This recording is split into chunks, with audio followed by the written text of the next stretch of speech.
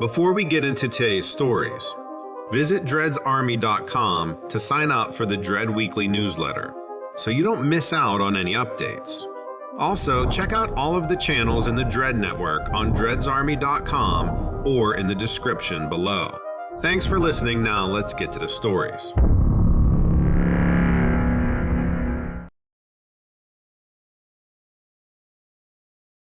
Hey Donovan, my name's Jake, a longtime fan of your show. I'm a geologist by profession, and my work frequently takes me to some pretty remote and isolated locations. Places most people never get the chance to visit. Last week, I was up in the northern reaches of Alberta, Canada, conducting a survey for a potential mining site. The work itself is a bit mundane, running seismic tests, collecting rock samples, and such. But what I experienced during one of these expeditions, well, it's something I can't quite shake off. I was out late trying to finish my rounds before a forecasted storm rolled in.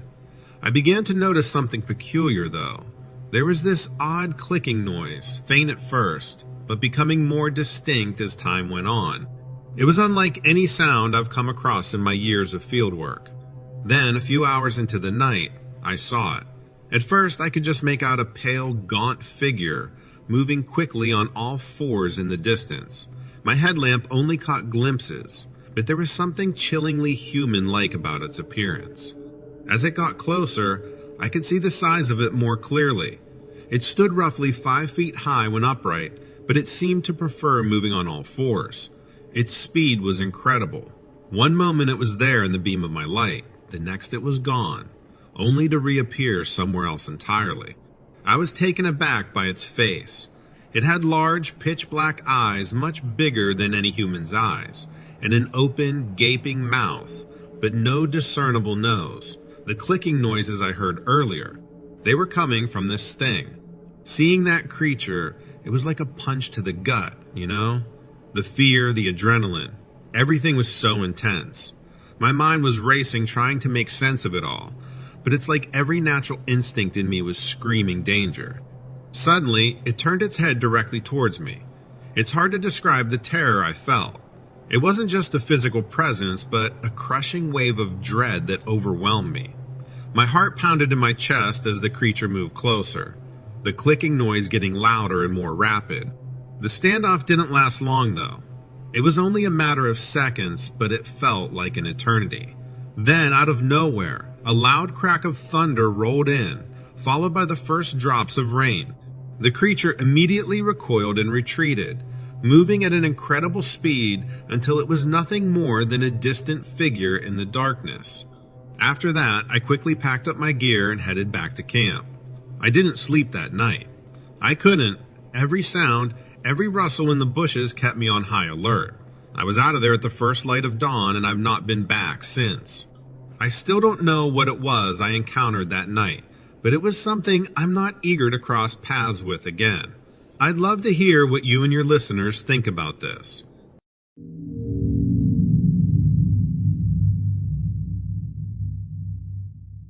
It's taken me a while to gather my thoughts and get them onto paper, but here we are. My garage door, a solid metal structure that could withstand the wildest of storms, is now severely damaged, bearing gashes so deep and wide, it's as though a wrecking ball took to it.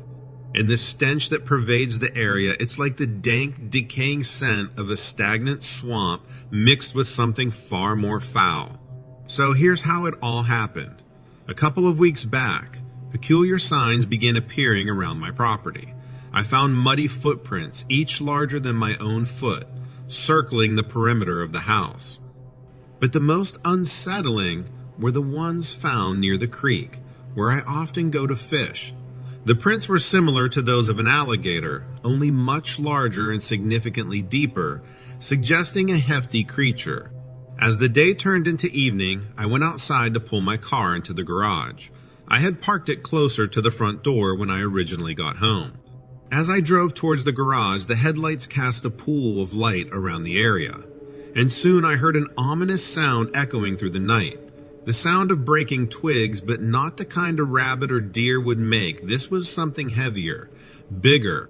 I stopped the car to listen better, and then turned around to look towards the forest. That's when I came face to face with the unimaginable. There it was, a creature standing tall, a staggering 8 feet at least. Its body was upright like a human's, but the way it moved was anything but. Its movements were jerky, graceless, and a grotesque parody of a human gait. The glare from the rear lights caught its eyes yellow, piercing, gleaming with a malicious intent. The look in its eyes was cold, calculated, and terrifyingly intelligent. The eyes held an evil that spoke volumes just from its gaze. It was then that the creature moved into the light, and I saw it in full. Its face resembled that of giant crocodile or alligator, complete with a broad, hardened snout and an array of sharp, menacing teeth. Its skin was a sickly gray-green, textured, like rough scales, glistening wetly in the light. Powerful muscles rippled under the skin, hinting at the strength it possessed. I hit the gas pedal and drove into the garage, clicking the button to close the garage door behind me. I watched and held my breath as the door safely went down, and only then did I dare look out the door's top windows. But before I was able to make anything out, without warning, it lunged at the closed garage door. The impact was loud, the reverberation echoing in the enclosed space as the creature continued its relentless assault. I stumbled backwards, my heart pounding as the door began to buckle under its force. I could hear the metal shrieking, an insane symphony of destruction that drowned out all other sounds. Suddenly, it stopped. It wasn't because the door had given in or that the creature had tired. No, it stopped of its own accord, as though it had made its point. It gave a low, guttural growl, a chilling sound that resonated in the silent night. Then, just as suddenly as it appeared, the creature turned and disappeared into the dark woods. I'm sharing this with you, Donovan, because I can't explain it. I can't dismiss it as a prank or a trick of the light. This encounter was as real as it gets. There's something out there, something we have no knowledge of or defense against, something we're not ready to face.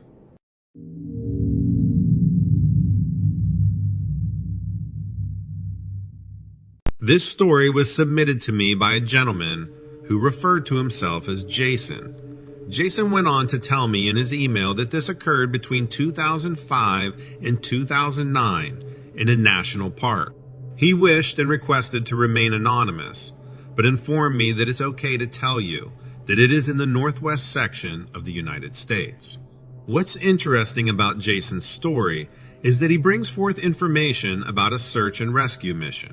They found a body about 40 feet up in a pine tree with wounds that were physically impossible for a bear to make. However, it was written down as a bear kill. After all, bears attacking and killing humans isn't necessarily new, but to write off these bizarre events as a simple bear kill, something just isn't adding up. Jason explained that for a while now, months before this even happened, he and his colleagues were hearing and experiencing strange things all around the park. They witnessed mysterious phenomena, mysterious black apparitions appearing out of the corner of their eyes, and strange lights and sounds appearing all over the park at all times of the day. But when you're on a job like that, you don't talk about it at work. Also, it's not something you're going to outright report to your superiors, and for good reason. For a while now, visitors across the park had been complaining about strange, disturbing noises. From humans screaming and yelling to strange, unexplainable animal sounds, all coming from the backcountry area of the forest and the park. But when the noises were investigated by rangers and staff personnel, there was no trace of anything, from tracks to any evidence of anybody being back there. It's as if these sounds simply manifested on their own and vanished when anybody would inspect what was happening. Apparently, some of Jason's closest colleagues and people he worked with had some strange experiences while in this small section of the backwoods. Although they refused to talk about it, every time it was brought up casually. If the subject came up, they seemed to go pale and act scared, as if they knew something but were too afraid to talk about it. Now this puzzled Jason. Remember that these particular events I'm now explaining happened before the search and rescue where the body was found, and subsequently labeled as a bear kill.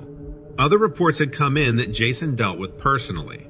He also heard about how, in these backcountry sites, food and supplies were being taken, but it was easily written off because animals can steal food and supplies. And the human noises or sounds could easily be written off and explained as foxes and mountain lions at night. Then Jason goes on to tell of a more harrowing experience. This was, of course, after the search and rescue find of the body. Some personnel were growing concerned because they believed they had a bear accustomed to human food on their hands, and that would only prove to be dangerous. However, upon venturing back further, they found what appeared to be a den of some kind, and not that of a bear. One of Jason's closest colleagues also reported strange sounds like a mechanical humming in the woods right near where this den was. It was around this same den where he spotted strange tracks that he could not quite identify. In fact, they looked more akin to that of a goat track, but did not resemble any animal he is familiar with. For the following few days to come, they would spend time hiking throughout this small valley, and a bizarre, pervasive odor of death would always follow suit. In this same evening, while they were camping out in this small valley, they experienced a series of strange events that would occur over the course of the night. One of them reported strange whispers and hushed tones right near the tent, along with some strange gurgling noises. As Jason recalls, one of these park rangers ventured out beyond the reaches of his tent in the safety of the flashlight. Armed with a rifle, he set out to investigate the source of these strange noises. There was some moonlight giving brief illumination to the area around him, and as he could see off into the woods, he was shining and scanning with his flashlight, but he didn't capture anything. But there were a few moments where he swore that he could see a very tall, skinny silhouette watching him from the tree line, a silhouette that unmistakably was not a bear in any way, shape, or form.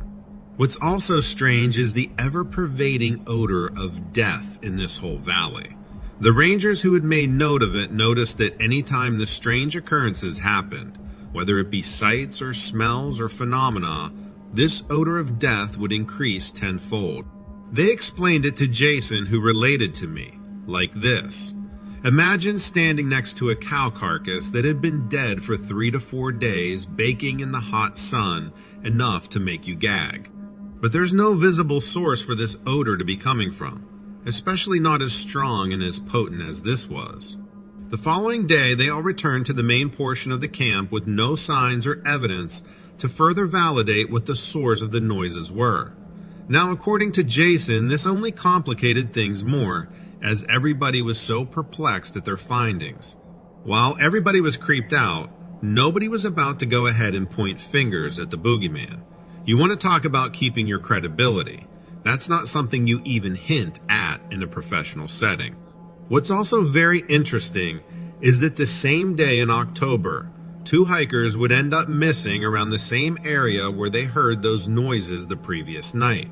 Jason, who was now involved in a search party to try and find these 2 missing hikers, experienced a series of unexplainable events, sounds, and phenomena himself.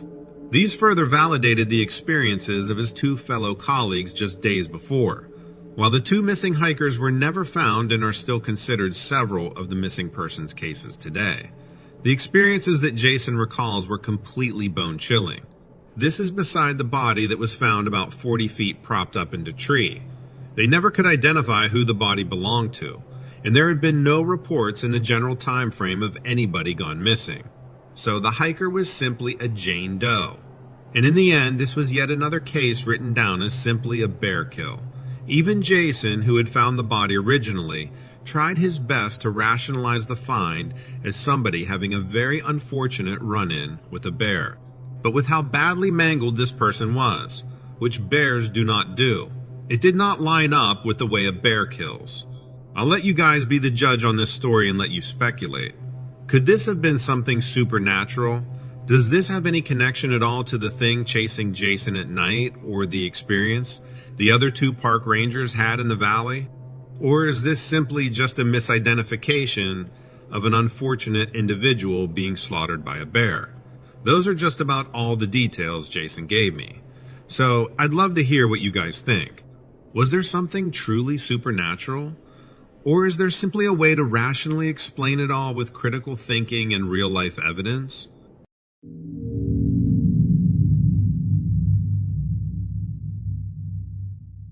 Hey, thanks for reading this.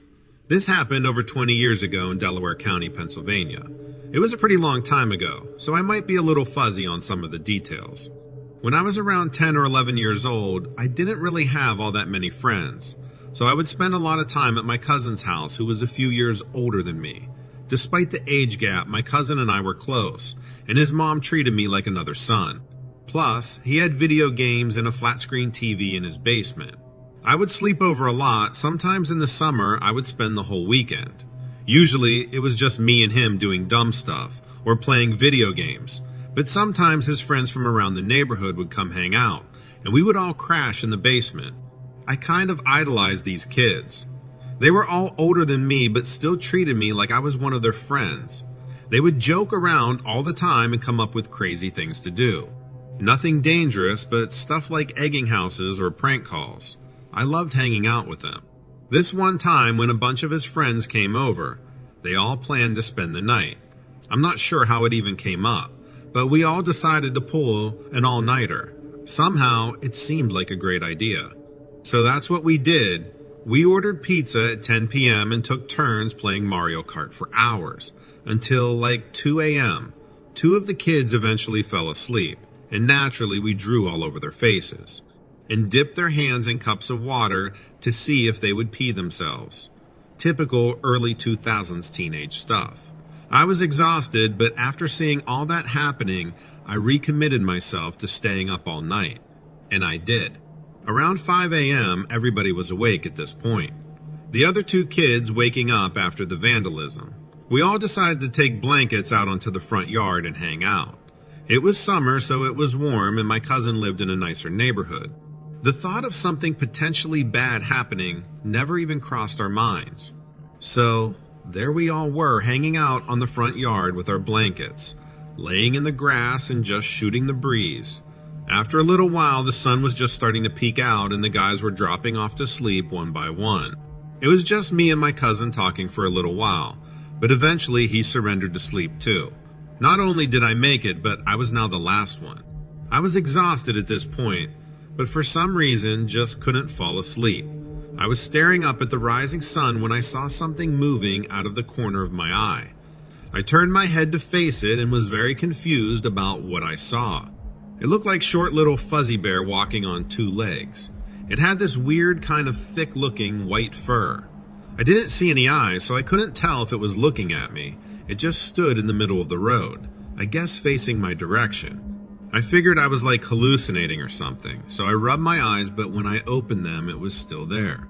I didn't know what it was and really didn't think anything that small could be dangerous, so I uncovered myself, stood up, and took a few steps towards it. As soon as I started walking its way, it did a sort of shuffle away from me. No turning its body around or anything, it just moved. I stopped and it stopped and it stopped. I started walking towards it again and it shuffled away, so I just kept on walking after it. It was a summer Saturday morning, so nobody was out and about. No cars or pedestrians on the road, just me and this little furball.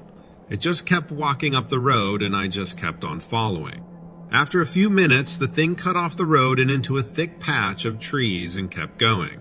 I stood on the road and watched its weird little body move into the woods, walk about 100 feet in and just stop in some kind of little clearing. Too curious at this point, I followed in without hesitation. I walked maybe halfway towards the clearing when I stopped. I just remember feeling afraid, like really scared. I didn't know what, but felt like I was doing something wrong or that I shouldn't be here. The thing just kept starting at me.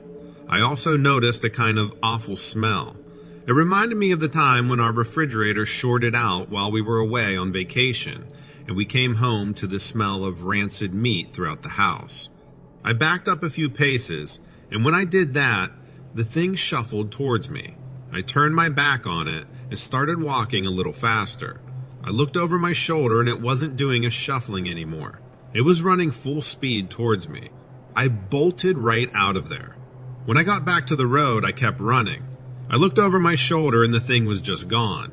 Vanished. I ran the few hundred yards back to Cousin's house, shook him awake and told him I wanted to go inside. Thankfully, he didn't ask any questions. He probably just figured I was tired and wanted to sleep on the couch. We woke the rest of the guys up and went into the basement.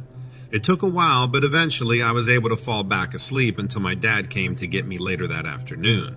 I never told anyone this story until now, and despite going to my cousin's house a bunch more times, I never saw the thing again, though I always stayed away from that little patch of woods. I forgot all about this incident over the years, and only just remembered when I found your channel. I had eventually just chalked it up to being overtired, but after seeing so many other stories like mine, I don't really know. Thanks and stay safe.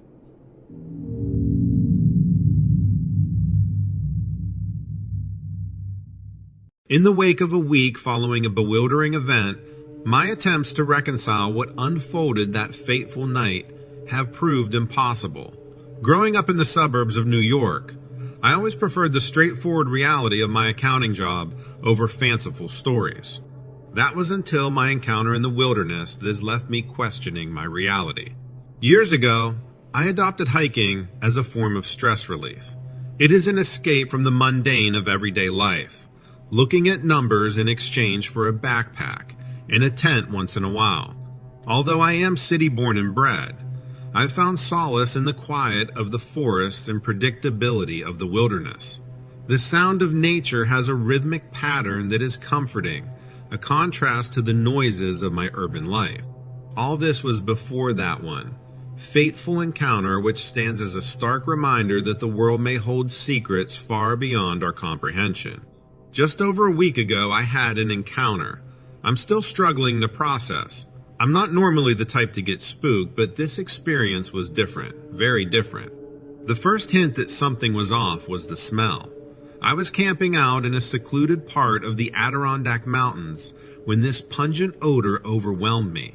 It was like sulfur, so strong it made the back of my throat itch. I thought maybe it was just the smell of the natural sulfur springs nearby, but it was too intense and, well, out of place. Before the encounter, I'd been out on a week-long solo hiking trip. The plan was to do some wildlife photography, nothing more. The night before the incident, I'd set up my camp near a dense thicket of trees by a small creek. I was familiar with the area, having visited it multiple times over the years. Everything had been peaceful, normal, until that smell hit me. As the odor got stronger, I started to hear rustling sounds around my camp. Thinking it was just a deer or maybe a raccoon, I decided to ignore it and try to get some sleep. But the sounds grew louder, the sulfur smell stronger, and I knew something wasn't right. Then, out of the darkness, this thing stepped into the small circle of light provided by my campfire. Its height was striking, easily 6 feet tall, maybe more. The first thing I noticed was the head. It was somewhat similar to a horse, elongated and demonic looking, like some kind of bizarre goblin creature out of a horror film. The eyes were the next thing that caught my attention. They were glowing a terrifying red which switched back and forth to a piercing yellow. The body was a blend of various creatures, yet all merged together in a way that was seamless, in a terrifying sort of way. It had hawked legs like a goat, and its body resembled some sort of lizard covered in dark brown and black scaled skin. Skeletal structures protruded in odd angles along the creature's exterior, giving it an appearance akin to wearing an exterior skull. Its back was crowned with what looked like the wings of a bat folded tight against its body. The creature didn't do anything. Not at first. It just stood there looking at me. We stared at each other, the only sound being the crackling of the fire and the distant call of a night bird. It felt like an eternity, locked in this staring contest with this thing. Then, as quickly as it had appeared, the creature turned and retreated back into the darkness. The rustling sounds fading, followed by the smell of sulfur. In the aftermath, all that remained was a faint glow from its eyes in the darkness and a disturbed peace. I have been hiking and camping all my life, and I've seen my share of wildlife and the occasional stray dog. But this was different. This creature wasn't anything I could identify, nor anything I've ever heard of. I don't know what it was, where it came from, or why it was there. All I know is what I saw, what I smelled, and the unsettling feeling that stayed with me long after it was gone. Thanks for taking the time to read this, Donovan. I'm not sure if you've ever heard of a creature like this, but any insight you might have would be appreciated. All the best.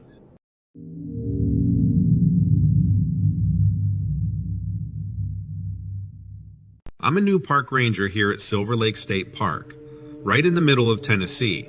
I've been here for 2 weeks, and I love it. This is the first time in my life that I have lived somewhere other than New York City. It's beautiful here with all its hills, mountains, trees, and nature surrounding.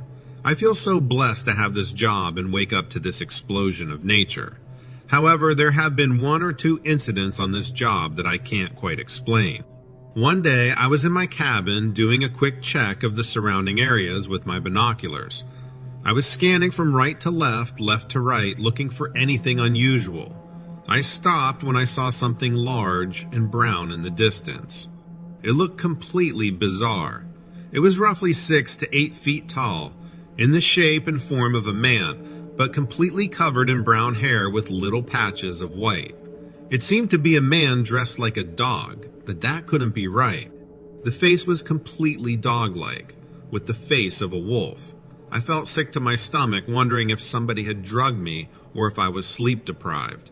I watched this thing through my binoculars, and when it looked up, it stared right at me, right in the eyes.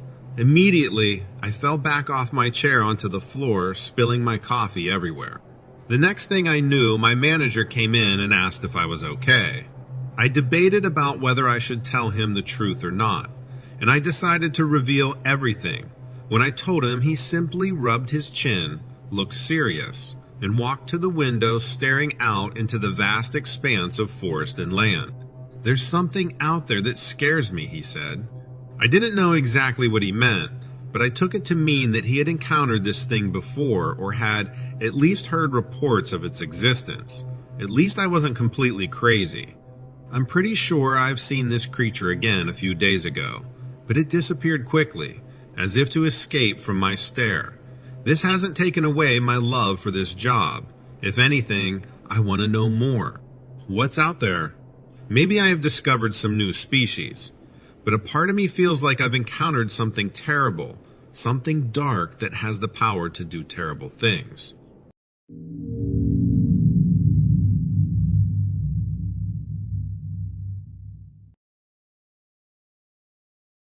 I'm a construction worker by trade, but I have a thing for hiking and exploring the wild. That's why I was up on the Applegate Trail in the Northwest last week. It's a tough trail to beat, but nothing out of the ordinary. Well, that was until I saw it. My usual haunt is the Great Smoky Mountains, but this time I decided to head off to explore something different, something more rugged and wild. That's why I chose Applegate. I'd heard a lot about the trail over the years, the challenge it presented, the breathtaking views it offered. But there were also whispers of something else. Local legends, stuff about odd happenings and strange sightings. I never put much stock in those stories, but that was before I saw it. I'd set up camp for the night in a clearing near a creek. A quiet spot, perfect for a peaceful night's sleep. Only this time, it wasn't quiet at all. In the middle of the night, I was jolted awake by some sort of noise sounded like a grunt or a growl. Not sure exactly, but it was unusual to say the least. It started subtly. Not the usual sounds of the forest at night. No, this was different. It was a low rumble that seemed to shake the ground beneath me. I thought it was an earthquake at first, but the trees remained still. Only the ground beneath me trembled. Then there were scrapes and scratches, like claws on tree bark. I've heard bears in the night before, but this was like no bear I've ever heard. There was a rhythm to it, almost like a pattern, and it was this pattern that added an edge to the already unsettling noises. Along with the strange rumbling and scratching sounds, there was a peculiar odor. It was a smell you never forget once you've experienced it. It hung heavy in the air, clinging to my clothes and my gear.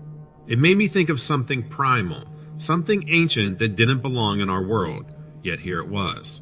And the feeling of being watched grew more intense with every passing minute. I was sure that something was out there, studying me, biding its time. It felt like a predator that was waiting for the perfect moment to strike. I know, sounds cliche, but I just couldn't shake it off. I tried to put it off as some animal, but there was something unnatural about the whole thing. And then, as I sat by the dying embers of my fire, I saw it. There, by the edge of the clearing, stood a figure that towered over me. 8 feet tall, at least. I froze. My breath hitched in my throat. It stood upright but moved awkwardly, as if not used to its towering stature. The glow from the dying fire caught its eyes. They were yellow, piercing. The evil in them, it was undeniable. Its eyes. They were like 2 glowing orbs cutting through the darkness like headlights on a desolate road. There was a cruel sort of intelligence in them, a chilling malice that sent shivers down my spine. It was as if those eyes had seen me, really seen me, and they knew what I feared. It was a horrifyingly surreal moment, one where I realized that this creature wasn't just a mere inhabitant of the wild. It was something more, something uncanny, and I was in its territory. I've seen alligators, and I've seen crocodiles up close in my trips to the Everglades. The facial features on this creature, they were similar but grossly out of place on a body that stood upright. It was an unnerving sight, I'll tell you that. In a moment that seemed to stretch out for an eternity, we just stared at each other. I didn't dare to move, nor did I dare to breathe. But then it left me. The way it moved was as if it was torn between walking like a man and lumbering like a beast. It crashed through the underbrush, each step causing the ground to shudder under its weight. The trees seemed to part in its path as though even they were afraid to stand in its way. I remember feeling an overwhelming sense of relief and dread relief that it was leaving, and dread for the lingering presence it left behind. I didn't sleep a wink that night, and I kept the fire going until the break of dawn. As soon as I could see the trail clearly, I packed up and got the hell out of there. I've been hiking and exploring for decades, but I've never experienced anything like this before. It has left an impact, that's for sure. Every rustle, every grunt I hear in the wild now, it sends a chill down my spine. I guess some things you just can't shake off.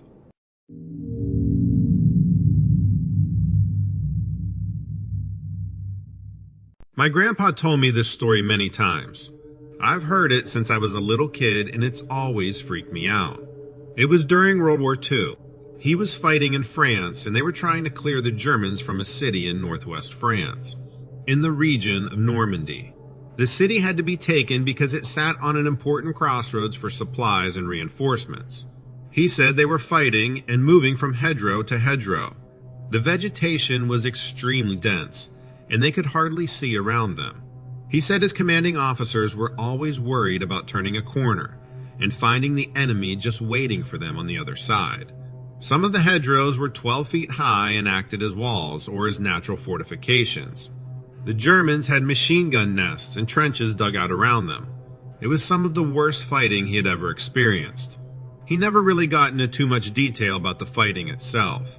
I had asked my mother once why that was, and she just looked at me and smiled and said that it was too hard for him to remember all the terrible things that happened there.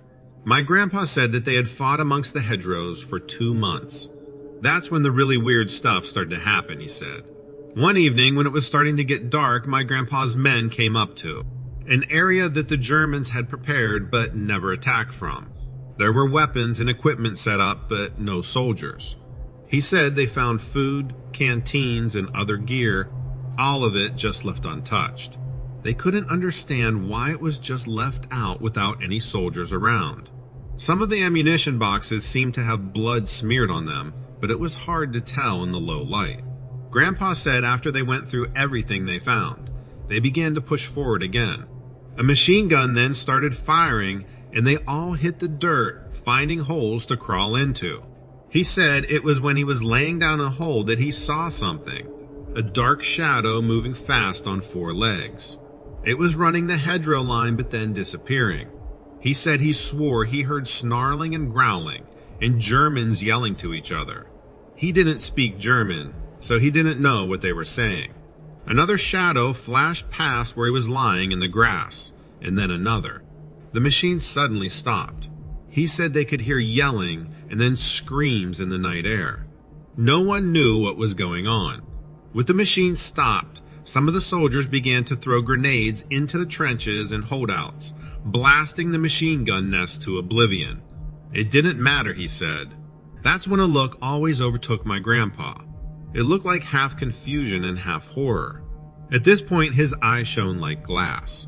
He'd look away from me but describe what they had found. The grenades found their marks, but it didn't matter. When he and his men came up on the nests and dugouts, the Germans were already dead. They were ripped to shreds. Some were missing limbs. Others were face down with strange wounds all over their bodies. The medics didn't find any alive and they were unsure what they had died from. It wasn't shrapnel. They weren't killed by bullets either. It was like an animal had found them and torn them to shreds. My grandpa told his commanding officers what he saw. They didn't believe him though. Not with all the gunfire, mortars, and other explosions going off around them. There would be no way. Animals would be roaming these hedgerows not until the gunfire stopped. He supposed they were right, but he couldn't shake what he saw. It was confirmed later on, late into the night. Howling, yipping, barking. They heard it all during the night, but they couldn't see a thing. They had heard growling and snarling as well. Heard things move around them, some as close as a few feet or so. They moved on the next day, getting closer and closer to the city. He said that they fought all day and were exhausted by the night, but they had moved in and around some farmhouses that had been blasted apart. He saw them again that evening, right before it got really dark. Shadows moving through the area, moving fast and silently at first. He told the men around him to keep their eyes peeled for anything. They started to get shelled though, and began to spread out over the area. When he and some of his men dropped down under some hedgerows, he saw them clear as day. They were wolves, dark and fast. They were moving amongst the trees, the hedgerows, and the buildings. He couldn't believe it. There were wolves moving through a battleground, moving like they were on the hunt. When one of the wolves went to jump on one of his men, that was by the farmhouse he shot at it to scare it away. But it didn't work. The wolf grabbed the man's arm and sunk its teeth in. It was the man himself who got the wolf off with his knife. 3 more came running in, and my grandpa and his men fired on the wolves, hitting all 3. The artillery was coming down heavier now, and they all dropped down trying to lay under the hedgerows, near trees, anywhere to protect themselves from the shells. When the morning came, they explored the area in the light. My grandpa said he went up to the wolves and looked over them. He couldn't believe what he found. Around the neck of one of the dead wolf bodies were German identification tags. Why would wolves have German soldier identification tags around its neck? My grandpa and his men told their commanding officer what had happened. He didn't believe them at first, not until they told him they had bodies as proof. He looked them over with my grandpa and he showed the officer the tags around the one wolf's neck. He said his commanding officer spat, then looked up at him. He said the officer laughed and said, "You know, it's the damn desk thing, Sergeant.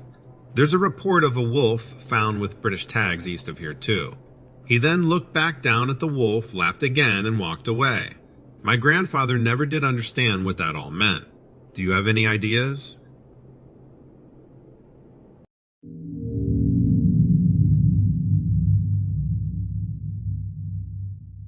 I'm a police officer, and I've been working the night shift in the rural outskirts of an Ohio city for the last 10 years.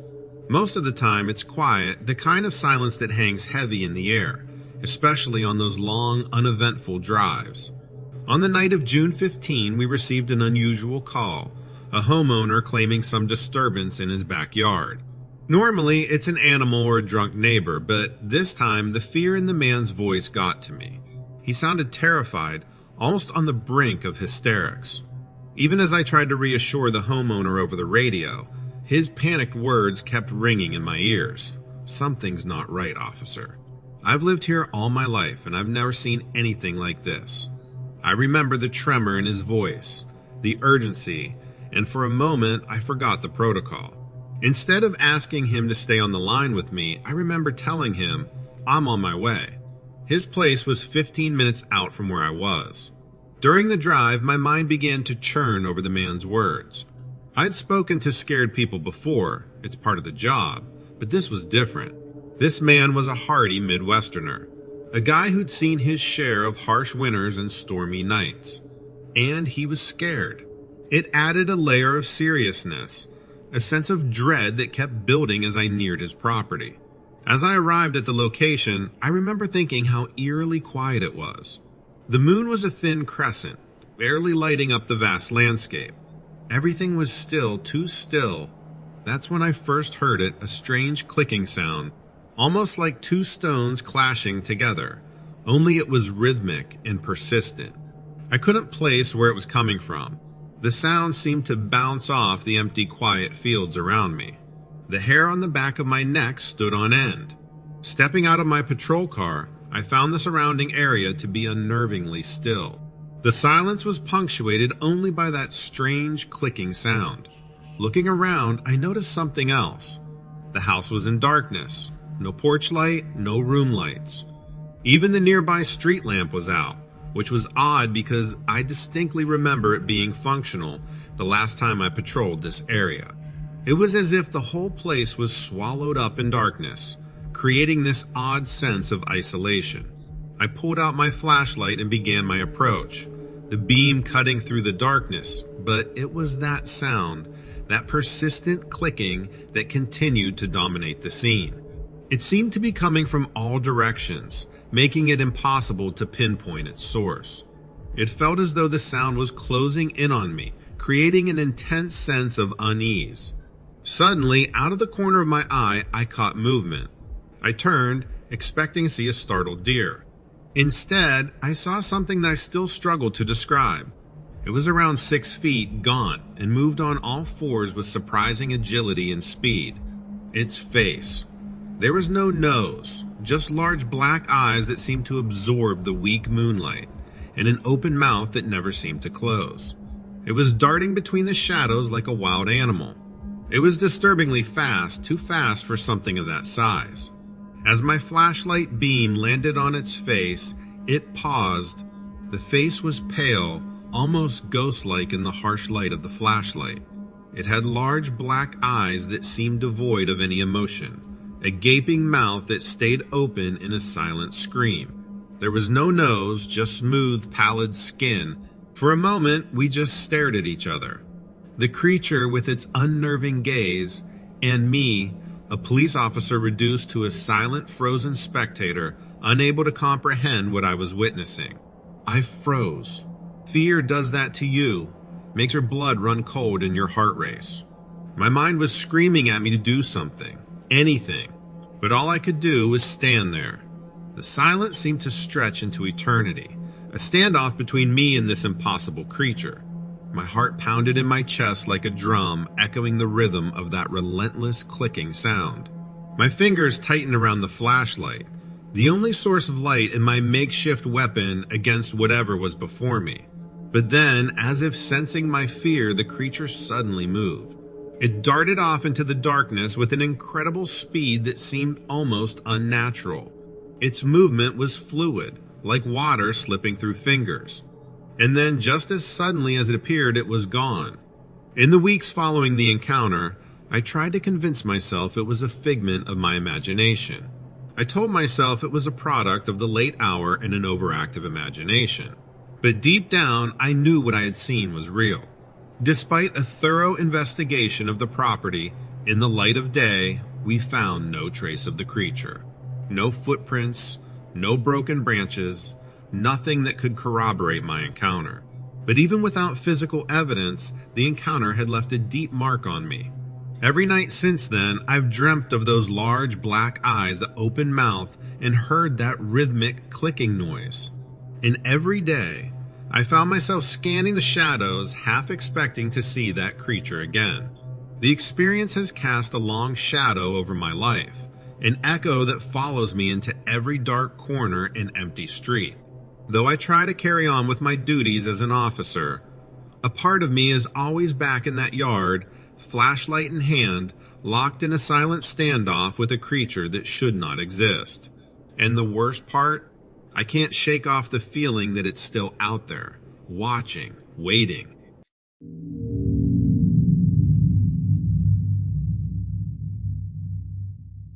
Hi, Donovan. Someone recently recommended your channel to me. I've been listening for a couple of weeks now, and it's made me want to write in with my own experience.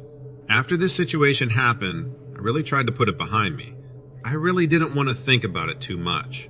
I mean, I want to be vigilant and have common sense and all, but if I spent too much mental energy on that, I might never go outside. When I was in my 20s, I was on a camping trip with a couple of my friends in Central Florida. 2 of us were rangers for the National Park Service at the time. That gave us the privilege of camping for free in other parks in the state. We had all done a lot of camping before. I grew up camping with my family on almost all our vacations in one form or another. We had camped all over the state of Florida and were very familiar with the environment. On this trip, we were camping in the youth area since it was empty that week. It was quieter and more isolated than the regular campsites. The first day, we just spent our time reading and relaxing and whatnot. Some of the rangers on duty came by to shoot the breeze with us. When you work for the Park Service, you tend to acquire a lot of wild stories to tell. We hung out for a while, and then me and my 2 friends got busy with our dinner prep and stuff. It was a quiet night. The second day in the afternoon, we were all sort of spread out in the area of the campsite. We were all within shouting distance of each other, but also enjoying a little solitude. I was collecting firewood. Every now and then, I kind of started feeling like something was watching me. But it wasn't super uncomfortable. Just a weird sensation. I'd look around, but I wouldn't see or hear anything. So I'd shrug it off and go back to what I was doing. Later on, around sunset, we had the bonfire started. One of the rangers who lived on site about a quarter mile away came over with a truckload of firewood and some fish he had caught. We all sat around talking and grilling our food. After dark, when it was around 9, we started hearing what sounded like a bunch of people fooling around on one of the trails a little distance away. Since the trails were supposed to be closed at sunset, the ranger and my coworker drove off to shoo them back to their campsites. My other friend and I were just relaxing around the fire, talking a little, mostly enjoying the night and the peace and quiet. All of a sudden, I had a cold chill go over me, like someone had just walked over my grave. I was covered with goosebumps. I just started feeling terrified out of nowhere. I tried to ignore it, but it kept building. I didn't want to say anything to my friend in order not to scare her. But then we both looked over at each other at the same time. She said, "Do you feel that?" I said, "Yeah. I think maybe we better go to the car." We both felt like we were in danger, but we had no idea from what. We started walking at a casual pace, not wanting to appear scared. We only made it about 10 yards before I felt something staring at me from behind and to the right.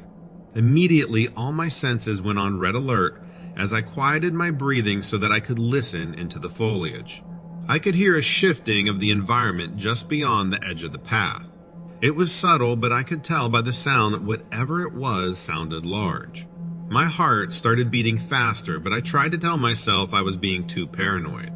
I was thinking it might be a boar, or God forbid, a Florida panther, which are rare, but people still see them occasionally. I could feel the energy moving behind me. I felt like we were being stalked, and I pressed my hand on the fixed blade I had hanging from my belt. I risked a look behind me and saw something pale and thin just off the edge of the path. It was crouched down all fours.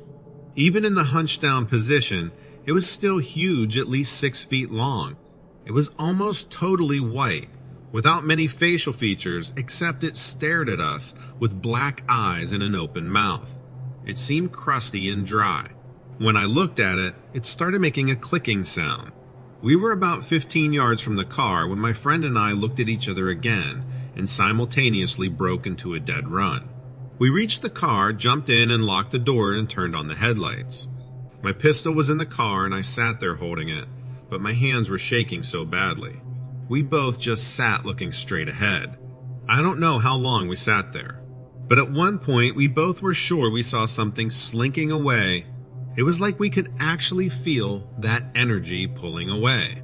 I called the ranger and tried to describe what we had seen. He could tell by the sound of my voice that I was seriously messed up. I have never been that scared before or since. I have faced a lot in my life, wandered around the woods and all, and nothing has so completely terrified me like that. I don't know what it was, but I'm still convinced we were in danger. We did end up sleeping on the ranger's living room floor that night and collected our gear the next day.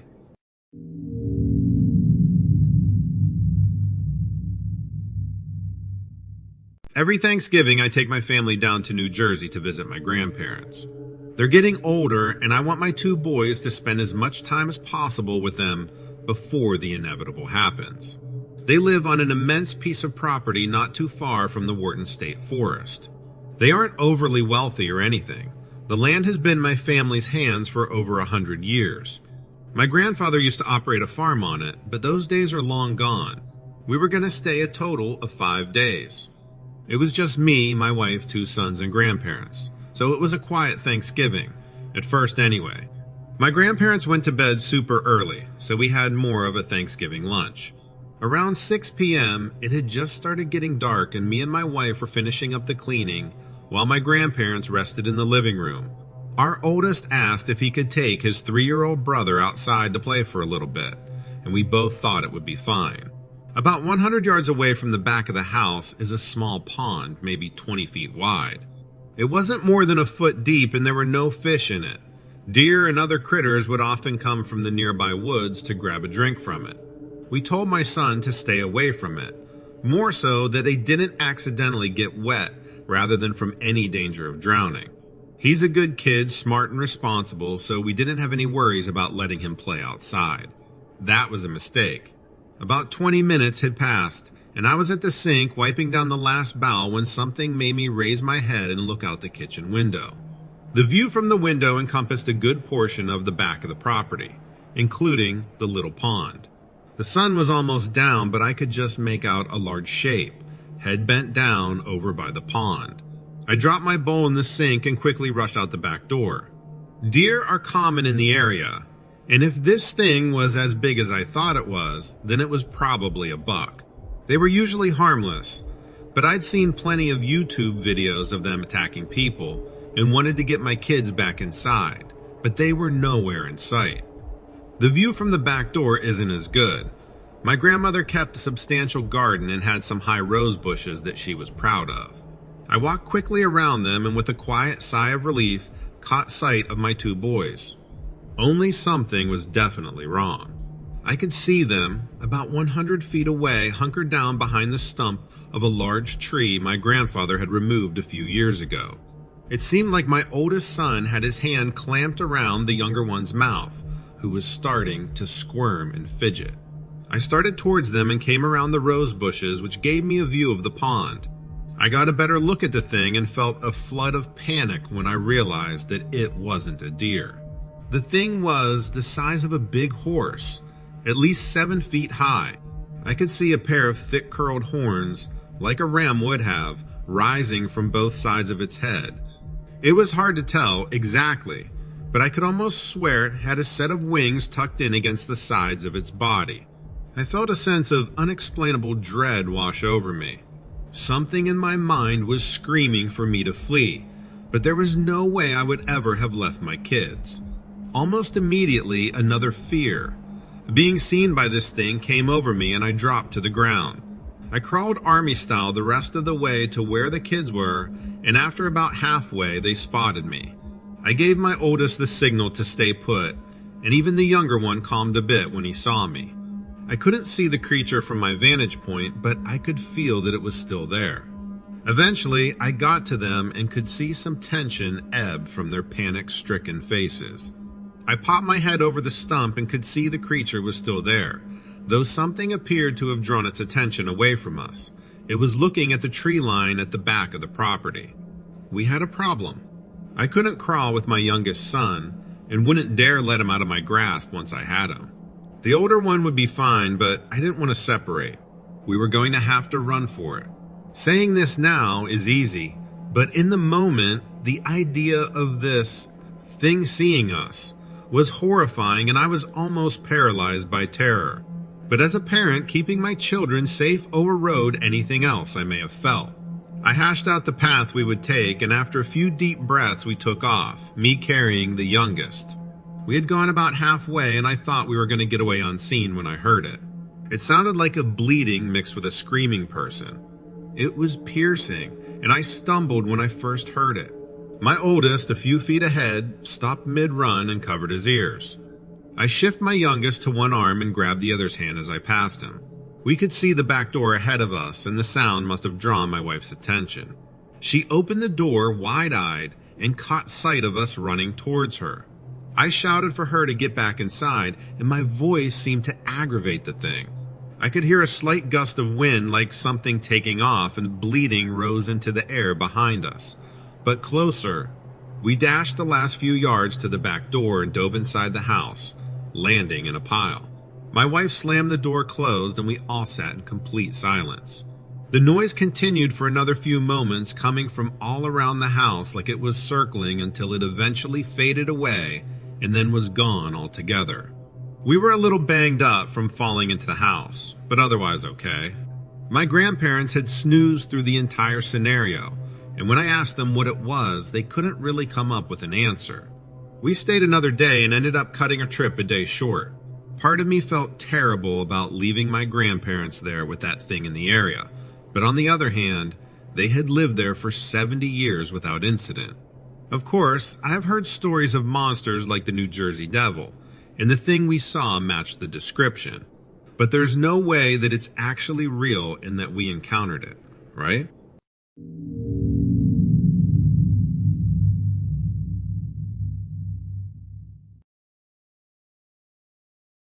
As a Yellowstone park ranger, I was often out on routine hikes as part of my job duties. These hikes were meant to help me familiarize myself with the park's trails and to keep an eye out for any potential hazards or issues that might need to be addressed. It was also an opportunity for me to observe and interact with the park's wildlife, as well as educate visitors about the importance of preserving and protecting the natural environment. On this particular day, I was out on a routine hike because it was part of my regular patrol schedule. I was walking along this narrow trail that led through a dense forest when I heard this rustling in the underbrush. I stopped and listened carefully, trying to determine what was causing that noise. It sounded like it was getting closer, so I slowly reached for my bear spray just in case. Suddenly, a massive creature burst out of the trees and onto the trail in front of me. It was a wolf, but unlike any wolf I'd ever seen before. This wolf was standing on two legs like a human and towering over me. It had this dark brown fur that was shining in the sunlight. Its eyes were piercing and they looked intelligent. Its jaws were strong and powerful, filled with sharp teeth that were bared in a snarl. Its claws were extended, ready to attack, and it seemed to be sizing me up, as if it was trying to decide whether or not to attack. Overall, the wolf had this intimidating and aggressive presence, and I could tell that it was a formidable predator. I froze, unsure what to do. The wolf seemed to be sizing me up. Its eyes narrowed and its lips pulled back in a snarl.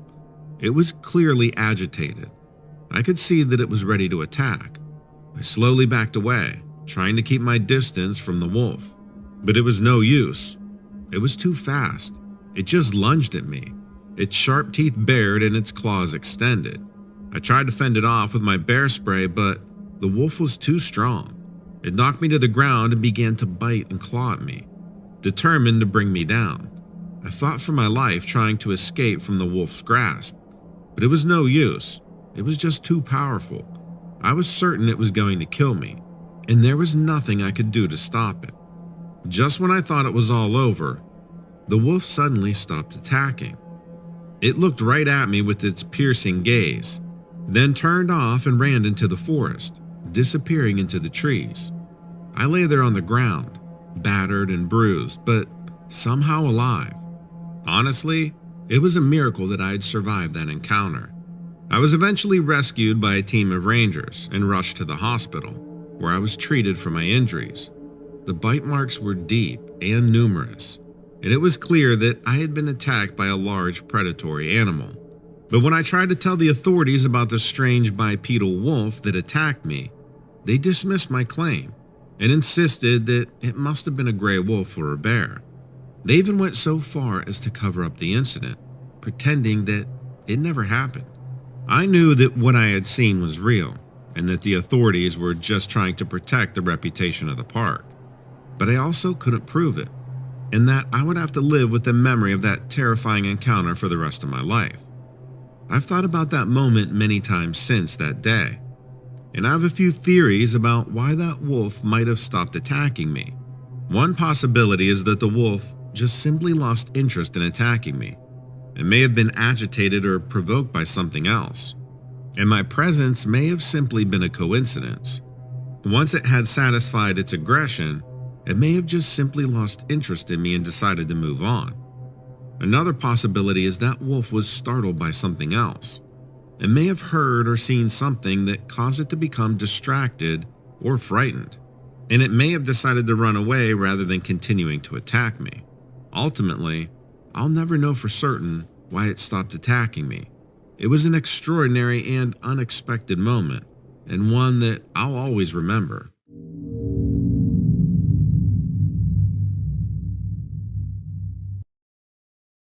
Hi Donovan, I'm very excited to be writing in as a 5th generation rancher, who is also a 5th generation skinwalker witness. My family is ranched out of New Mexico, and I've got 5 skinwalker sightings to tell you about. In 2020, I was moving cattle from New Mexico to Texas after selling part of my herd. I had one cow that was just refusing to be caught, so I went with an unconventional method of catching her. I decided to wait till she was asleep and sneak up on her with a rope. It was a little past midnight on August 4th, and I was heading out into the pasture on my ATV hunting her down.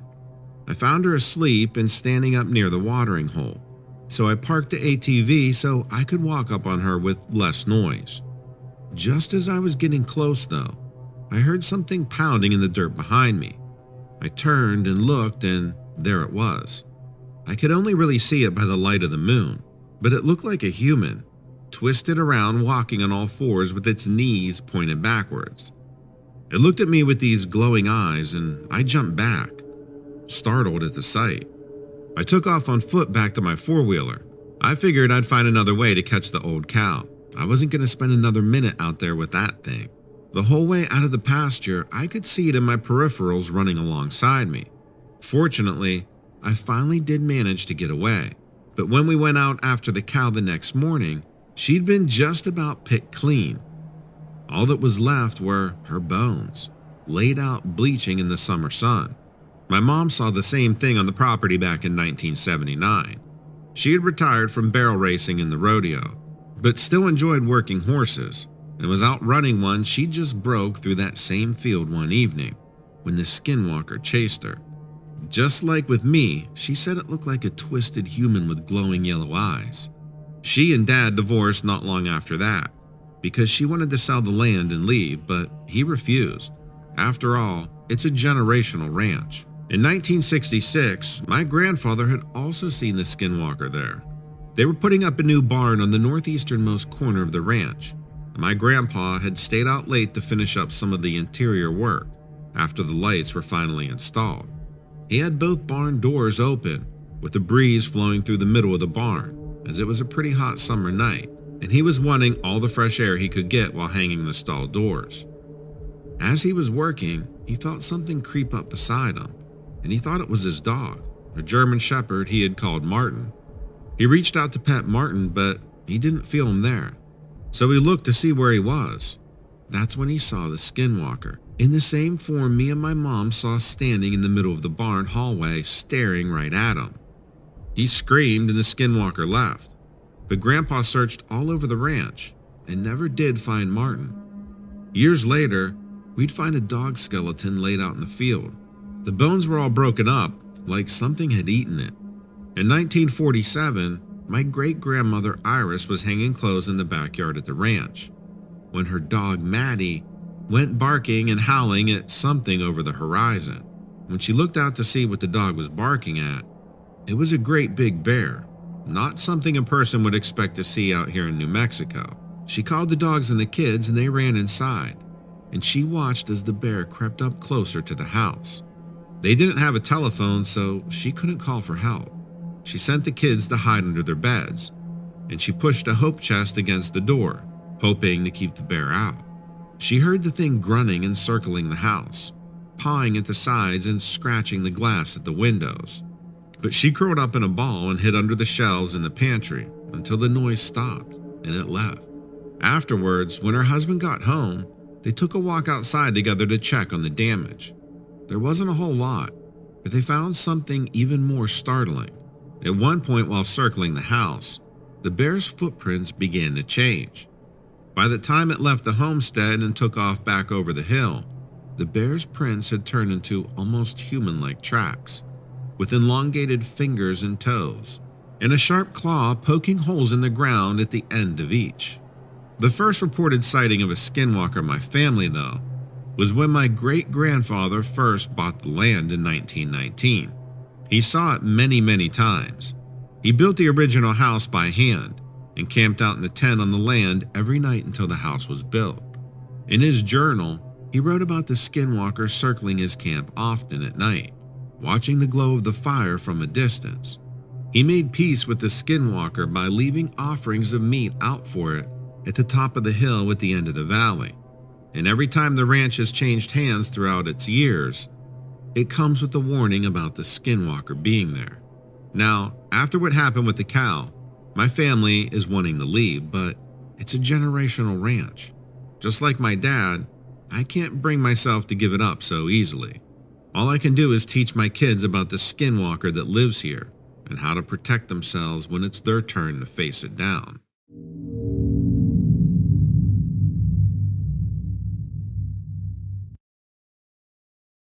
I never used to believe that our dreams meant anything. I always thought people who kept dream diaries or who tried to apply hidden meanings to them were a bit on the crazy side. But I'm not sure how I feel anymore. About 10 years ago, my family was going through a personal crisis. I was about 25 at the time, and my younger brother was utterly possessed by drug addiction.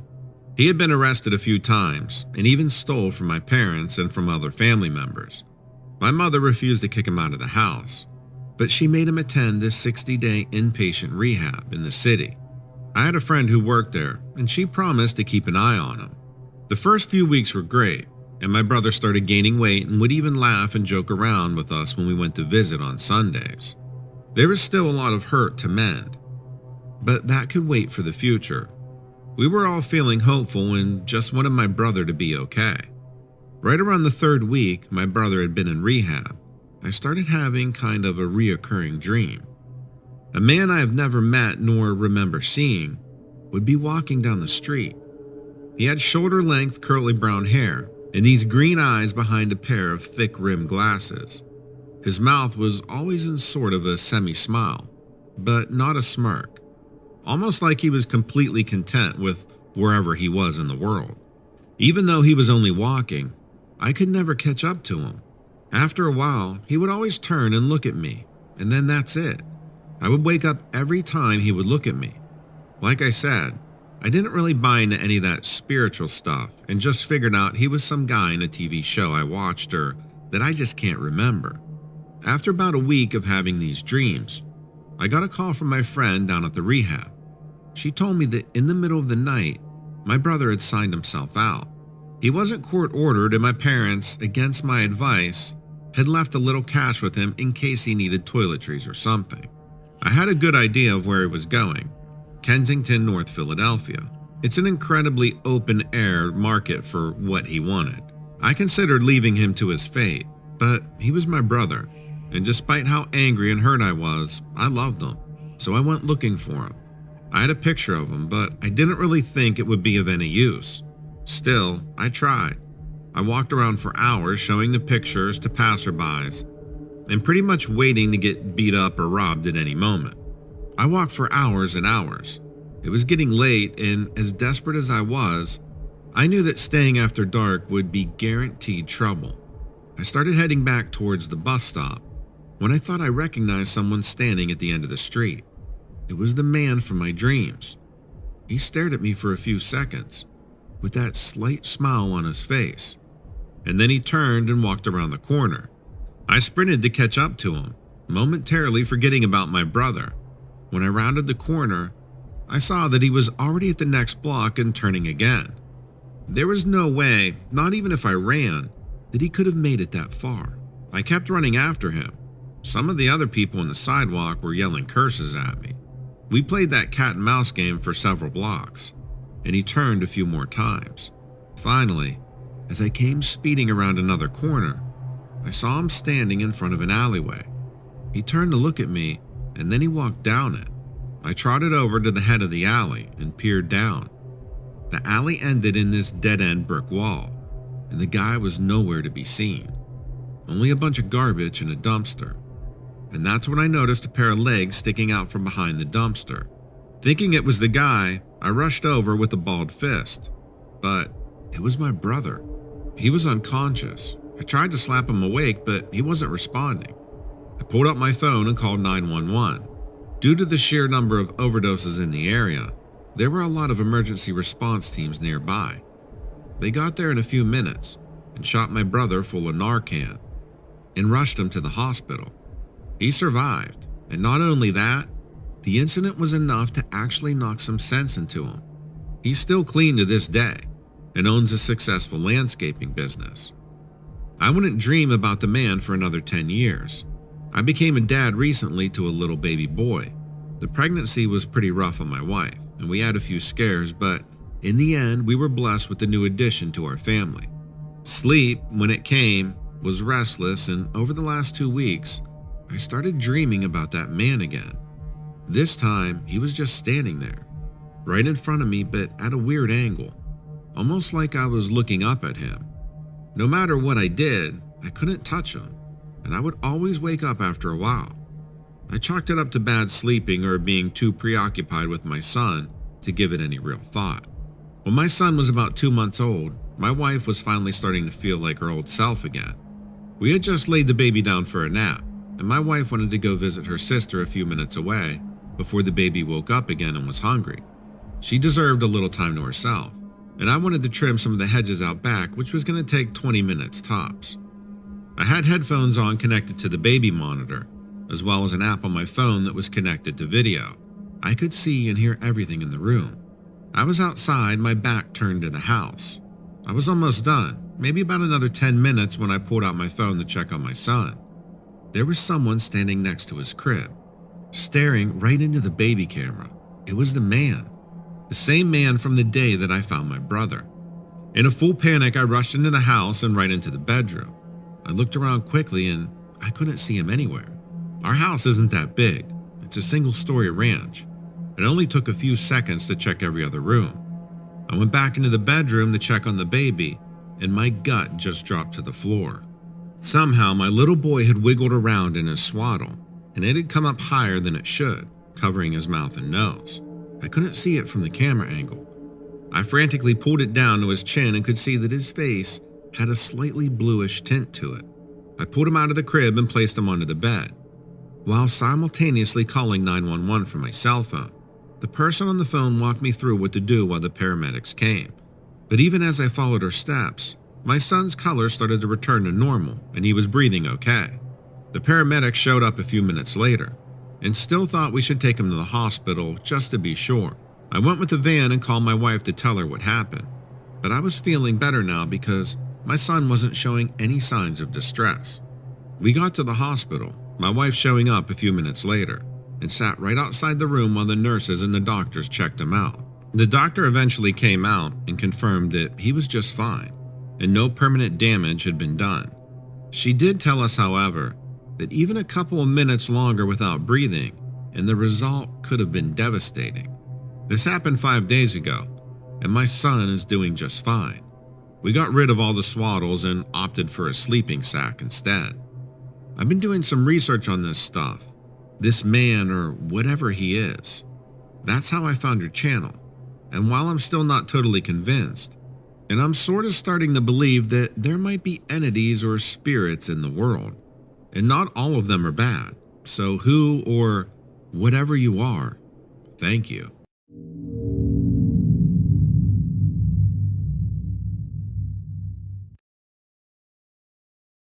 Every government institution has secrets. It comes with the territory, right? Once you're entrusted with enough power or enough responsibility, you're bound to come across some information you're not supposed to share. I've been repeating that idea like a mantra lately. Let's say I know something that could be dangerous. Is it my responsibility to share that information? Or is it my responsibility to keep it secret? I don't know the answer, but keeping the experience to myself isn't sustainable anymore. It's driving me crazy. If I never talk about it, I'll never have more than these questions. I want some answers instead. Almost 10 years ago now, the compliance office overseeing Yosemite National Park received an anonymous tip that poachers were in the area. Mariposa Grove was named a specific point of interest. If you don't already know, that's a concentrated area of the sequoia on the southernmost tip of Yosemite. The compliance office isn't usually in charge of filtering information like that. It took a while to trickle down to the right people. Once we had it, I was grouped with a team of rangers asked to monitor the grove. Under circumstances like these, most tips don't pan out. We either hear about the poachers after it's too late, or they realize that we've been tipped off, and they never show. I spotted these poachers right away. A few days after I was assigned, I found tracks of an undocumented campsite. That put me on the trail fast. It was another day before I caught up to them. In hindsight, I should have recognized how out of the ordinary this was. The tip went through the wrong office. The park district mobilized immediately. And there I was, closing in on our suspects just a few days later. As much as I hate to say it, we never acted with so much urgency. We weren't always that accurate either. The suspects were a 50-year-old man and his teenager son. They were scared even before I flashed my badge. Those should have been my last red flags. I should have listened to their story. At the time, all I heard was that they were hunting something. They admitted it. I didn't waste time on any details beyond that. They told me that they had already set up a trap in the area too. That needed to be my priority. The sun was setting. I asked them to lead me to the trap anyways. It needed to be disabled before it could do any permanent damage to the local wildlife. They begrudgingly agreed. The boy was particularly resistant. I remember him yelling at the father, almost warning him that something bad would happen if they went along with my demands. If anything, that only made me more persistent. I thought they were trying to avoid additional legal trouble. To me, that meant they were hiding something else. I wanted to see it. We walked for about a mile. When it finally got dark, I contacted my superiors over the radio.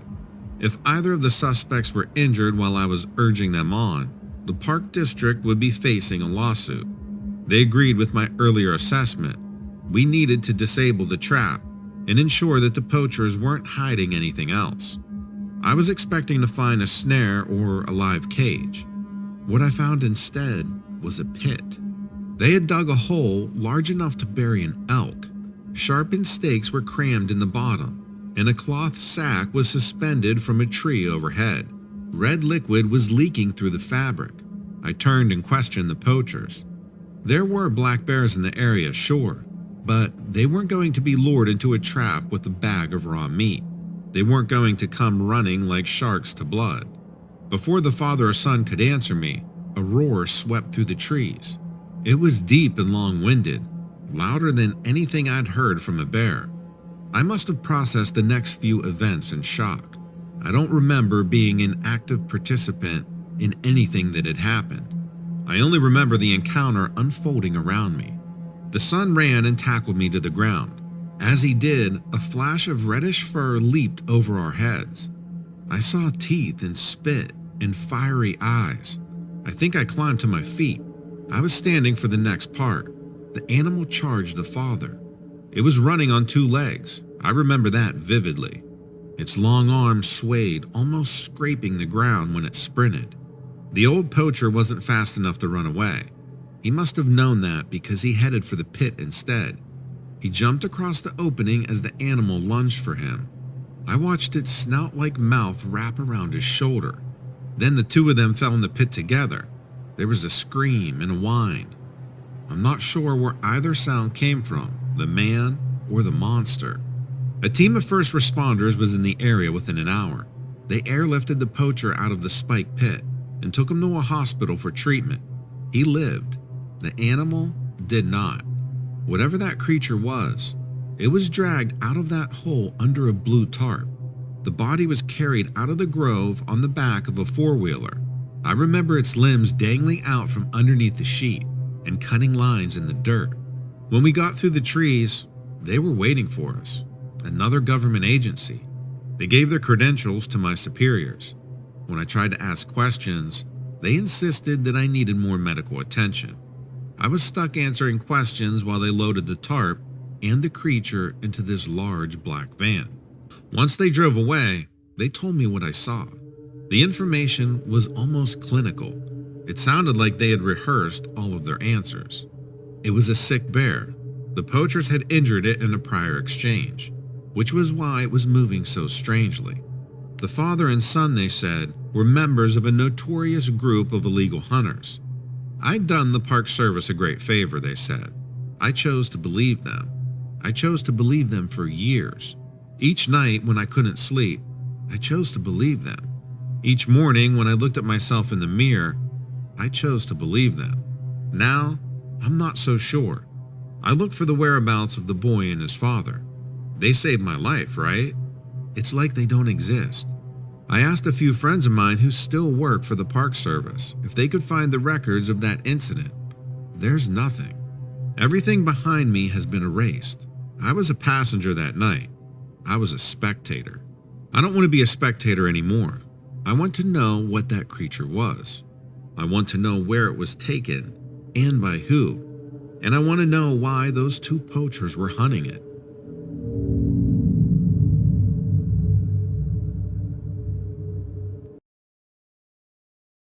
I really enjoy hiking. I like finding cool things on the trails. Stones, leaves, mushrooms, little pieces of bark, and even tiny insects and things like that. It helps me clear my mind to do things out in nature. So when the weather is right, or if I start feeling a bit antsy, I'll go for a stroll. It was May when we started to get a lot of rain. It's one of my favorite smells. So I'd usually hold out until I saw clouds in the sky. My friend was supposed to meet up with me that day, but they weren't feeling very well. I didn't want to sit inside, so I decided that I knew the trail enough to go out on my own. I had done it plenty of times before, going on the trail alone, and it would give me more time and space to just let my mind be free. I put on my raincoat and my boots. I grabbed my satchel so I might be able to collect some fun things, and I headed out the door. The trail wasn't a far drive. It was just a few miles from where I lived. I pulled into the parking area. I wanted to make sure that I didn't leave anything important behind, so I checked my back seats and glove compartment. I typically bring a water bottle, a flashlight, and a pocket knife, just in case. I grabbed this stuff and a compact umbrella because I had been hoping for rain. I shoved it all into my satchel and I headed onto the path. It had rained the day before, so I could still smell the wet leaves in the dirt. The ground was pretty slippery, but once you get going, you kind of get used to it. This particular trail was known for having lots of wildlife. I had seen plenty of birds, a few snakes, and some squirrels and raccoons, and once I saw a few deer. I hadn't seen anything super threatening. Well, other than the snakes. I do hate snakes, but not like a wolf or anything like that. Nobody seemed to be on the trail that day, or the day before. I didn't see any footprints in the mud. To be fair, it was rather early in the morning when I went, maybe earlier than the average person would like to go for a hike. But it didn't deter me at all. I knew the trail, like I said. The clouds were definitely getting more and more dark as I hiked. I could tell that I'd get what I'd asked for, Honestly, looking back at it all, I do regret it. I started to feel tiny raindrops fall into my hair. I took out my umbrella. It wasn't pouring yet, but you could count on it getting to that point in a matter of seconds. So I'm just soaking up the environment and the ambience when I hear this strange sound in the distance. It sort of sounded like a weird high-pitched shrieking sound. So I looked around. I thought maybe it was a deer, but I'm not a wildlife expert. It could have been something else, or it could have been nothing at all. And with the rain that started to pick up, I could have just been hearing normal noises. It was a little muffled, and it sounded a ways away from me. I didn't see anything, so I packed up my water bottle and I just continued walking. My umbrella was up, so the sound of the rain was pretty loud around my head, but I kept hearing something moving in the woods off to my right. So I'd stop and I'd look and listen. I was naive, I suppose, too trusting. I just kept brushing it off. The rain is knocking some branches around, because that's what it sounded like, branches being disturbed.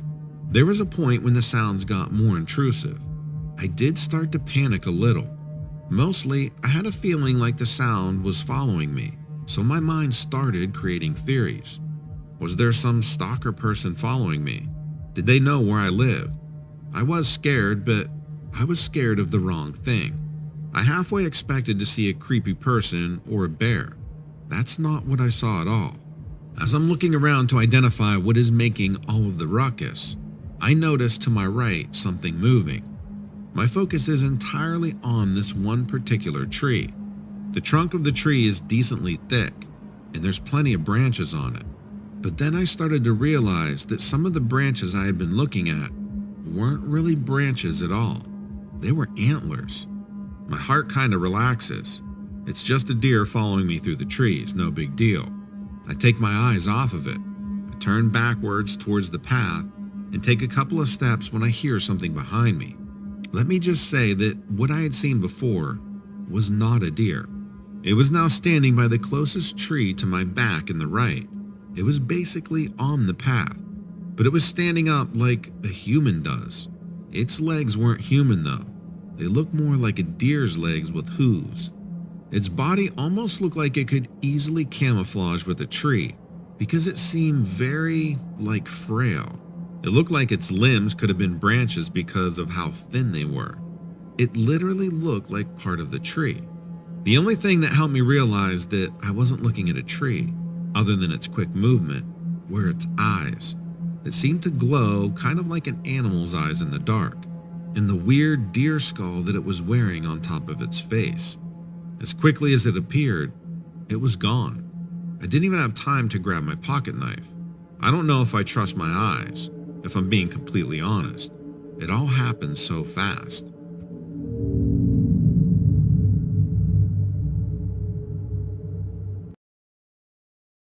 I took a summer job a few years ago in a town by my college.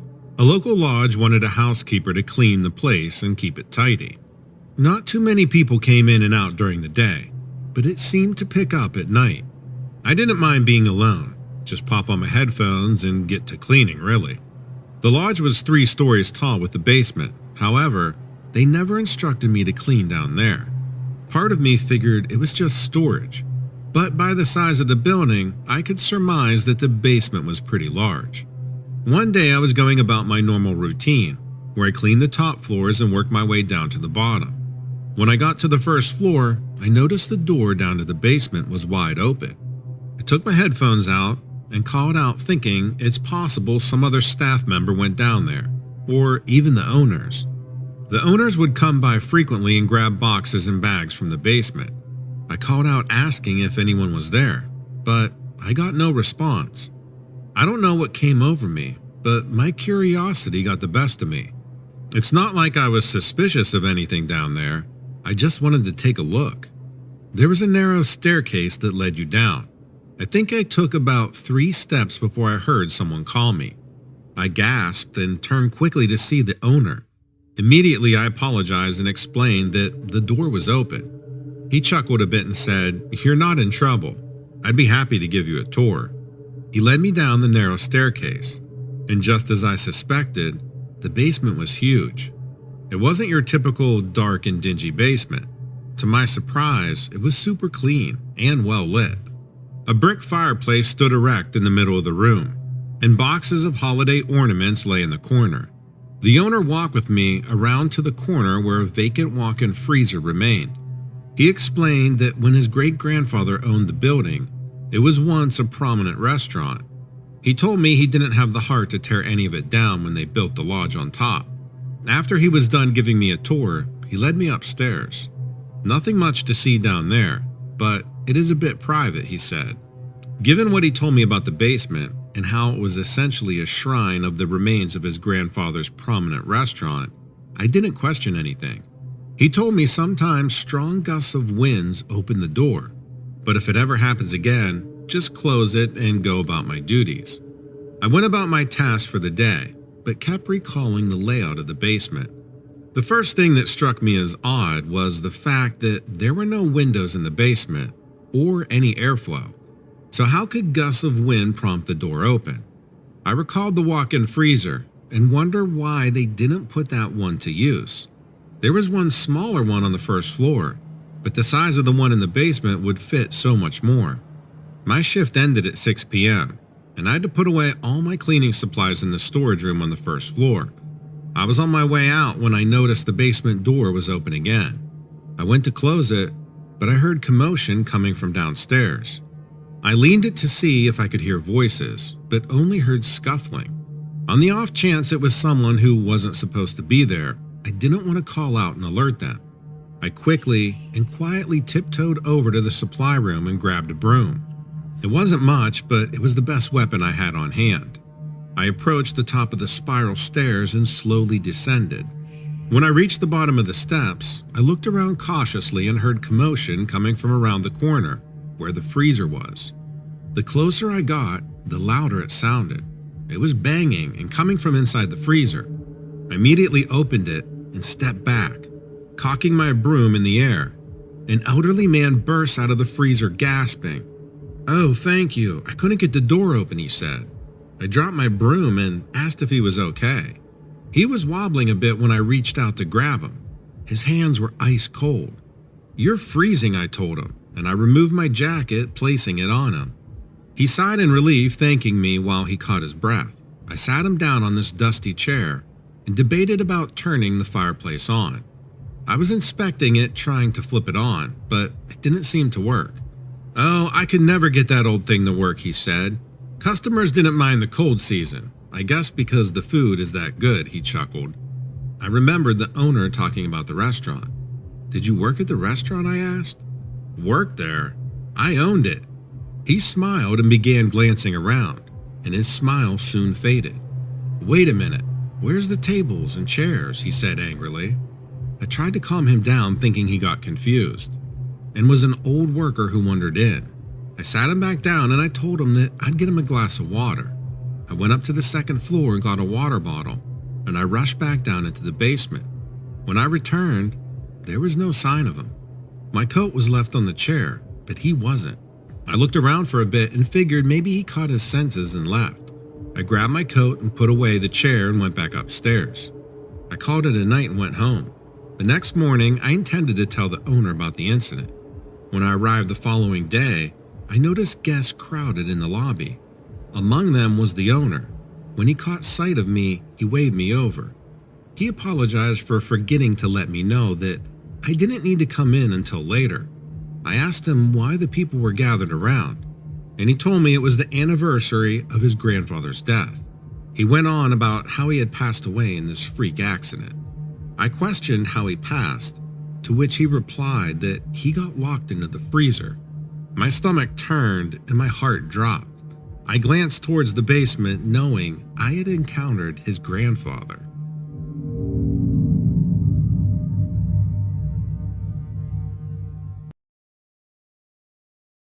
I have spent weeks listening to your channel. I have listened to so many accounts of inexplicable happenings. It has taken me a long time to work up the willpower to talk about my experience. I prefer not to bring it up often because I don't want it to be real. And I'm afraid if it happened once, it could happen again.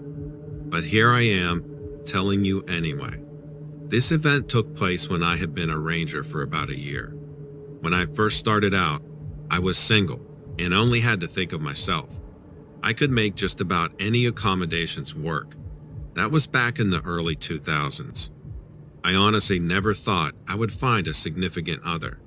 But then I ended up meeting just the right person, out of the blue. I was working in the Medicine Bow Rut National Forest at the time.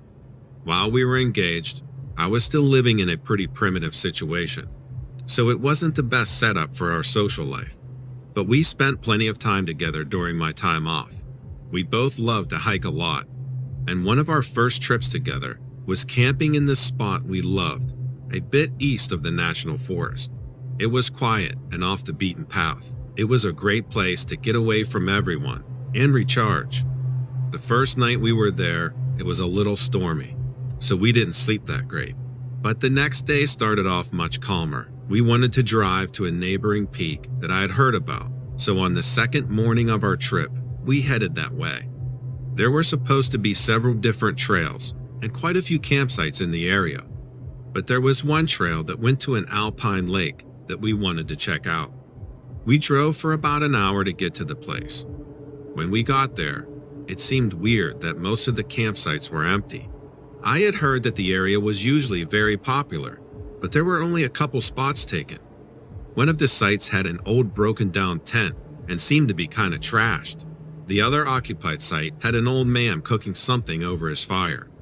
When we pulled up, he gave us a look like we were trespassing or something. There was an old truck and a Jeep in the parking area. We parked and started getting our stuff together. I was getting pretty weird vibes from this place, even though I heard good things about it. It seemed to have gone downhill since the last time I looked at the reviews. We went searching for the trail and finally found a path after looking around for a while. The path was easy to follow, but the switchbacks were really steep. It really gave us a workout. We made it up there and enjoyed the beautiful view and took some pictures. We hung out there for a while and had a snack and talked about our plan for the next day. When we started heading down, we got about halfway, and all of a sudden, everything got completely silent. We couldn't hear a sound.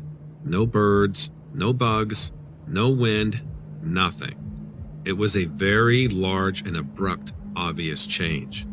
And we felt this incredibly oppressive feeling that just surrounded and pressed in on us with this heavy force.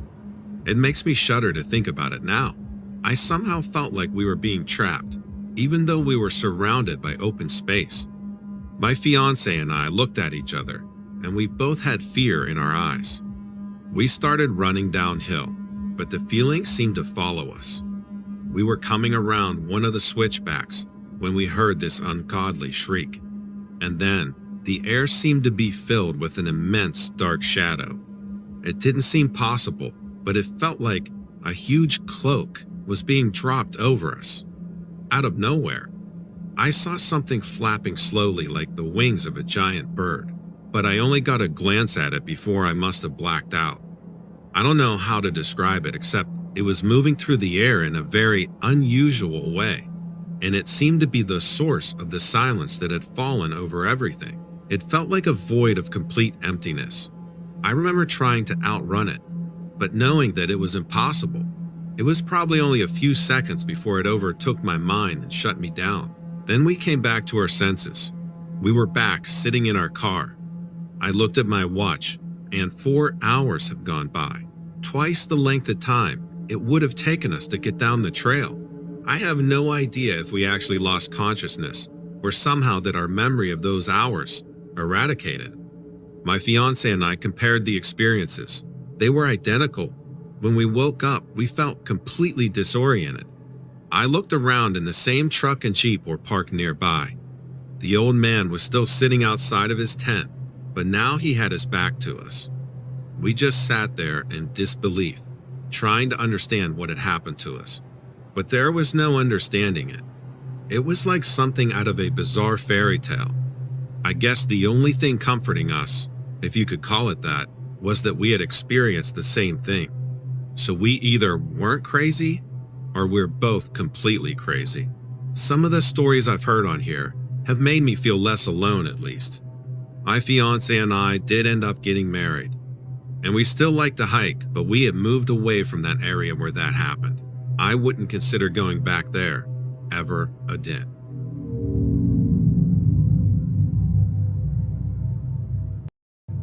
I was working for the United States Forest Service in the Blood Mountain Wilderness.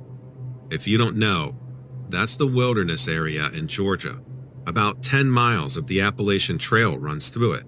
The wilderness area can be rugged in some parts, but we try to maintain it well for the visitors. We have a healthy population of black bears in the area, so that's a major concern. My experience happened in the late 90s. We had several reports about black bears bothering dispersed campers, despite using proper bear precautions. I did some night patrols of the area to see if I could find the bear responsible.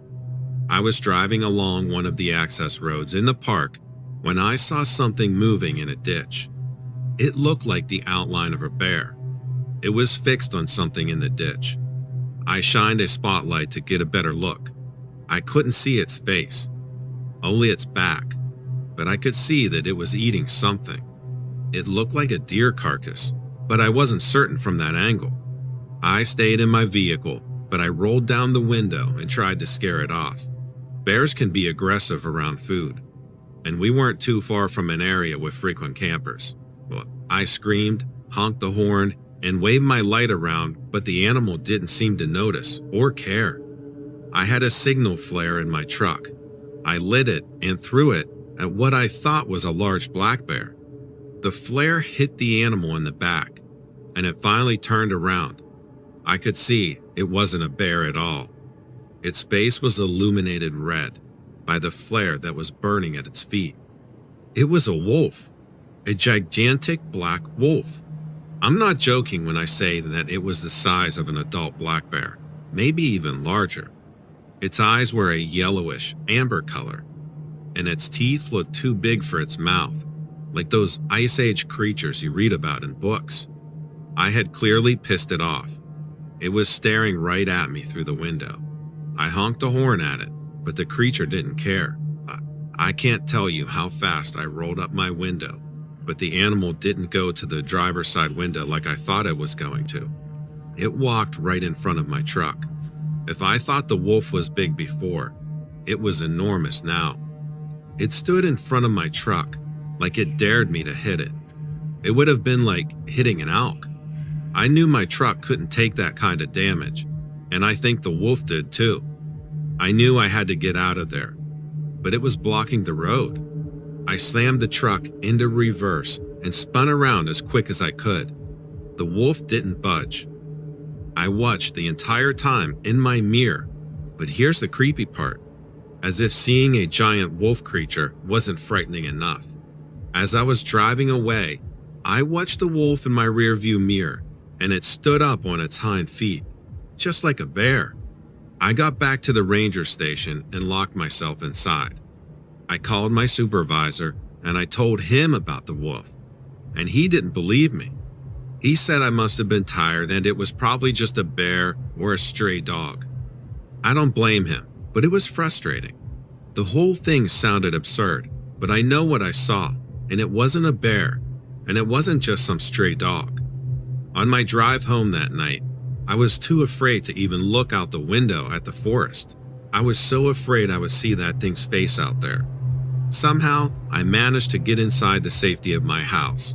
I didn't sleep at all that night. I went back to the ranger station in the morning, and what I saw there will haunt me for the rest of my life. All around the perimeter of the station were footprints, wolf footprints to be exact, except they were the size of a bear's. It had followed me all the way back that night. I showed my supervisor the prints when I got to the station, but he accused me of playing an elaborate prank, since the prints were obviously canine-shaped, but they were entirely too large. I tried to track where the creature went, but it covered its tracks well. It was like it wanted me to see that it was there, but it didn't want me to know where it went off to. I was terrified. If that thing managed to follow me back to the station that night, it could have followed me back to my house. I don't imagine walls or locked doors could stop an animal like that if it really wanted to get in. I ended up transferring to a different area and finding an apartment nearer the city. I just couldn't sleep knowing that that thing was nearby. I never found out exactly what it was. It was just a giant wolf, or it was some sort of unknown creature. Whatever it was extremely smart. I keep thinking back to that moment in the truck. It knew I wouldn't hit it if it stood in front of me. It knew I couldn't. It managed to follow me back to the ranger station. But that's all it did. It put quite a bit of effort into scaring me, but it didn't try to attack. If it wanted me dead, it had its chance then. I don't know what to think of it. I know I never want to see it again. And you won't ever catch me anywhere near Blood Mountain, I can tell you that.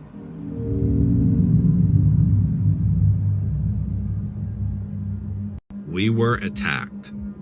I know that sounds ominous and a little stupid, but that's what it was. It was a siege. They hit us hard and fast, and before we knew what was happening, they were gone. I wish I could say we were in a castle. I wish I could say we were behind walls that were defendable or sturdy. We were in a mobile home. I was parked out in Arizona at the time, right on the edge of the desert. I think I was trespassing, technically. I'm sure I was on reservation land. I didn't mess with no one, and no one messed with me. It was ideal for someone in my situation, with too much social anxiety and not enough distractions. Somehow, out in the middle of nowhere, I even made a few friends. Tom and George were the closest things I had to friends anyway. That's not their real name, of course, but I promise you that their real names are just as bland. You wouldn't know that they descended straight from the natives and still lived on the land of their forefathers, who fought colonization to the bitter end. Maybe they didn't have enough distractions either. Why else would they have been partying with me in a rundown mobile home? We had a nice fire going. It burned most of the night. We had a few drinks, danced around it, and George even brought over a few of his single friends. They left early. I'm glad George and Tom stuck around, although I'm not sure they'd say the same. I'm sure they wished they had left me alone out there that night. They wouldn't have had to see what I saw.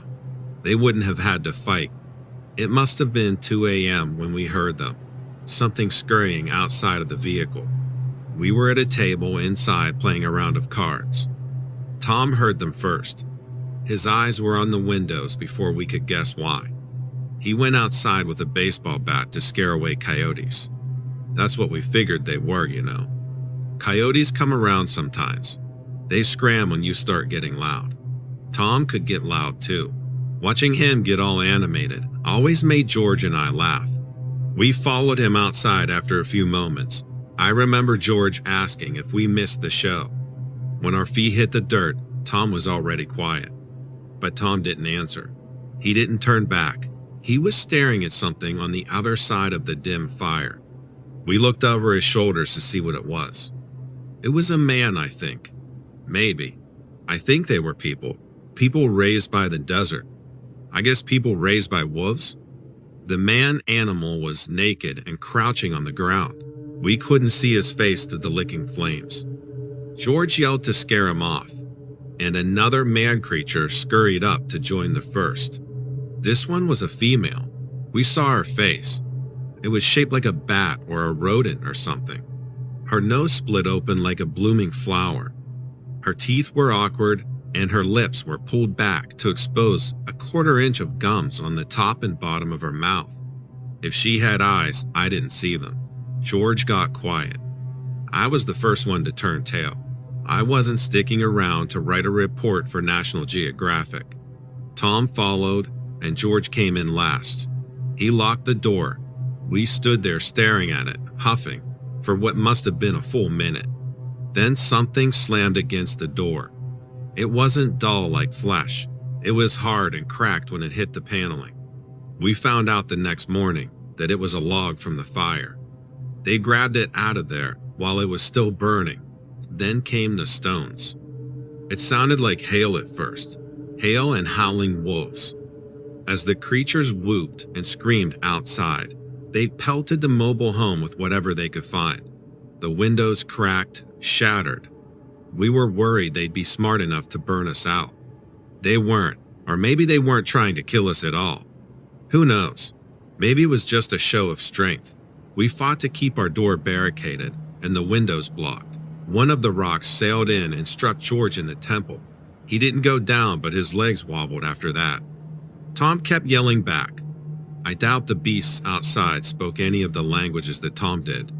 He threatened them anyway. The things got braver, even if they didn't get smarter. Eventually, the tin-like thuds of the stones and logs was replaced by the slap of the creature's palms. They smacked the walls like they could force their way in. If they tried the door, they probably could have.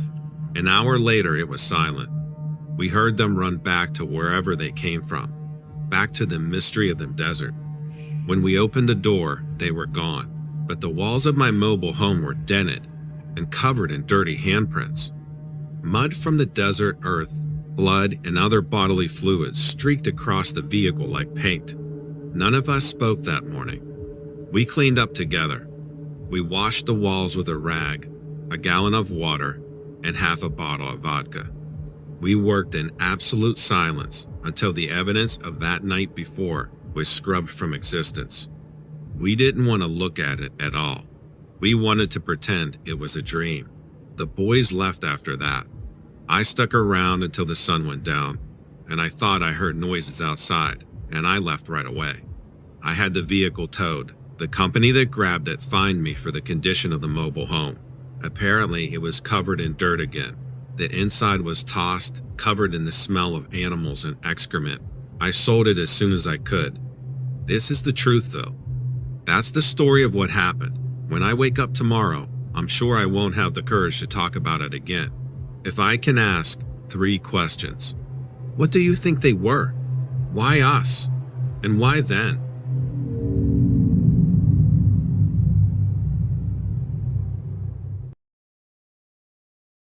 Hi, Donovan. It took me a while to decide to send this in to you. I've always been skeptical of people who claim to have seen extraterrestrial things.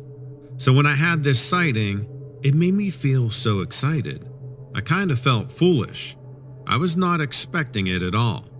I know there are some people who are looking for these kind of experiences and actually take steps to search them out.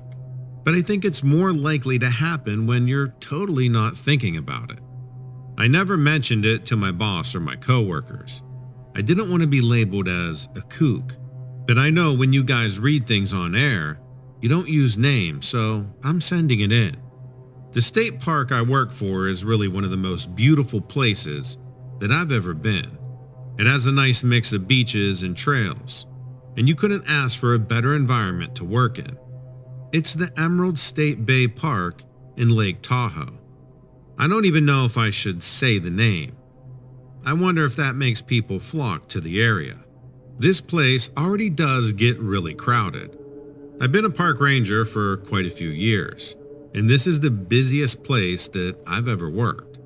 This experience I had happened in 2019. I had spent some summers out here with my family when I was a kid. My dad really liked to rent a boat and hang out on the water all day.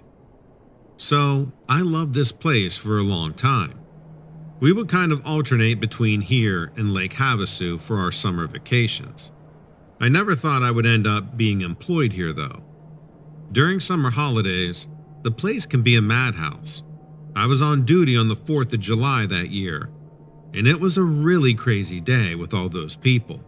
After my shift, I decided to go up to Inspiration Point to take in the fireworks show. Lake Tahoe puts on one of the best shows in the country if you ask me. I got myself some snacks and found myself a good spot to relax. I knew all the little secret areas, so I wasn't near any people. The show started off as usual and was fabulous. About halfway into it, I was looking off to the west a bit, and I saw several orange orbs start to float up toward the sky. I remember thinking something like, those must be some sort of those Chinese lanterns. Then, as I was watching them, I thought maybe they were embers from the fireworks or something, but they were incredibly bright, so that didn't really make sense since the embers would be fading. They floated up, and they seemed to form into kind of a W shape. They started to look like they were remote controlled or something. At first, they had looked like bright orange lights, but once they were up high, they looked brighter and whiter and started moving around. Then, they kept going higher and started looking like stars. They obviously weren't embers, but then, sort out of the middle of that W shape, there was this craft, or whatever you want to call it, that zoomed down lower and flew over my head. It was too fast for my eyes to really catch what shape it was, like fast as a bullet. It was still pretty high up there, but the lights on it were brighter than anything I've ever seen. And right after it passed over, there were like these little twinkles of light all in the sky right over my head. Like right over my head, not over the lake where the show was happening. The twinkles of light started making these incredible light streaks. I was beside myself. It wasn't like any technology that I had seen before. It sounds a little crazy that I had noticed this stuff while that amazing show was going on. Maybe it was because I was used to scanning the sky almost every night. The lights were behaving in this strange fashion. I can't quite explain it, but somehow those twinkles of light suddenly burst into dozens of lights in the sky. All of a sudden, they were moving together en masse, like some kind of squadron or something. It made me feel kind of anxious, but for some reason, I was also filled with this strange exhilaration. I just sat there in amazement, unable to comprehend what I was seeing, but knowing it wasn't normal. You could see the stars steady behind them as they were moving across. Then, the dozens of lights came together and went into a triangle formation, whereas before, they were just individually flying forward. Once they formed the triangle, I noticed that they were flying left to right, up and down. It was really surreal to have this amazing fireworks show going on. And there I was, completely ignoring it and watching this inexplicable sideshow. It wasn't that high in the sky, but not unnaturally low either. But eventually, the triangle seemed to just start ascending higher and higher until I couldn't see the lights anymore. I have never seen anything like what I saw before that night. For the next few months, I kept watching the sky, trying to take notice of anything strange. But I never saw anything on that grand of a scale again. I'm sure people must think that what I was seeing was part of the show, but it absolutely was not that. I know there's some military activity not too far from here, so I don't know if it could have been connected to some testing or something like that, but I really don't think so. Anyway, I really appreciate the chance to share this here. I'd like to see something like that again, but now that I'm looking for it, it probably won't happen.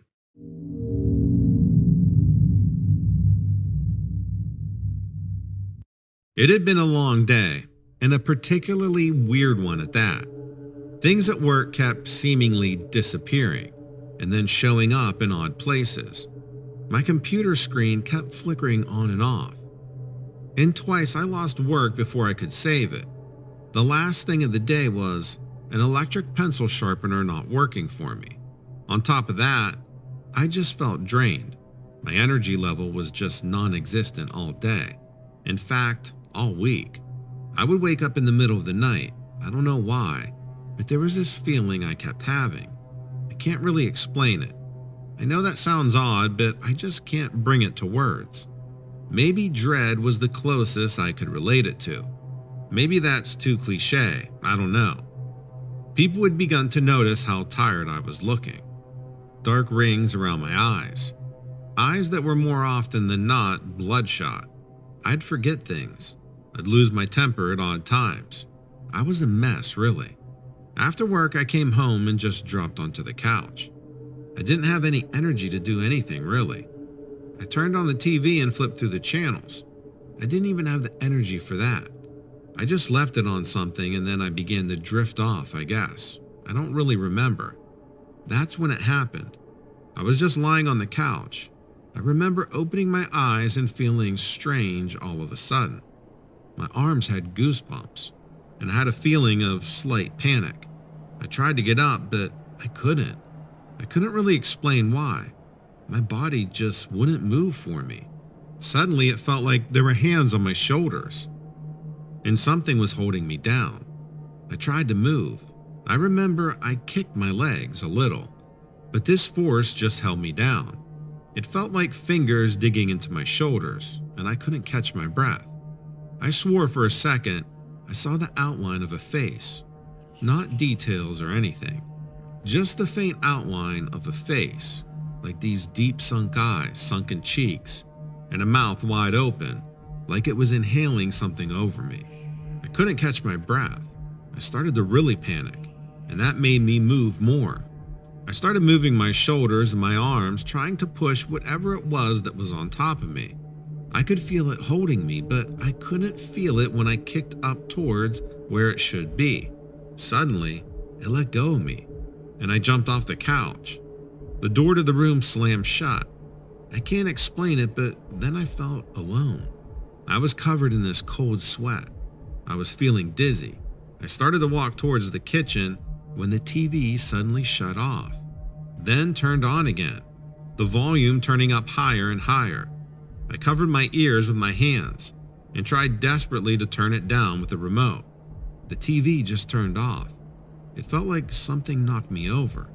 I fell to the floor and I could swear something jumped on me, pinning me down. I had this huge pressure on my chest, so much so that I couldn't breathe. I tried to get up to call out, but I couldn't.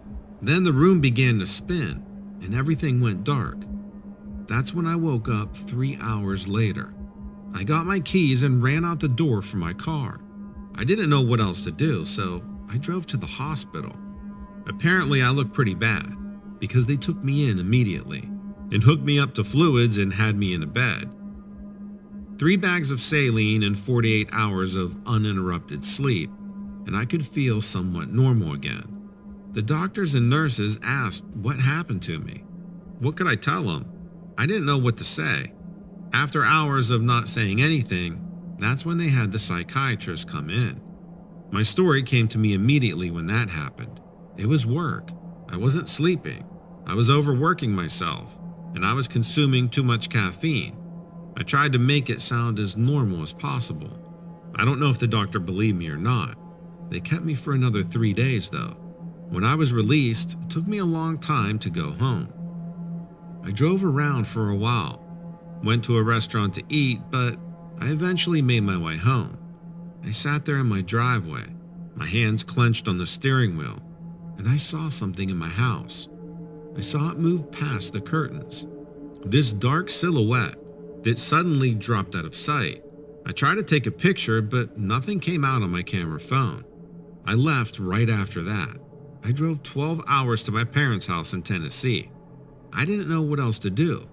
I told them everything, the entire story, and prayed that I didn't sound like a crazy person. I must have though, because my father, well, I don't really know what he thought. My mother seemed to believe me, and I stayed at my parents' house for a few weeks. That was that.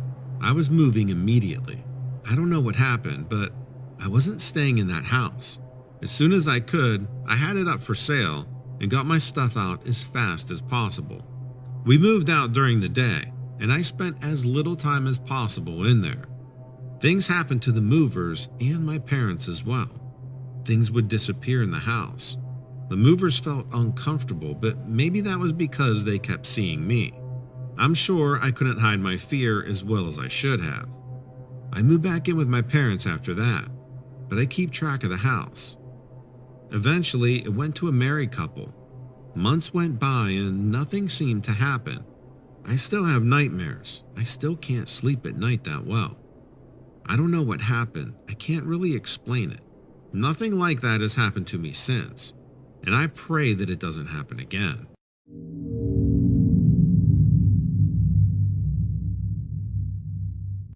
I never believed in weird or strange stories before. I'd always say that people were making it up or something. That was until something weird happened to me. That changed my life. Now I can't help but to think there's some truth in everything people encounter.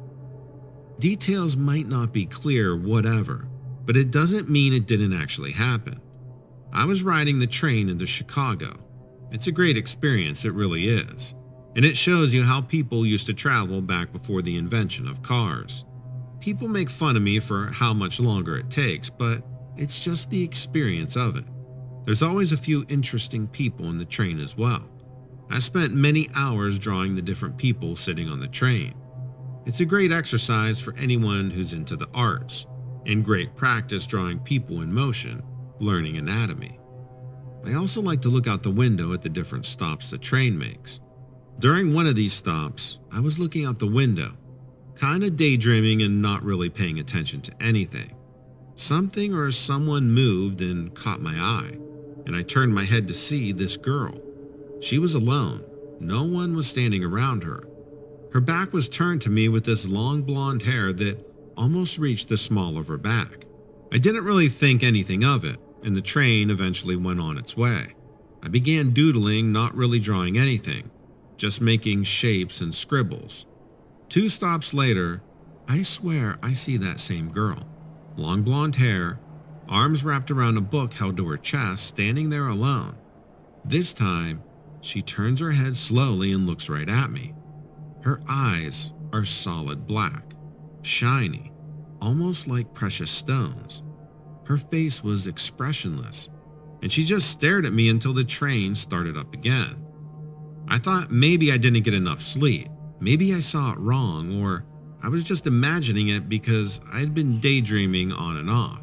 Like when you get super bored sometimes, and you swear you saw something this way, or you picked up something from the store, but you actually didn't. I just kept telling myself that until we made the next stop. She was there again. This time people were walking past her, but it seemed like they didn't notice she was there. She looked right at me, eyes big and black, but it almost seemed like she was looking through me. This time, she got on the train. I panicked a little, dropping my pencil, my hand shaking a little. I bent down to get my pencil from the floor, then just waited. Something told me she would end up in my train car. I sat in my seat waiting, sweating, my hands shaking every time I tried to draw. I looked around from time to time, but I didn't see the girl. I just stared out the window, trying to take my mind off what I had seen. I started to calm myself down a bit. An hour went by without me really noticing. I don't know why, but I began to look around at the people sitting around me. Far off at the opposite end from where I was sitting, I saw the top of a blonde head. The hair looked like it was straight. It looked like it could be that girl that I had seen at the other stops with the black eyes. I closed my sketchbook. I slid the pen into the metal rings that bound it and just started tapping my foot. Panic began to swell up inside me. Looking out the window wasn't working anymore, so I got up to find the restroom. When I walked back to my seat, she wasn't there anymore. The blonde head wasn't in the seat that I saw her in. I sat back down in my own seat and kept looking over from time to time. A half an hour went by and she didn't return. Then an hour, she still wasn't in that seat. Was my mind playing tricks on me? Was she even really there at all? Time seemed to fly by. Eventually, we made our way into Chicago. When I got up from my seat, I could have sworn someone touched my hair. I looked around, but there was no one near me enough to do that. I kept my eyes open as we got off the train, and as I made my way through the station, I called an Uber to bring me to my friend's house in Canaryville. I didn't have to wait long for the Uber, but I kept looking around trying to see that girl again. The Uber driver made small talk. He was a nice enough guy, but I just wanted to get to my friend's house as fast as possible. I still couldn't wrap my head around what had happened on that train. I looked out the window as Chicago passed by, taking in the city and the people. We get to my friend's and I pay the Uber. I get out of the car and I feel this cold chill run down my spine. I turn around and there she is across the street, her black eyes staring straight at me, and her blonde hair blowing in the wind. I run up to my friend's door and knock as fast as I can. He pulls it open. I almost jump inside his house. I point across the street and tell him what happened on the train. He looks across the street and his face turns white. He sees her standing there. His mouth almost drops to the floor. She turns her head and nods towards us, then just disappears when a car drives by. We both lose it, and we go out of the house looking around for her. The neighbors are looking at us like we're insane. My friend goes and asks if anyone saw the girl standing across the street. One of them did, but didn't understand why we were acting so crazy. We stayed up all night talking about it with some of our other friends. We kept looking outside, waiting to see if this girl would show up again across the street.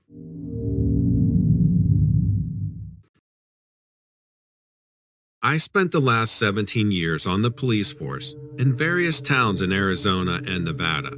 I've got family in that area, so I never ventured too far away from home, even for a better paying job. I've seen a lot of things over the years, but there is one incident that stuck with me, one that I can't explain. I was working in a smaller town near Kofa Wildlife Refuge. It was about a 2 hours drive from Phoenix. Most of the towns around that area tend to be smaller and for the most part quieter. I had just spent the last 8 years working in the suburbs of Phoenix, and I was ready for something a little less crazy. But sometimes the desert can be a strange place when you stray from the more populated areas. I received 3 calls on one day regarding some type of property damage with unknown causes. It was the absolute dead of summer. You could fry an egg on the sidewalk at noon. Growing up in the desert, you'd think I'd be used to the heat. But there are days when it's just brutal and there's no way around it. All of my calls claimed the damage was done overnight. One was from the owner of a goat farm. The other was from an elderly woman living in an old 1970s style trailer. And the final call was from the township. Now, property damage isn't usually an urgent matter. Oftentimes, there's nothing we can really do besides file a report. But I didn't have anything else on my agenda that day. So I set to work checking out the complaints. All of the locations were within a 15-mile radius, but the town hall was just around the corner, so I headed there first. There was already a crew of workers there when I arrived at 7:30 a.m. The water tower had somehow been punctured. It was the strangest thing I'd ever seen. It looked like there were claw marks down the side of the tank. I climbed the ladder to get a closer look, thinking I could find some explanations if I saw the damage up close. It looked like something straight out of Jurassic Park. Let me tell you, water towers these days are either made of steel or concrete, or both. I could fire my gun at one, and the bullet would bounce right back at me. There was no way they could be claw marks, despite what they looked like. Upon closer investigation, I found what looked like to be traces of blood along the scrapes. I took samples to send out to the lab, but I knew it would be a while before we got any results. I didn't have any reasonable explanation for the damage to the tower. I assumed it was made by some heavy machinery to be able to break through the tank, but I didn't know what could have done it, or why no one nearby saw or heard anything during the night. At a complete loss, I headed to my next destination, the goat farm. When I got there, the farmer said that at least 8 of his goats were missing.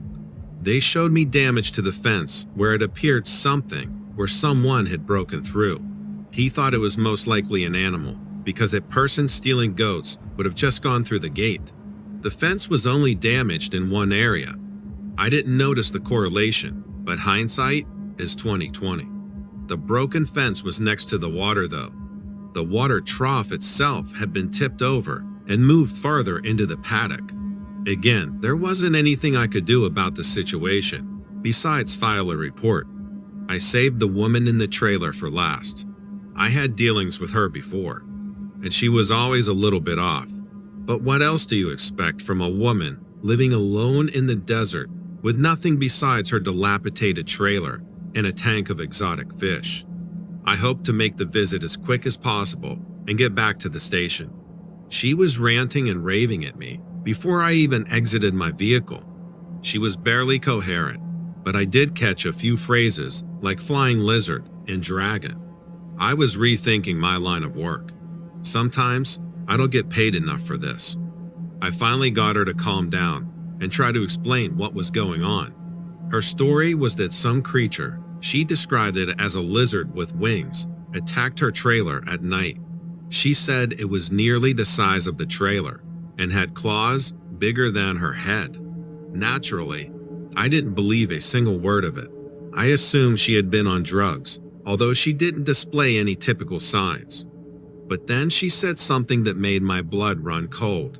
She said the creature tore the water tank off her trailer. I thought back to the water tower and the goat farmer. It was then that I remembered the water tank had been tipped over and thrown around. For whatever reason, this thing was after water. She said the creature tried to break in through her window when it saw her fish. She was convinced it was going to eat them. So she cracked open the door and fired 3 shots at the beast from her 870. She claims to have hit it, but that it still flew away. I didn't know what to make of her story. I still had a hard time believing it, but I couldn't deny the connection between the 3 incidents. Something was out there looking for water, and judging by the state of the water tower, that something was certainly capable of extreme strength. But like the last 2 complaints, there wasn't really anything else I could do except file a report. I did search for blood in the area surrounding the old lady's trailer, but I found nothing. It was nearly a month before the results of the blood from the tower came back from the lab. There wasn't much to go on, but they said the blood was from a reptile, most likely a monitor lizard, but it wasn't an exact match.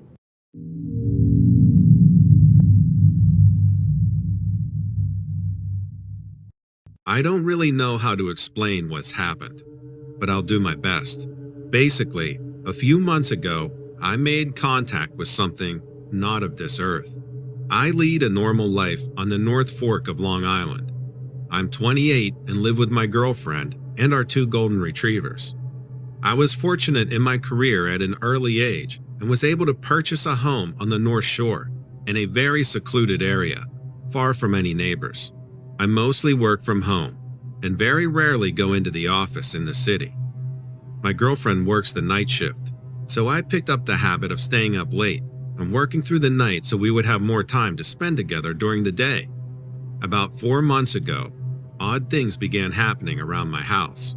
3 or 4 times a week, all the electronics in my house would begin acting haywire. Lights would flicker on and off, or grow more illuminated than they should have been. My TV would turn itself on and adjust itself to a channel showing only static. I had an alarm clock radio that would filter through station after station until it too would eventually settle on pure static. Obviously, the first few times this happened, I was completely terrified. Home alone and all my electronics functioning independently was a harrowing experience. All I could think about was that a ghost or entity was inhabiting my home. Unplugging the TV and radio worked, but still the lights would flicker, and once in a while, my car would remote start in the garage. But nothing ever dangerous came from it. There was never anything like the movies or scary stories about furniture being flung around, and I was never dragged feet first by any unseen entity. It kind of just kept happening, and somehow I grew accustomed to it. I mean, what else could I do? It never happened when my girlfriend was home, and I took videos on my phone a few times, but she just thought I was messing with her. After a few weeks of this, something else happened. It was a typical Wednesday night. My girlfriend would be at work for another 6 hours. As usual, right around 1 a.m., all of my electronics began to go haywire. Though it seemed to be a little more drastic this time, web browsers were opening on my laptop at an incredible speed. First Google, then several news sites and social medias. This being a new phenomenon, I slammed it shut and manually powered it down with the side button. The lights in each room began to shine incredibly bright, and I heard a bulb shatter in the bathroom. Add to this, two TVs in my house were blasting that horrible static noise at full volume. This was too much for me, and I began panicking. I fled down the steps into my living room and through the back door out on my rear deck. As I flung the door open and ran outside, I felt like I was swallowed up by an incredible blue light.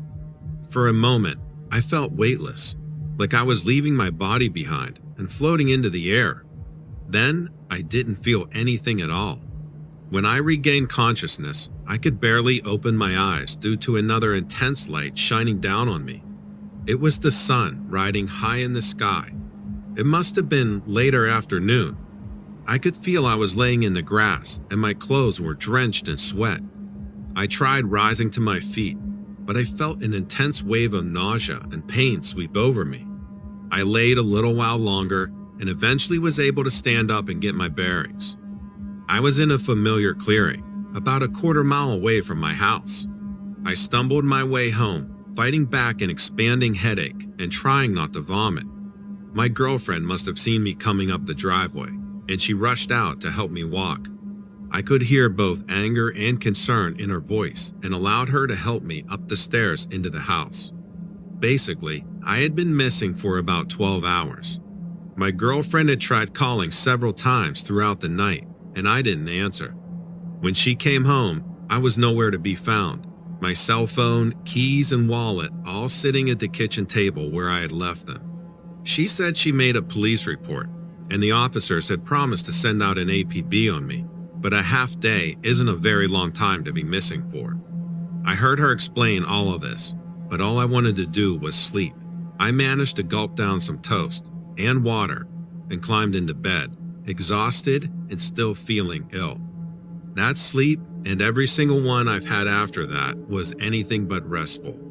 I have the same vision each time I fall asleep. I say vision because it isn't a dream. It's too real to be a dream. I can clearly see and hear everything each time, and it never changes. I am in a clean and sterile room with transparent walls and floors. I can't see my body or those of the people around me, but I know others are there. In front of me stands a slim, pale figure wearing some form of gray uniform covering it from head to toe, and it delivers a message. The same message every time. Only I can never recall the message upon waking, at least not all of it. I wake up with a sense of overwhelming dread each time, but for the life of me, I can't piece together what this entity is saying. I keep a journal next to my bed and write down the first thing I remember each time. So far, all I managed to piece together is 2028, gods, earth, rebirth, union, awakening. I know this all sounds so bizarre. Even my girlfriend doesn't believe me. She keeps begging me to go see a therapist, and I'm gonna go, only if to make her happy. Please, if anyone out there knows what this means or has experienced something similar, then please tell me. I want to know that I'm not alone.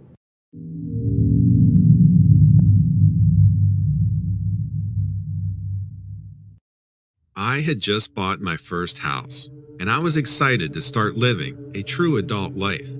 I got a great deal on the property. It was situated on 20 acres of woodland, and the house itself had 3 bedrooms and 2 bathrooms.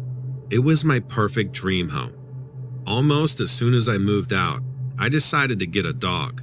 His name was Asher, and he was a basset hound rescue pup. I had been able to spend a few months in the house before things started to get weird, and it all started with Asher. I'm an avid hiker, and I love spending time in nature, which is one of the main reasons I love this house. When I was younger, I would hunt with my dad, so I know a thing or two about animal tracks. I'd been walking through the woods with Asher one day, and I noticed some weird tracks in the mud. They almost looked like handprints, which was just a weird thing to see on the ground. I didn't think much of it at the time, so I kept walking. I saw them again a few days later, much fresher looking. I knew whatever had made those tracks was still close by. What concerned me about it was that it looked like they were circling my house. Because there was so much land, I didn't have Asher on a leash. If I let him out, I could just keep an eye on him, and he'd do his business and come right back. That's how we always did it. One night, I was sitting on the couch watching TV, and Asher started scratching at the door. He looked very distressed. I assumed he might have had some GI issues and needed to leave ASAP, so I ran up and let him out. It was silent outside. No wind, no birds, nothing. Asher ran straight into the woods, which wasn't normal when I let him out. I called for him, and he didn't come back. I threw on my shoes and ran after him. I tried to listen for any signs of where he was, but I couldn't detect any noise. I'd been running for about 5 minutes, and I heard him whimpering. I booked it to where the noise was, and I saw Asher limping towards me. I knelt down to see if he was all right, and it looked like he had some scratches on his back legs, but he was having trouble walking. I heard a clicking noise and froze in place. I couldn't figure out where it was coming from exactly, but I didn't want to be there alone with something. I picked up Asher and started walking back to the house. All I really cared about at that moment was making sure my dog was safe and cared for, but I heard rustling behind me. It sounded like I was being followed. I quickened my pace and made it back to my house. I shut the door behind me and locked it. I looked back through the window, and all I saw was my reflection because of the light. I turned it off and looked again. In the tree line, I saw this large white thing, sort of glowing in the moonlight. It was walking along the tracks that I had seen before, the ones I thought were circling my house. I kept peering through to try to get a better look at it. I was staring at the one, and I'd seen another one pop into my field of view. This one wasn't obscured by the tree line at all. It was out in the open, walking around my yard, and it looked like it was following my tracks to the house. I ducked down and made sure my door was completely locked as I crawled across the floor. I was just hoping it couldn't see me in the dark. I crouched to the ground, and I started to hear creaking on my porch. It was slow and eerie. Honestly, it felt like it was in a horror movie. Some stuff rattled on the porch like it might have been bumped into or stepped on. When I stopped hearing noises, I slowly moved and peeked through the window. I saw it walking back to the tree line. This thing walked on all fours and was completely white. It looked almost translucent in the moonlight. I could see that it had hands, which explained the weird tracks I saw. The creepiest part of all was that it looked human. It had all of the human limbs that I could see, but it walked on all fours. I couldn't figure out what was happening. I waited until morning to go back outside. I took Asher to the vet and had them look at the scratches. After talking to them and seeing them in more detail, I think one of those things tried to grab Asher, but he was able to get away. That was the first time I encountered him. I tried not to go outside alone at night anymore. I hadn't seen them during the day at this point, so I kind of assumed they were nocturnal, but I was wrong. I was walking in my yard around 4 p.m. to take the trash cans to the curb. I was off the road a little ways, so it was a bit of a walk. On the way back, while the sun was still up, I heard the clicking noise again. I heard rustling in the bushes and I ran right back in the house. Asher was barking at the door for a good 5 minutes while I crouched down below it. I heard the footsteps on the porch again and knew it had followed me home. I feel like I'm trapped in my own house, and I don't know what to do.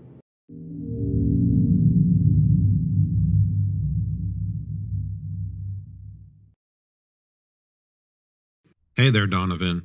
I'm writing to you from southern PA with an experience I had this fall. I think it's right up your alley. So, I'm an events coordinator and I usually work with local farms. I help them organize birthday parties, hay rides, and stuff like that. It's a pretty neat job, and I get to bring my family along to most of the public events at a discount. This fall, I took my parents to the annual apple picking bash at one of our bigger farms. They were only in town for the weekend, and I figured it would be a nice way to relax. We were in the orchard, collecting our apples and everything, when this terrible smell hit me. It's hard to describe, but it was this acidic metallic reek, and it was overwhelming. It happened so suddenly that it made my eyes water. The smell was so overpowering that it felt like it had knocked the wind out of me.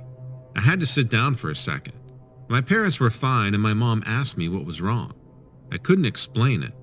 I just felt really clammy and cold. It was hard to think. We were a little ways from the other customers. My mom ran off to get me some water while my dad stayed with me. I think we were both worried I was going to faint. My dad and I were uphill, so we could see over the rest of the orchard, and I realized that it had gotten quiet. When we looked down at the other customers, it looked like everyone had stopped moving. A lot of people were sitting down like I was, or just completely laid down on the ground. It was like we had all collapsed at the same time. I started to get really dizzy. Then my dad went down. I felt too weak to help him up. All I could do was wait it out and hope that my mom was okay. It felt like I was going to pass out at any moment.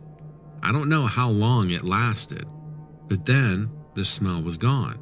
It got easier to breathe and I felt less shaky. I helped my dad up. Whatever happened seemed like it had been worse for him than it was for me.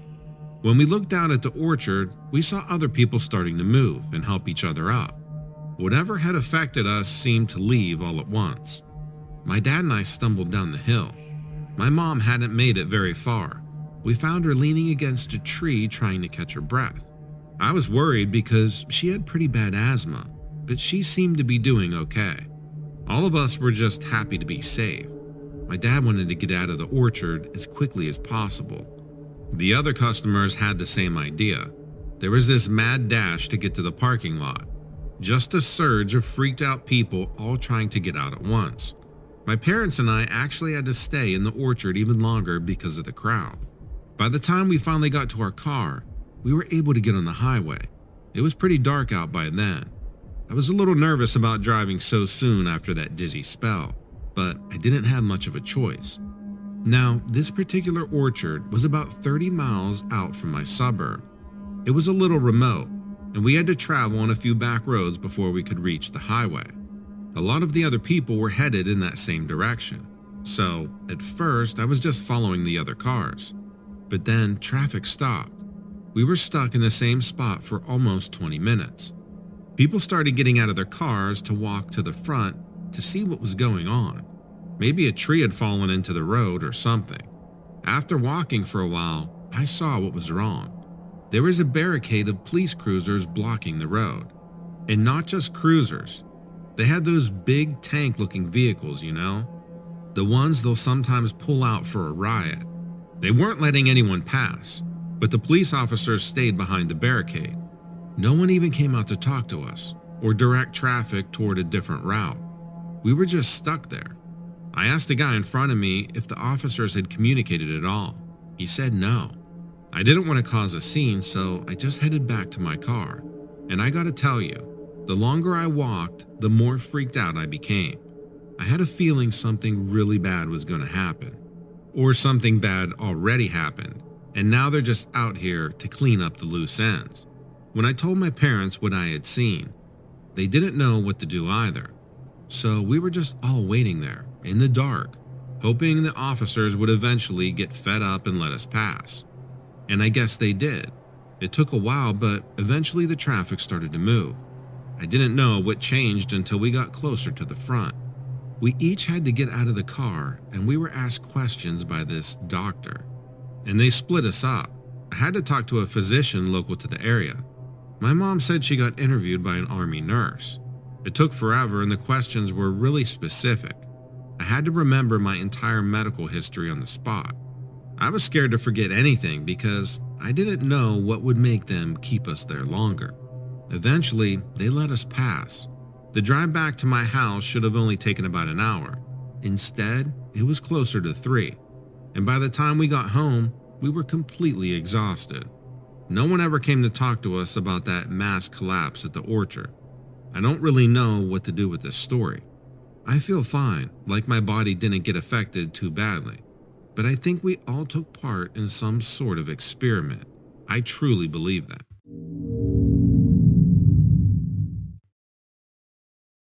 Growing up in Appalachia, you always hear stories, but you brush them off.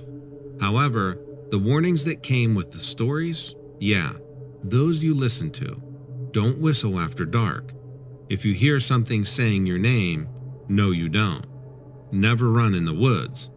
I can go on, but these are the important ones. I had always thought these were jokes, just some old wives' tales that our moms passed down to make us listen.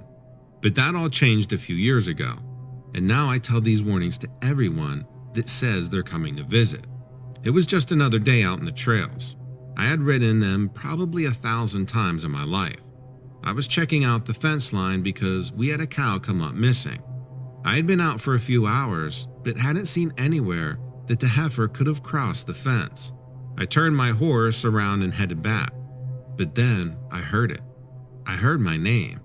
I stopped my mare and looked over my shoulder, but there was no one there. I just kinda shrugged it off. I figured my sister was trying to play a prank on me. I would head back to the house and let Mom know that she was out there goofing off. But then I heard it again. I turned around my saddle and scanned the tree line, but I still couldn't see anyone. Sis was always afraid of the woods, so I knew that she wouldn't be further than the first trees, but I couldn't see her at all. I was starting to feel a little uneasy, so I loosened the reins and headed back again. This time when I heard my name, it was screamed. I was instantly covered in goosebumps. It sounded just like my sister, and she sounded scared. Instead of listening to my gut that was telling me to get out of there, I turned my horse around and headed to the woods. But she started tossing her head and sidestepping. She was not having any of it. I tried to calm her down, but she started to panic more. I decided that I would tie her off on a fence post and go check it out on foot. I started towards the trees. Looking back, I don't know what I was thinking, but at the time, I was trying to help my sister. It didn't take long to cross a small field and enter the woods. I started looking for her immediately, but I saw no sign of her. After a few minutes, I was ready to head back to the house, but as I started to head back to the trail on my horse, I heard the scream again. Further into the forest, I took off running, calling her name. She didn't respond, but I just kept running. I knew she was here somewhere, and this far in, she may be lost. My parents wouldn't be happy if I left her out here. I had to find her. I kept running and calling for her, but she wasn't answering. After calling out a few more times, I stopped running. I realized that I was pretty far past any point I could remember. I started trying to trace my steps back and quickly realized that I was lost. I can remember this cold hitting me as I realized that I had no idea which way led back to the trail. It wasn't long before I heard my name again, only this time it was closer, and almost a whisper. I spun around looking frantically. The voice was wrong. It sounded like my sister, but it definitely wasn't her voice that I was hearing. I could hear something moving just out of my sight, and my hair stood on end. It didn't take long for me to make out the creature that was watching me. I heard my name again and looked right where it came from. I could make out this human shape, but it was all wrong. It was on all fours, kind of hunched over. It had a pelt of some type and an animal skull over its head. But the eyes were wrong. They were too human to be an animal. I screamed and it smiled, lunging towards me. I turned and ran like my life depended on it, because as far as I was concerned, it did. This thing was fast, and I knew it was toying with me. I was panting and my body burned, but I wasn't stopping. Finally, I saw the trees thinning out in front of me, and I wasted no time in making it out of the trees. I could hear whatever it was calling my name from the tree line as I hurried to untie my horse. I ignored the calls and threw myself into the saddle. My mare needed absolutely no encouragement to get out of there. We were soon racing down the trail as whatever it was followed us in the trees. My heart was racing and my palms were sweaty as we rounded the corner and the house was visible. We didn't stop running. My mare was wide-eyed and terrified. I couldn't blame her. I knew that whatever it was had just followed us home.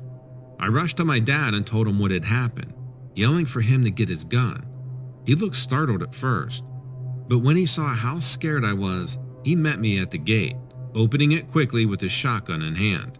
Whatever it was chasing me, It stayed in the trees. Dad shook his head as I told him what had happened. He knew that I knew better. I had been warned my whole life, but I didn't believe the warnings or the stories. After that, no one was allowed to check on the fence alone. We had to go in pairs. Don't be like me. Pay attention. These warnings may just save your life.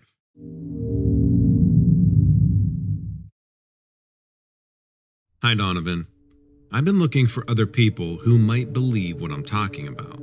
There are groups on the internet, and I've talked with people, but honestly, it all sounds made up to me, which doesn't help my confidence when I share this. But I think this is the place to tell my story. My wife had been bugging me for a few weeks. She asked me to set up security cameras on the perimeter of her home.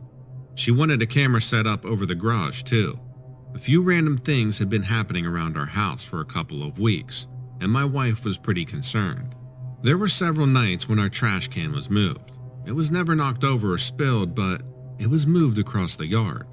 We have a fence and a gate that locks on the outside of our house. 3 nights in a row, the lock was unfastened and the gate was open. My wife saw our dog in the front yard. I tried to tell her it was just neighborhood kids, but she persisted that it wasn't. So I went out and I spent a bunch of money and bought all these security cameras. I work long days, so it took a lot of coffee to get acclimated to staying awake and watching the cameras. The first couple nights, nothing happened. I was beginning to think my wife was going crazy. Maybe she needed more sleep. I was trying not to doze off on the 4th night. It was a Saturday. It was late and I was awake because I didn't have to be at work early the next morning. First, I saw the camera in front of the garage blink out, and it went white for maybe a half a second. When the picture came back, our trash can was moved to the other side of the driveway. The camera on the side of the house turned off on its own. It just went black. I rewound the tape but saw the exact same thing I saw the first time. Just white for a flash. I went outside to check it out. It was quiet out, which is totally normal at 2 a.m. where I live. It's a pretty quiet neighborhood. I saw nothing out of place, except for that trash can. I grabbed the handle of the trash can to drag it back to where it belongs, and pulled, but it didn't budge. I couldn't move the darn thing. It felt like it weighed a literal ton. I leaned back and pulled it with both hands. That thing wasn't moving. I stood there dumbfounded. The overhead lights on the garage flickered. I tried lifting the lid off the trash can just to do something. It was stuck. The trash can was completely immovable. The lights flickered again and turned off. Everything went black. I heard a loud buzzing for a second, and the lights flickered back to life. The trash can moved again. Now it was near the curb. I started freaking out. This whole thing was way too weird. I ran back inside the house and locked the door. I watched the yard through the window for maybe about an hour, and nothing happened at all. I sat in front of the computer screen and watched the cameras. I was buzzing. I wasn't sure what I was hoping to see. I didn't believe in ghosts, and I wasn't sure what could possibly be going on. The camera on the side of the house was still black. I kept glancing at it anyway, then it turned on. The gate was open, and I saw my dog standing there. I forgot that I had let him out just a few minutes earlier. He was looking at something. I saw him raise his hackles like he was scared. Then both cameras turned off again, and the screens were dead. I got up and ran to the garage and opened the automatic door. My dog heard and ran to me. He was whimpering and his tail was between his legs. I was patting him on the head when I saw something move alongside the front yard. It was smallish and fast. For a second, I thought it was a cat or something, but it couldn't be. It had pale skin. I only saw it for a second, but I was sure. My dog whimpered and bolted in the house. The lights above the garage flickered again. I flipped on the switch to the lights inside the garage, but they didn't respond, and it went dark again. That buzzing sound returned and changed into this low hum. My eyes were adjusting to the dark, and I saw something in the shadows near the street. It was a short, pale kid. That's what I thought at first as it started moving towards me. I saw that its head was bulbous. It was too big to be a kid. It opened its eyes and revealed these large black orbs, and it blinked several times. The lights flickered again, and when they turned off, I heard this squealing noise, like someone was burning rubber in their car, but there was no smell. Right as the lights came back on, I saw my trash can pop up and then blast straight into the air, and the whole thing was completely silent. I ran into the driveway and looked up, but the trash can was gone. It disappeared. And so did the little person or whatever it was that I saw. I just stood there and looked up at the sky for a long time. I locked the side gate, and even though it felt completely pointless, I went inside and I checked the cameras. I saw nothing in the side yard camera. It had blacked out, but the camera in the front of the garage was working. I rewound the footage. The trash can was sitting there. The lights above the garage flickered, and the screen went white, and when it came back, I was standing in the driveway and the trash can was gone. I kept rewatching it over and over, looking for anything, a pale person or those giant black eyes, but there was nothing there. My wife was right to suspect something, but I still don't know how to explain any of it.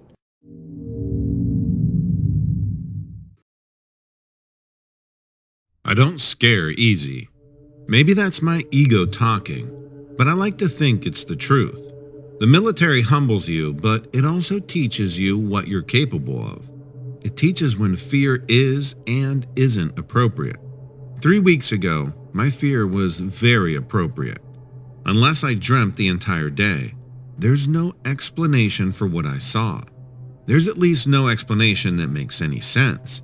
I've gone hunting every season since I retired from the military. That's 10 years now. Deer, boars, elk. I've been up and down the food chain. I eat what I kill. I'm not a trophy hunter. You might not even know I was a hunter if you just came by my place some random afternoon. I don't keep gun magazines on the coffee table.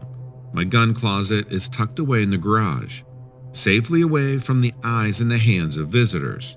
I don't talk about hunting. It's my personal time. Out there away from civilization with a rifle in my hands, it can be a comforting feeling. For better or for worse, the experience is calming. Usually. 3 weeks ago, calm was thrown out the window. I had recently moved my deer tower from its usual spot in the Okanagan forest. I set it up about 30 kilometers northwest. My only motivation was the change in scenery. In hindsight, that might not have been a good enough reason. Something found me out there. Despite all the camouflage and the concealment, something picked up my scent off the wind and came right to me. It hunted me like a fox on a hen. I was sitting in my little hen house, all warm and unprepared. It expected me to be an easy meal, I'm sure. If I'd been any less lucky that day, I probably would have been. I didn't hear it coming. That's embarrassing, but I really didn't. I only saw it when it breached the tree line and sulked into the clearing. It was massive. I thought at first it was a bear.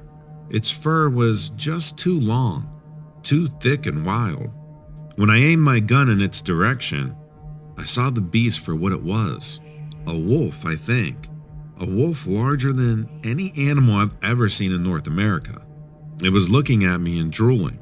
Starving, I could tell. I was shocked. I was appropriately afraid, I think. My rifle was not the caliber designed to take out animals of that magnitude. It kept coming toward the deer tower.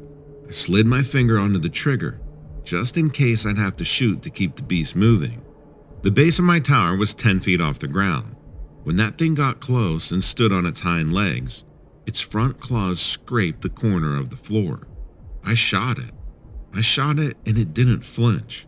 It roared inside, almost annoyed, and it mauled the tree tower itself. It could have jumped up there, I bet. It could have joined me in the box and had me cornered. I don't know why it didn't. Maybe it was just playing with me. Maybe I pissed it off and it wanted to piss me off right back. It tore through the legs in seconds. The next thing I knew, the entire structure was collapsing. The floor fell from beneath my feet and I went tumbling with it. I hit the ground hard. I lost my breath. Most of the tower collapsed right on the top of the wolf, or the dog, or bear, or whatever that thing was. I still don't know what it was. The weight of the tower knocked it down. It disoriented it. The bottle of doe urine I had with me busted open. The scent must have hit that animal like a whirlwind. It thrashed and splintered the remains of the stand and gave me just enough time to run.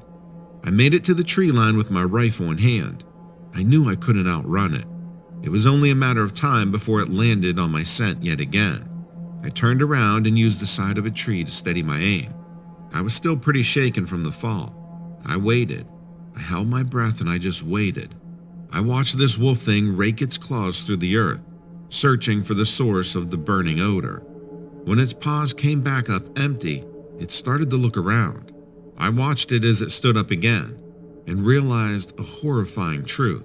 Its body just sat naturally upright as it did on all fours. It didn't struggle to hold its balance at all. It spotted me again. It huffed and it stepped toward me, this time walking on two legs. Luck found me again in that moment. If the wolf hadn't stood up, I would have been aiming at its shoulders and its back. On its hind legs, though, I could get to its stomach. I could get to somewhere important. When I fired this time, it yelped. I screamed with every ounce of air in my lungs. I screamed until I was empty. It must have been enough. I watched the wolf turn and flee in the other direction. I waited again. I knew I had to. I had to make sure that it wasn't circling around me, trying to approach me from the flank. It took me 10 hours to make it back to my car. Every sound and movement put me on edge. I don't scare easy. I didn't used to anyway. The more time that passes between that encounter and now, the more I want to know what that animal was. I tell you one thing though, I'm not willing to go back and get those answers. I'm built for a lot of things, but hunting that isn't one of them. I can take my rifle anywhere else in the world. That monster can have that forest.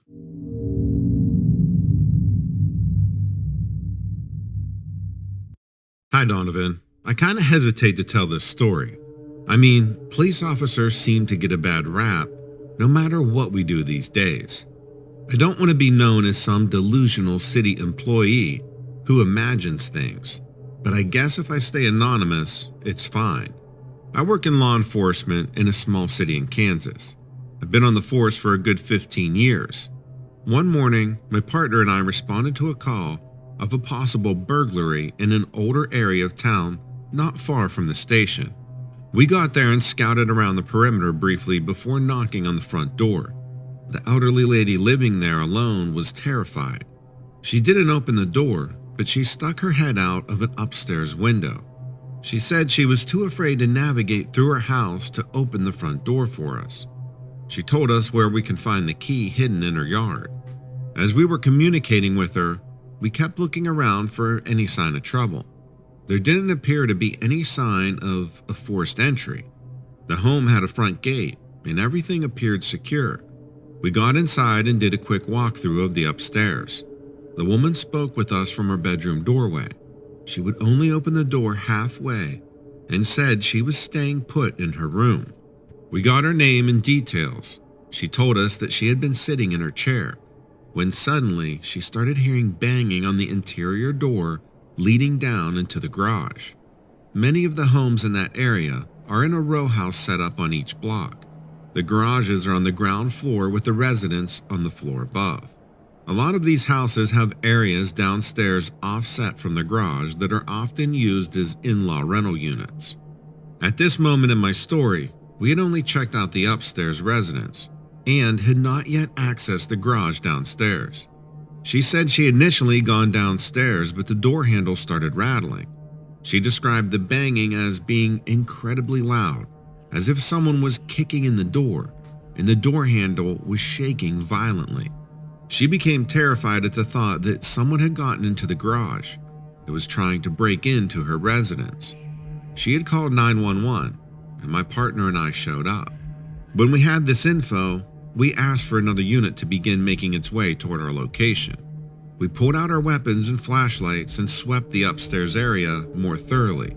We went downstairs to investigate the quarters on the lower level. We opened the door and descended into the dark downstairs. All the curtains were closed and barely any sunlight was getting in.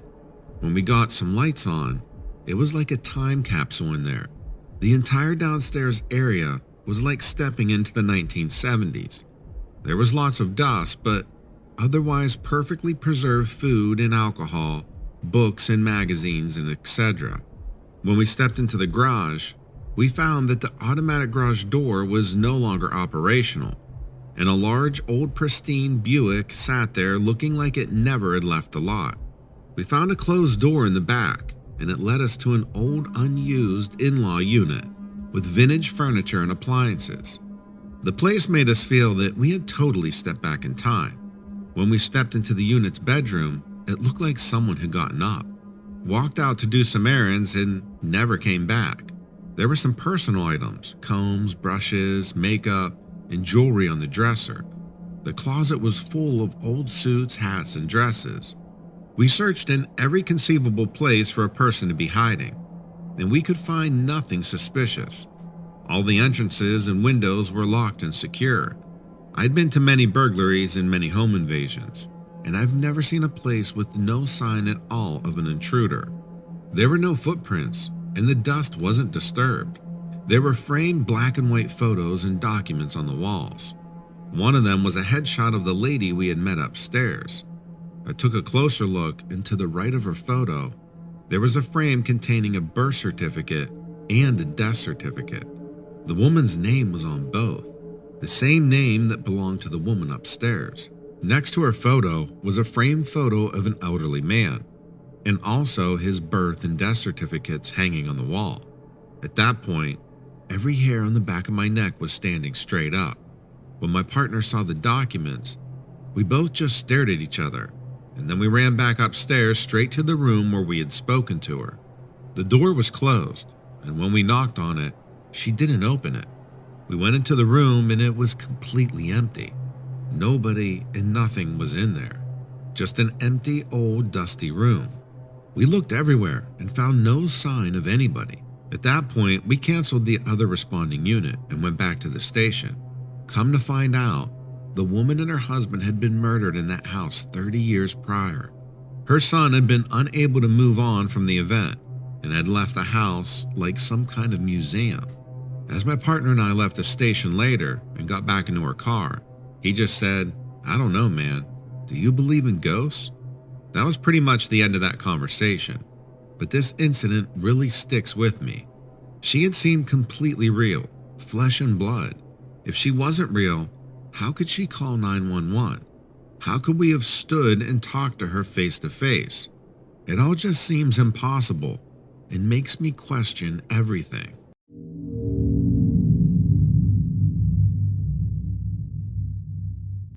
I was a volunteer firefighter for a tiny Midwestern town. We would do fire safety demonstrations at our local schools and certain companies in town, but we rarely had an emergency call. In fact, I only remember 3 fire calls in town over my 15 years on the job. Fortunately, or maybe unfortunately, we were a suburb of a decently large city, so that kept us busy. We got a call in the middle of the week, about 11 at night, that there was a fire at the new town hall. Luckily, no one was inside at the time, and the only thing lost was the building. Our town had just approved plans for a new town hall and had begun building only a month ago, so it wasn't finished yet. The lot for the new town hall wasn't exactly in town. There was a natural area with prairies and woods between the downtown and the suburbs. The new town hall was built on a flat area that backed up to a marshland. It was either that or they would have to clear a bunch of trees in a wooded area. The marsh was small and flooded sometimes in the spring, but the water never got anywhere close to the spot they were building on. One of the consequences of the town hall being there was that no one noticed it burning. There were no houses in the immediate area, but I heard there had been plans to clear the forest at some point and develop it. I doubt the plan is still in the works though. The fire was called in by a young man driving home along the road. It couldn't have been more than 15 minutes from the time we got the call to when we arrived, but the building was completely destroyed already. We beat the sheriff there by a good 10 minutes. We got the fire out pretty quickly considering. I'd estimate it had been burning for quite a while before we arrived. The only thing salvageable from the building was the cement slab. The sheriff wanted to start an investigation. None of the wilderness areas around the building suffered any damage. It was localized to the town hall. There was no gas or electricity to the building yet, and the workers had been using portable generators. They kept the generators locked up in their trailers overnight, so that really wasn't a likely cause of the fire. We assumed it was likely arson, but there wasn't anyone in town that had any reason to burn down the new town hall. The vote for the new town hall passed unanimously.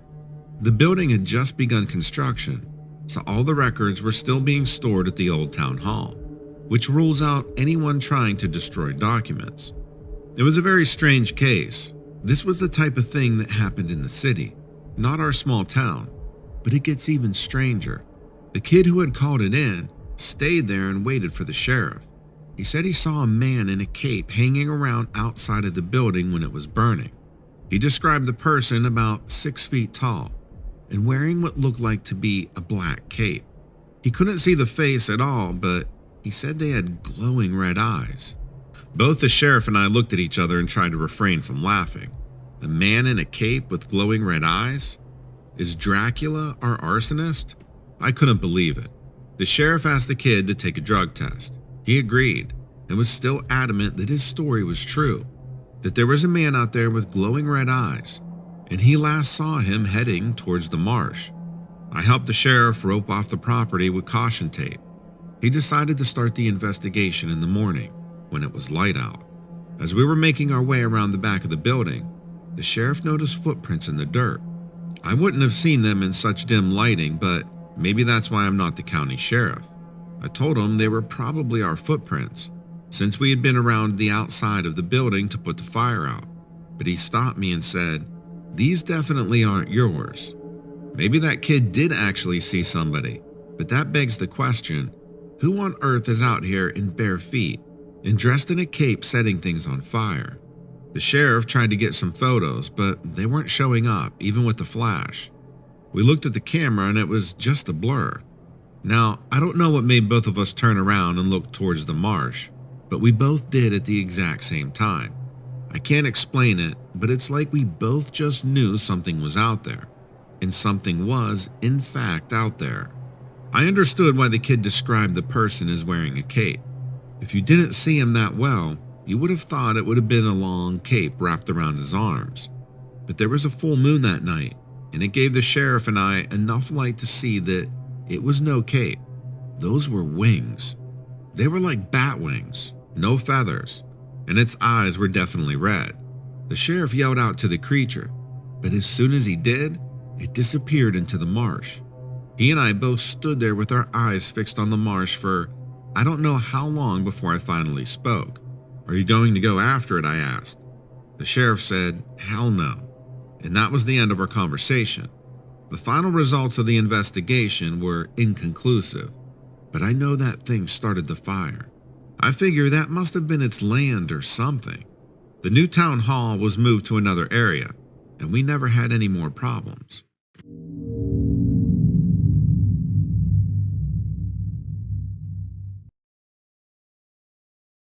Hi, Donovan. I've been listening to your show for a while now, and I'm finally writing in with me and Goldie's story. It's just as much as her story as it is mine. See, Goldie is a golden retriever who's been with our family for over 5 years now, and she loves to go camping with us. I have a travel trailer that I use quite a bit. Almost every weekend in the summer, my son and my wife and I are camping at some campground. We live in Ohio, but we do go all over to camp. This one weekend in June, we didn't travel too far, and we camped at Mohican State Park. It was the second day that I was there. I was taking Goldie for a walk along the river trail. We had been walking for about 30 minutes when I heard something from off the trail come barreling through the woods. I thought it was a deer or possibly a black bear, but then it stops, like it must have caught wind of us or something. Goldie steps out in front of me and starts doing this low growl at the woods. She sensed that something was off right away, and the motion from this thing startled her at first. And I'm standing there and I can't see anything because the woods are pretty thick in that area. I started to pull at her lead, signaling to her that we need to turn around and go back, but she wouldn't budge. Then I start to hear this thing coming out of the woods. It's slowly making its way to the trail. I start yelling in case it's a bear, saying, "Get out of here, bear." But what happened next shocked me to my core. I'm yelling and Goldie is there growling like I've never seen her before. She's such a mild-mannered dog and a total sweetheart. This monstrous, and I mean monstrous figure comes walking out of the woods making all kinds of noises while it's walking. Twigs and branches are snapping all over the place. It's covered in this long dark fur from head to toe, except for its face. And it stares right at me with its beady eyes and it raises its one hand. Now, I'm not sure what it was doing, but it put its arm over its head and it stood there making this grunting sound. Goldie at this point is going nuts. She's barking her head off, and it seems like this thing is annoyed at all the barking and starts to cover its ears. I'm trying to hold on to the lead as best as I can because Goldie just won't stop. This giant beast looks at Goldie and then turns and goes back into the woods. She wouldn't leave for another minute or so because I think she wanted to make sure the threat was gone. We eventually get back to camp and I tell my wife and my kid about the entire experience. It was crazy to say the least. We ended up going home later that afternoon. I did tell one of the local rangers about the incident, but I think he just passed it off as a black bear. That thing was a Sasquatch. I have no doubt in my mind. And my sweet girl saved me from whatever that thing intended to do.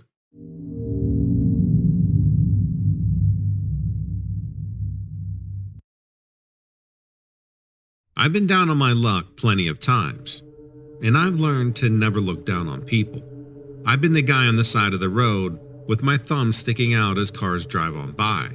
That's why I decided to stop that night, because I knew how he must have been feeling. I really wish I hadn't. I was on my way home from Harrisburg, heading back to Philly. I know most of the state like the back of my hand, having spent a few years as a short-range delivery driver. So when I hit the stalled traffic caused by all the road work, I knew what back streets and alternate routes I could turn to. It was one of those lesser-traveled roads that I encountered the man. He was slowly walking down the shoulder, thumb hung lazily in the air. At first, I drove past him. Despite what I said about the looking down on people thing, I was a little bit hesitant to let somebody in my car right then. There really wasn't a whole lot around, and I couldn't imagine where he was heading to or coming from. But the angel on my shoulder won the battle, and after about a mile, I made a U-turn and I pulled up alongside him. I could see through my rolled-down window that he was a middle-aged guy, clean-shaven with his short cropped brown hair. He was wearing jeans and a denim jacket and had a thick rucksack flung over one shoulder. He was holding something small and flat in the crook of his elbow, but I couldn't make out what it was. He seemed alarmed when I first pulled up. I guess he wasn't really expecting anyone to pick him up from the side of the road. I introduced myself through the window and let him know which direction I was headed, and told him he could ride with me if he wanted to. He hesitated at first, but quickly decided that it beat walking alone on a dark road in the dead of night. He opened the door and climbed in. He introduced himself as Ken, and Ken smelled absolutely wretched. I wasn't sure how long he had been on the road, and knew that a few days without a shower can really do a number on anyone.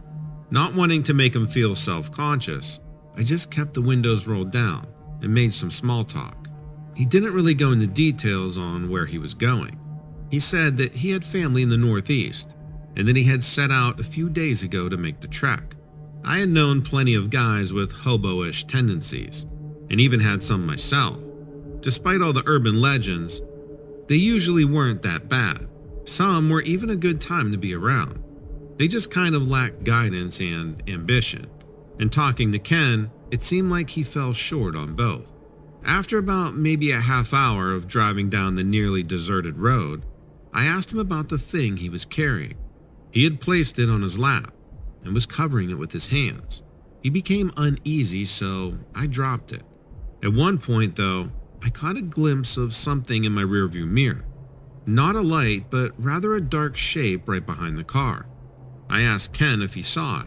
He said no, but when I peeked over at him, I could see that some of the color had drained from his face.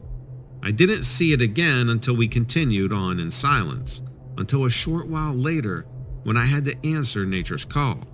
I pulled over to the side of the road and told Kent that I would be right back. He was a nice enough guy, but I took the keys with me anyway. When I went to get out of the car, Ken grabbed me by the arm and asked me to please not take long.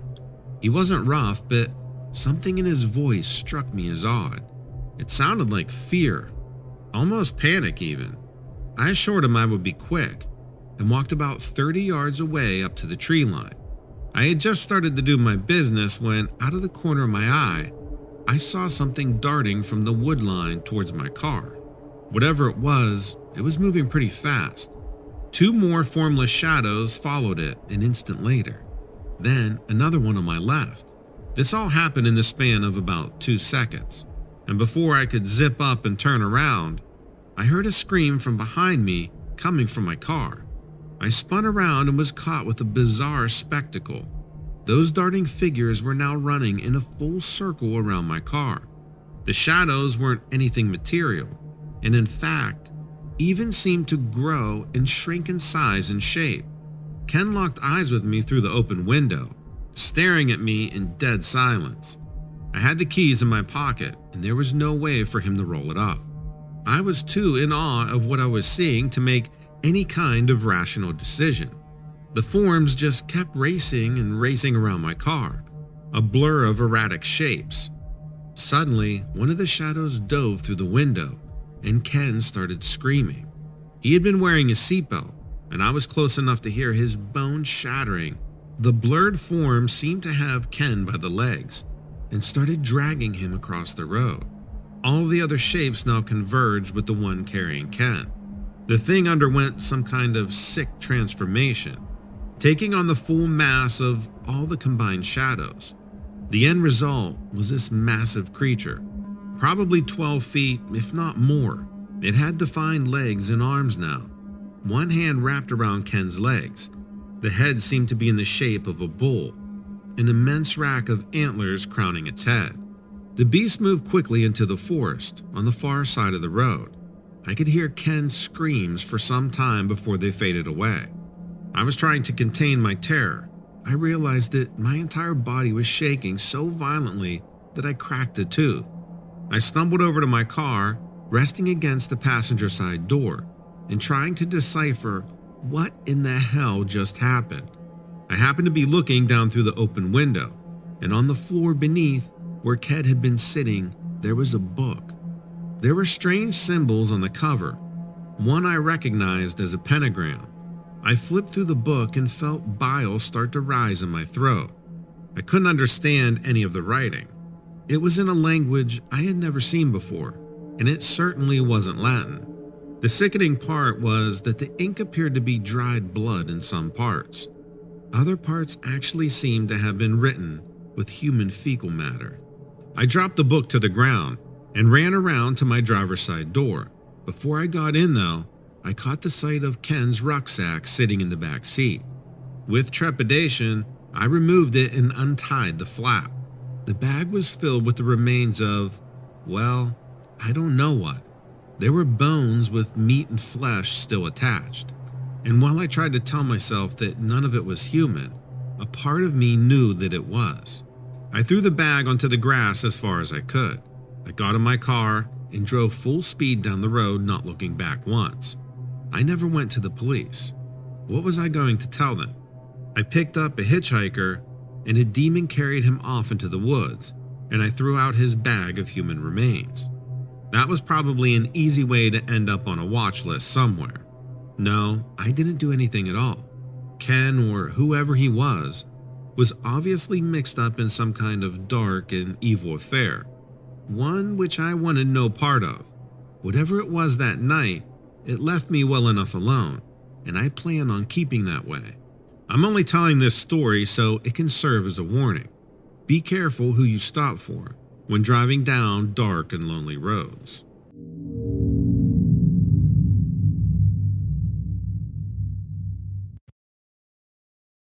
I was a teenager, and I was still in high school. Occasionally, my mom and I would drive around for hours to places that we didn't even know about, just aimlessly driving to some place that would get us away from everything. We found many cool areas doing this. Now, the reason for it wasn't very pleasant. I'd rather not go into details about it, but at least we have the memories we do. It was a particularly bad day.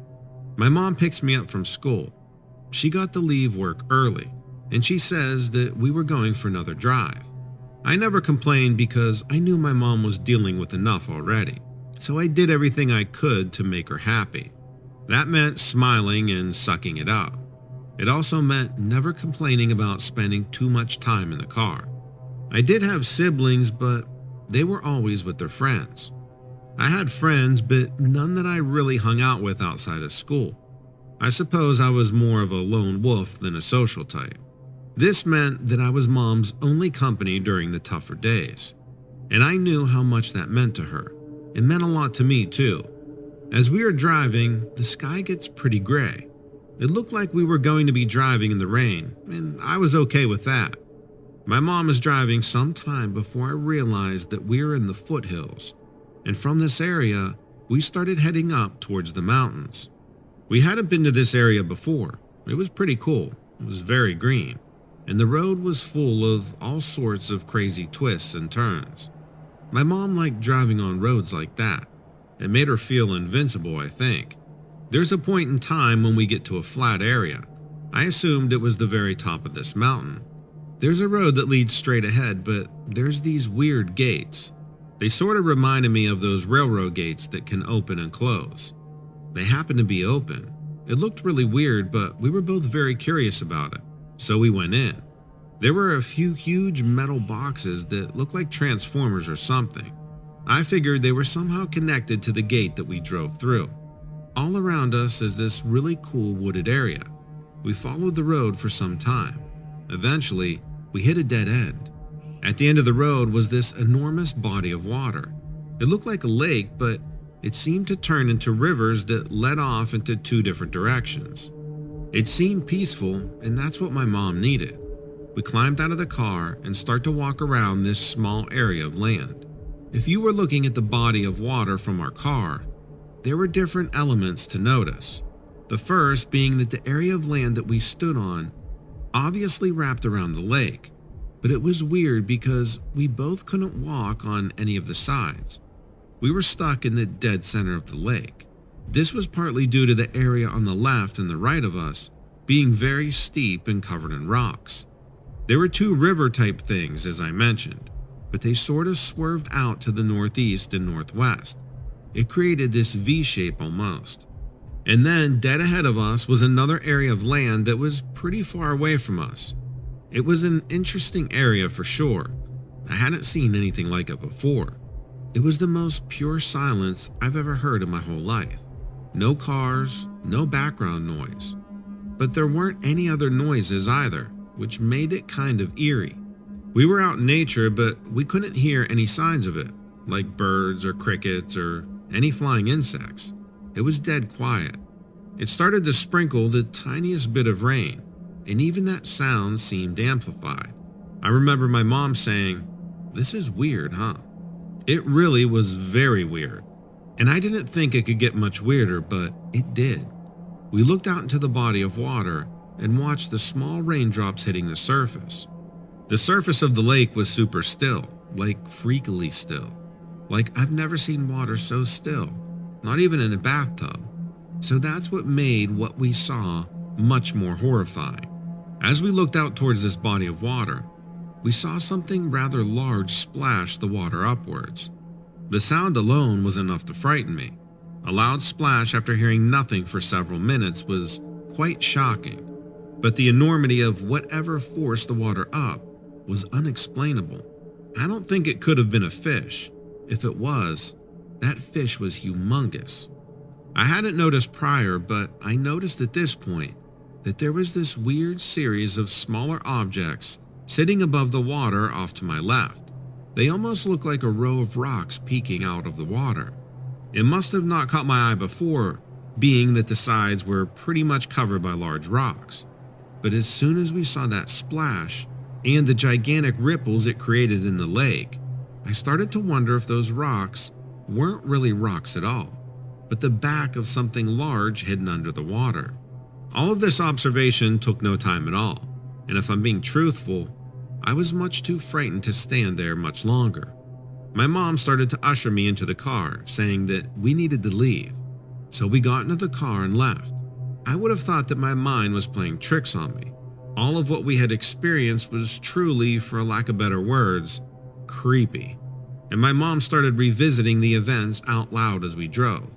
Everything she was saying was exactly what I saw too. I can still hear her words. That wasn't a fish. It couldn't have been, right? All I know is whatever it was made me so scared. I wouldn't step foot near another lake or river again. I just won't.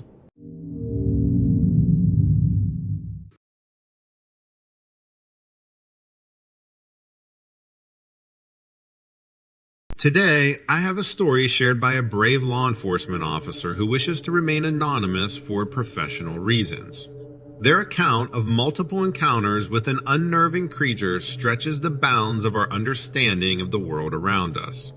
This officer was called out not once, not twice, but 4 times to the same secluded farm in rural Pennsylvania, each instance revealing more about this strange and haunting entity. The officer, a seasoned veteran who's seen just about everything there is to see, responded to a call from a remote farmhouse nestled deep in rural Pennsylvania. A call of a disturbance, something lurking around the property, and as he steered his patrol car down that long, lonely road, he couldn't have known that he was about to come face to face with the unknown. The farm, as he later described, was encased in an unnatural silence, the kind that seems to muffle even the faintest sound.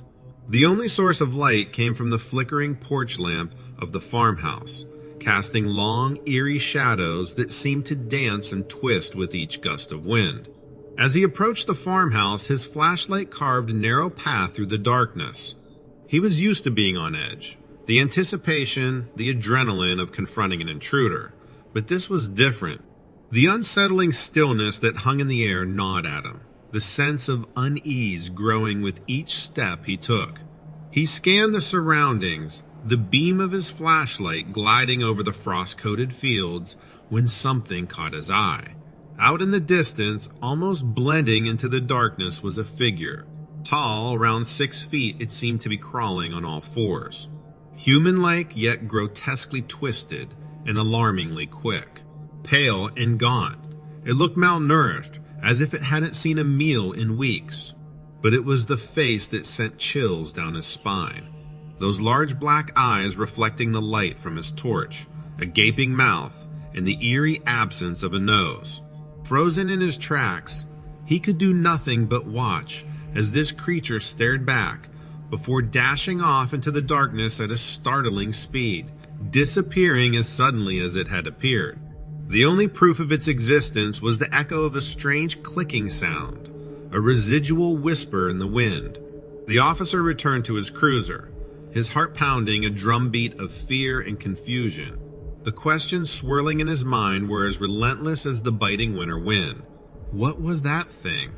Where did it come from? Was it dangerous? One thing was clear. This was far from the ordinary prowler or wildlife he had initially expected. A sense of unease remained as he radioed the station, reporting the situation with as much calm as he could muster. Yet, in his voice, the dispatcher could pick up an undercurrent of something she had rarely heard from this seasoned officer: fear. Driving back, the officer replayed the encounter in his mind. The creature's gaunt, almost skeletal figure. Those penetrating black eyes that seemed to swallow all light. That strange clicking sound. A chilling soundtrack to an encounter that would have seemed a fabrication were it not for the palpable fear it left in its wake. That night, the officer lay awake, his mind gripped by the haunting image of the creature. As the first rays of dawn peeked through his window, providing a sense of normalcy, he realized this encounter had shifted something within him, marking the beginning of an eerie saga that was far from over. The creature had vanished into the darkness that night, but it was far from gone. It was lurking in the shadows of the old farmhouse, waiting, and the officers' interactions had only just begun. In the weeks that followed the officers' first chilling encounter, the frost-covered fields of the Pennsylvania farm thawed into the gentle warmth of spring. Time, as it tends to do, moved relentlessly forward. The officer plunged back into his duties, the rhythms of everyday life attempting to restore some normalcy. Yet, despite his best efforts to forget, the image of the gaunt, pale creature that crawled on all fours and emitted a strange clicking sound refused to fade from his memory. A few months later, as winter ceded its hold to the gentle renewal of spring, the officer was called back to the same remote farmhouse. This time, the issue was not a mere disturbance, but something more alarming. The farm's livestock had started disappearing without a trace. The familiar address, the same unsettling silence, the creeping unease, it all came rushing back as he arrived at the farm. The long shadows of the evening and the last vestiges of daylight provided an uncanny backdrop for his second encounter. He made his way towards the barn, the fear of the unknown weighing heavily upon him. Inside, the stillness was broken only by the ominous clicking noise echoing from the depths of the barn. The same strange sound that he had heard during his first encounter with the creature. Shining his flashlight into the darkness, he once again spotted the creature, pale and gaunt. Its black eyes shone with an eerie intelligence, its gaze unsettling. No sooner had he seen it than it took off, disappearing into the woods with an alarming speed and agility. Even after the creature disappeared, the officer remained in the barn for a few minutes, attempting to process what he had just witnessed. His flashlight illuminated the disturbed straw in small traces of the creature's presence. The livestock huddled in a corner, their eyes wide with fear, mirroring his own unsettled emotions. With the disappearing livestock and the reappearance of the creature, the mystery had deepened. As he surveyed the scene, the officer felt a mix of dread and determination. He had to uncover the truth.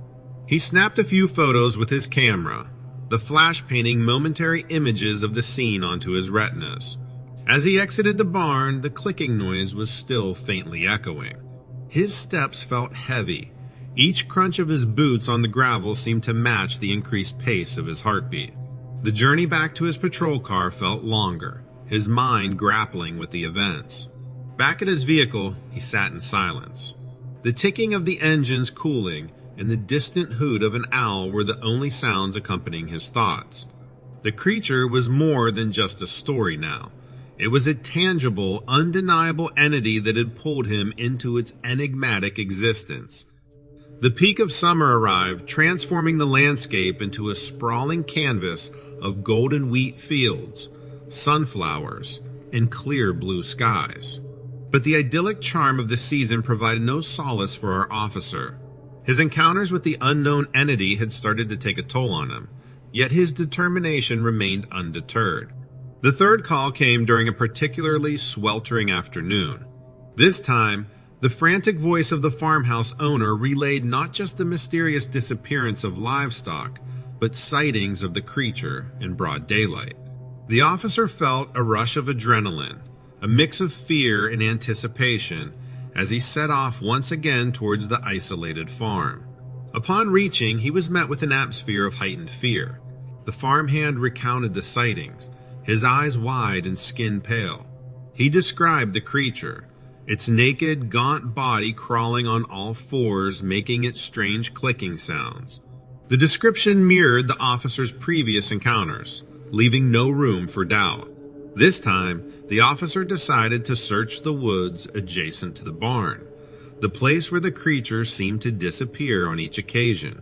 Equipped with his service pistol and flashlight, despite the afternoon sun, he ventured into the looming shadows under the canopy of trees. The woods were unusually silent, the usually lively sounds of nature subdued, as if the very forest was holding its breath. Then he heard it, a rustling of leaves, a crack of a twig, and the chilling clicking sound echoing between the trees. Turning swiftly, he caught a glimpse of the creature, This time, it didn't run.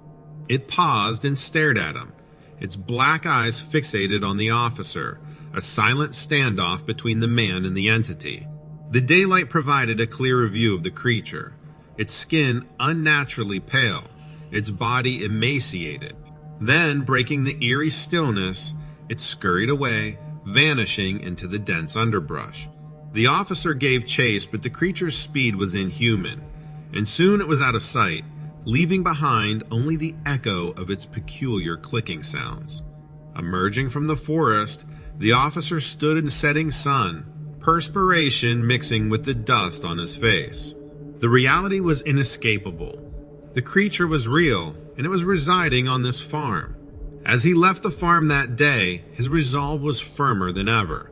He needed to uncover the truth about this creature, not only for his own sanity, but for the safety of the people on this isolated farm.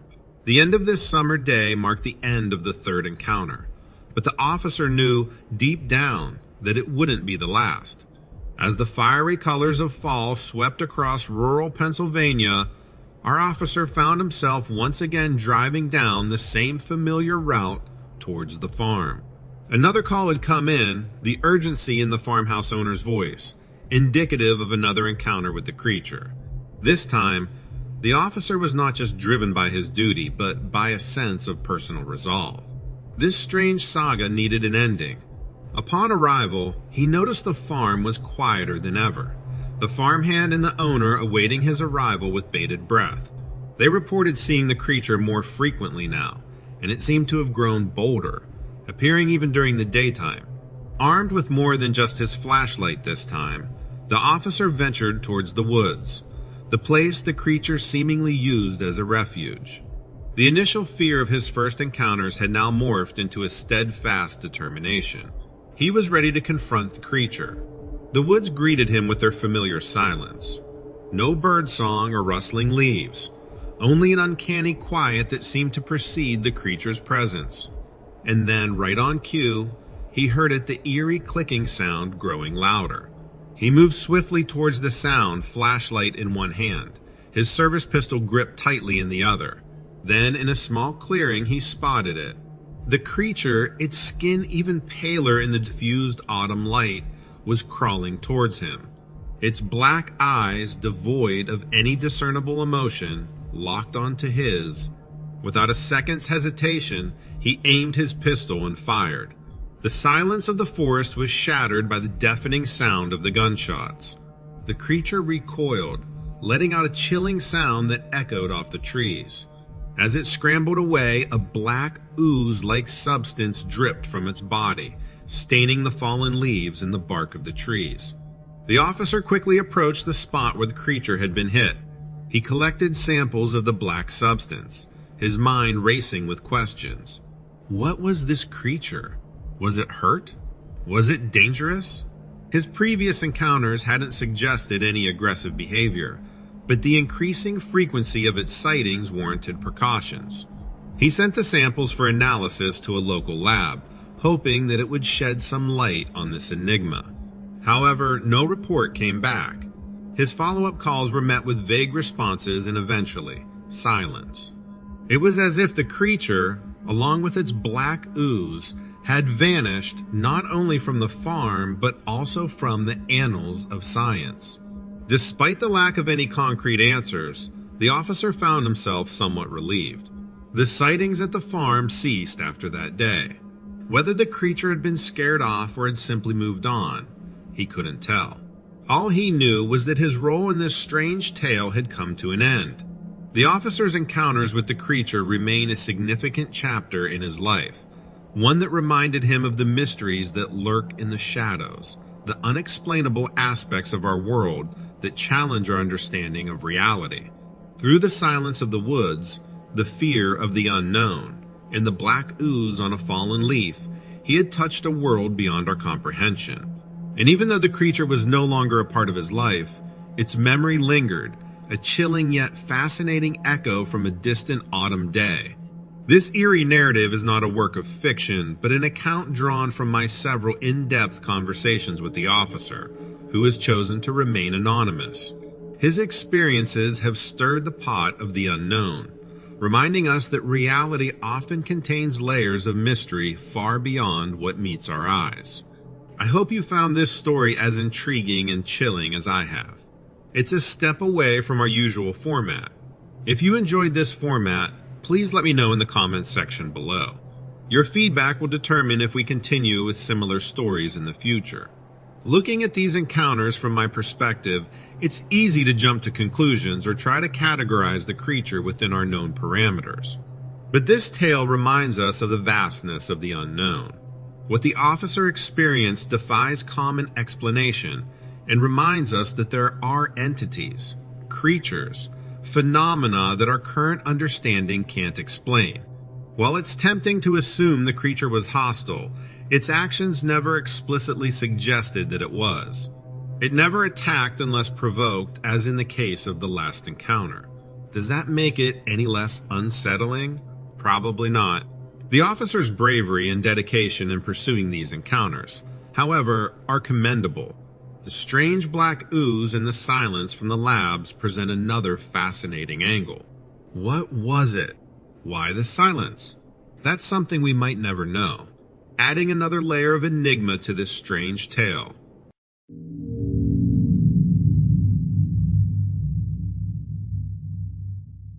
There are a lot of things I believe in. Living in South Carolina, that sort of thing just happens. The boo hag and the chupacabra are names that we throw around a lot here in these parts. However, that sort of superstition can take its toll. It's only a matter of time before you start seeking out nature's strangest entities.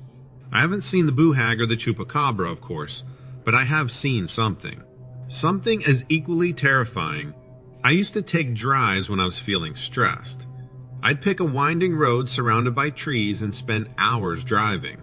I'd roll my windows down and play my music as loud as it could go.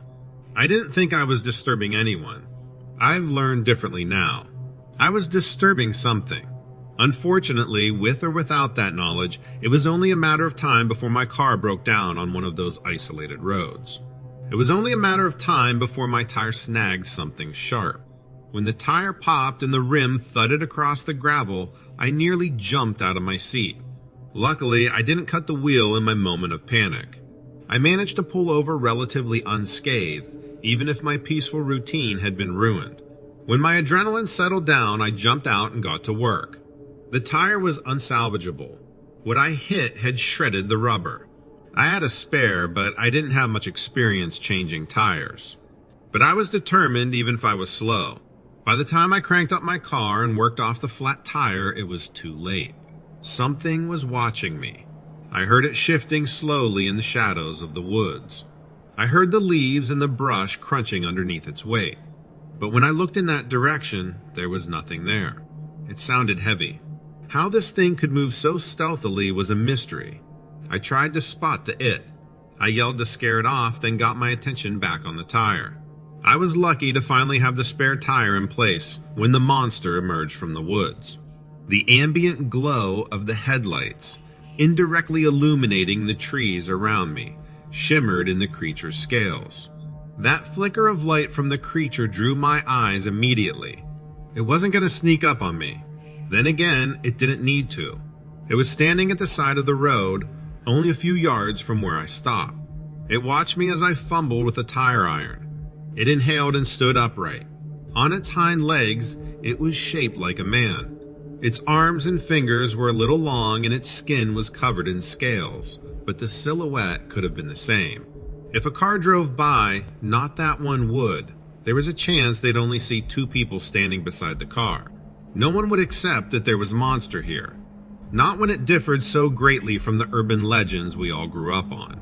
I still hadn't even accepted it. A creature was right next to me. I dove for the car door before it lunged, jumped into the driver's side as it sprinted toward me. Its clawed fingers cut into the metal body as I started the engine and shifted into gear. The spare tire screamed and spit loose dirt into the sky as I peeled forward and lurched back onto the road. The creature was knocked onto its side as I escaped. I watched through my rearview mirror as it rolled back onto all fours. Then it continued running. I yelled at the speedometer and tried to put the gas pedal through the floor. I couldn't accelerate quickly enough.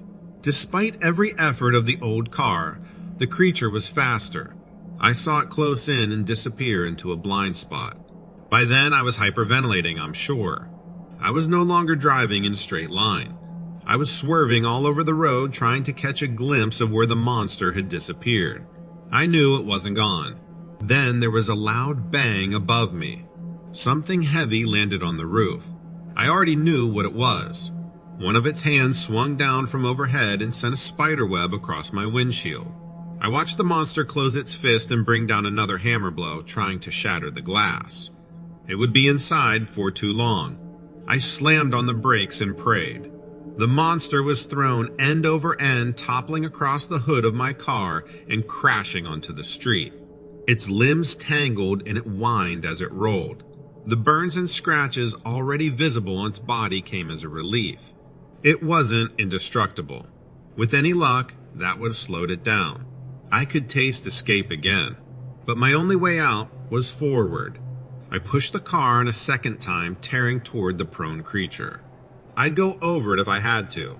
I heard a shriek only a moment before I would have felt its body crunched under my tires. A shriek, a flash, and it was gone. It jumped back into the woods, escaping the fate of my tire treads. I kept moving. I turned the music up and kept repeating that I was safe.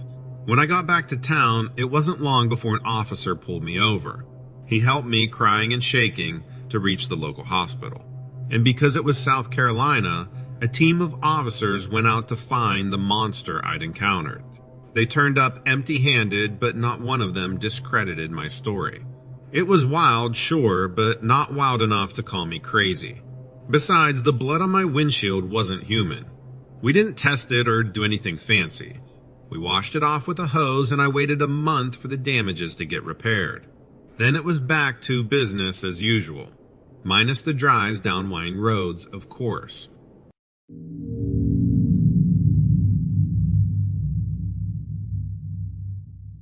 Last year in July, I found myself camping out in the remote areas of the Sierra Nevada mountains.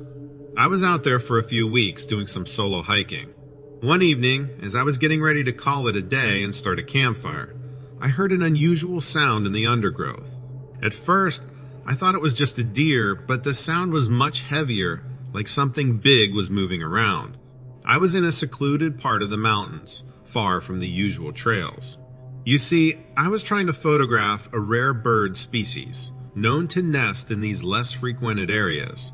The day had been largely uneventful, and the setting sun signaled it was time to return to my campsite. I had pitched my tent near a clear brook and was preparing to settle in for the night. I was just about to light the fire when I heard the rustling. Immediately, the sound seemed out of place. It was too heavy and deliberate for the typical wildlife. The quiet of the woods made it more pronounced. My initial thought was maybe a large deer or bear, but even those creatures moved with a certain softness in their step. This was different, more forceful, like a large being that was unafraid of the noise it made. I turned my flashlight towards the source of the noise. In the beam of light, I saw something standing at the edge of the woods. It was an enormous creature, standing at least 8 feet tall, easily dwarfing me. Its body was covered in a coat of thick brown and reddish hair, like a bear's. I noticed it had no noticeable neck, and its shoulders and chest were built like a linebacker's, extremely large and intimidating. The flashlight illuminated patches of thick hair on its massive body. The creature's sheer size made it look like a silhouette etched onto the dark canvas of the night. There was a shocking sense of scale that I felt as I observed the creature. It was at least 3 heads taller than I was. Its broad shoulders were as wide as the trunk of a young sequoia, and its chest was so large it could have served as a formidable shield. The creature's build was like no animal I'd seen in the wilderness. And still, one of the most striking features of the creature was its face. It was an odd blend of human and ape-like features. The creature had a strong brow ridge that gave it a Neanderthal or caveman-like appearance. Its eyes were black and beady, with a kind of intensity that I had never seen before. The notion of such an entity in these remote woods was overwhelming, and left me with a chilling sense of awe. As I stood there, frozen in fear and awe, the creature made a series of loud whooping noises, followed by a low growl that sent chills down my spine. All the while, a foul smell filled the air around me. The odor was strong and musty. This encounter was unnerving, to say the least. The creature's size and the sounds it made filled me with complete fear. I was trembling, but at the same time aware that it seemed intelligent and aware of my presence, watching me with its beady eyes. It felt as though time had slowed down. The creature didn't show any signs of aggression, nor did it appear to be fearful. Instead, it seemed curious, almost studying me in return. Then, without warning, it turned around. I watched as it moved with unexpected grace for such a large creature, its movement smooth and controlled. As it moved away, it blended back into the forest, the dark brown and reddish hair fading into the backdrop of the trees.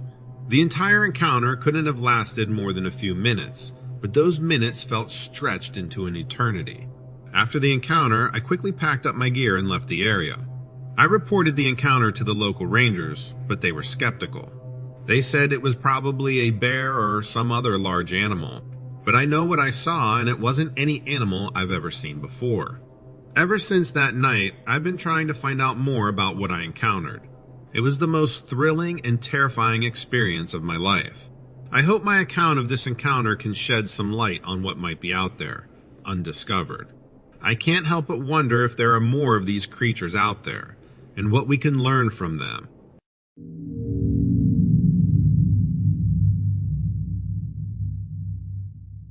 I'm a hiker who spent a lot of time in the mountains, but my recent encounter with a creature has given me pause about venturing out alone into the wilderness. Before this incident, I was your typical outdoors enthusiast. I believed I knew the land like the back of my hand, and each weekend was another adventure waiting to happen. The thrill of the wild, the isolation, the disconnect from the humdrum of daily life. It was like a drug to me.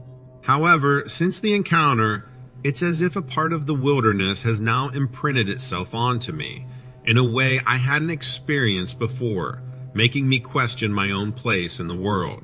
This change has, ironically, only deepened my connection with nature, making my explorations more mindful and more profound. About a year ago, I was in the northern part of Yellowstone, a place where I've hiked many times. I was off the beaten path, looking to explore some less touristy areas. I had been warned about bears and other wildlife, but I had my bear spray and felt prepared. The northern part of Yellowstone had always been a special place for me. My father first brought me to those trails when I was just a boy. We'd make a game of spotting wildlife and identifying tracks. Even when I returned as an adult, the place held a certain charm, almost like a nostalgic calling.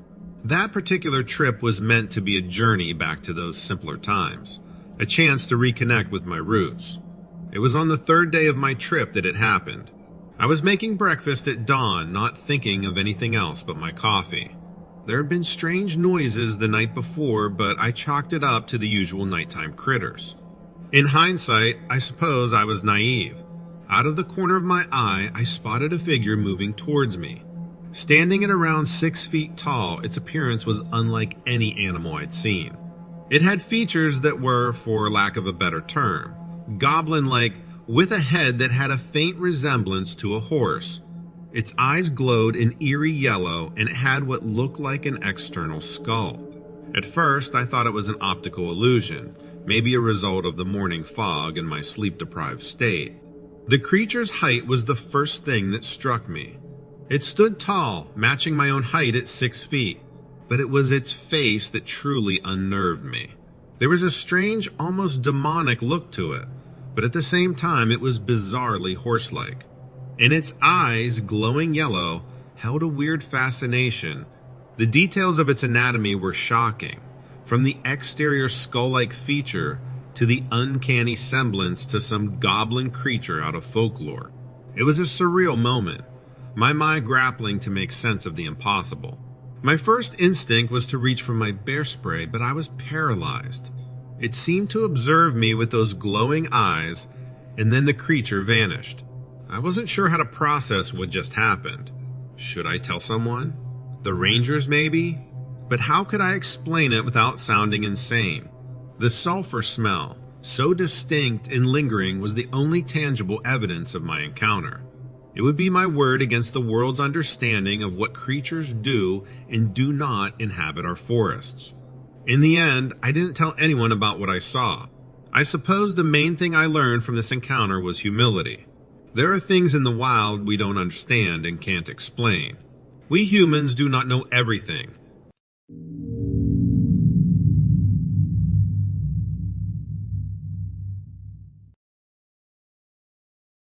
I am a local farmer from West Virginia and have made this place my home for over 30 years.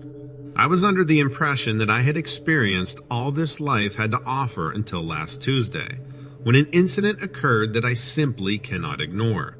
Late in the evening, I found myself out in the fields mending a broken fence. My cows had exhibited strange behavior lately, and I considered the possibility that they were being spooked by something. The atmosphere was dense, and there permeated a smell somewhat akin to sulfur that I couldn't quite place. I initially attributed it to the fertilizer, but the scent was markedly stronger than usual. Reflecting on it, I remember that the sulfuric scent had been present for a few days leading up to the peculiar incident. My neighbor, Mrs. Higgins, noted that her dog had been unusually restless at night, and she was convinced that the smell was the cause. I dismissed it at the time, but given the subsequent events, I can't help but wonder if there was a link. Additionally, I recall finding a few dead birds near the barn, an abnormal sight. They appeared as if they had been frightened to death. The atmosphere was electric, akin to the charged environment before a thunderstorm, despite the clear sky. It was as though the entire farm was in a state of nervous anticipation, awaiting some impending event. While I was busy with the fence, I noticed the cows clustering in a corner of the field, their agitation evident. I thought I heard a rustle from the neighboring trees, but I didn't give it much thought. Shortly after, the lights on my tractor flickered and went dark. I reasoned that it was merely a power surge, but the incident struck me as peculiar. Upon finally fixing the fence and preparing to return home, I spotted it.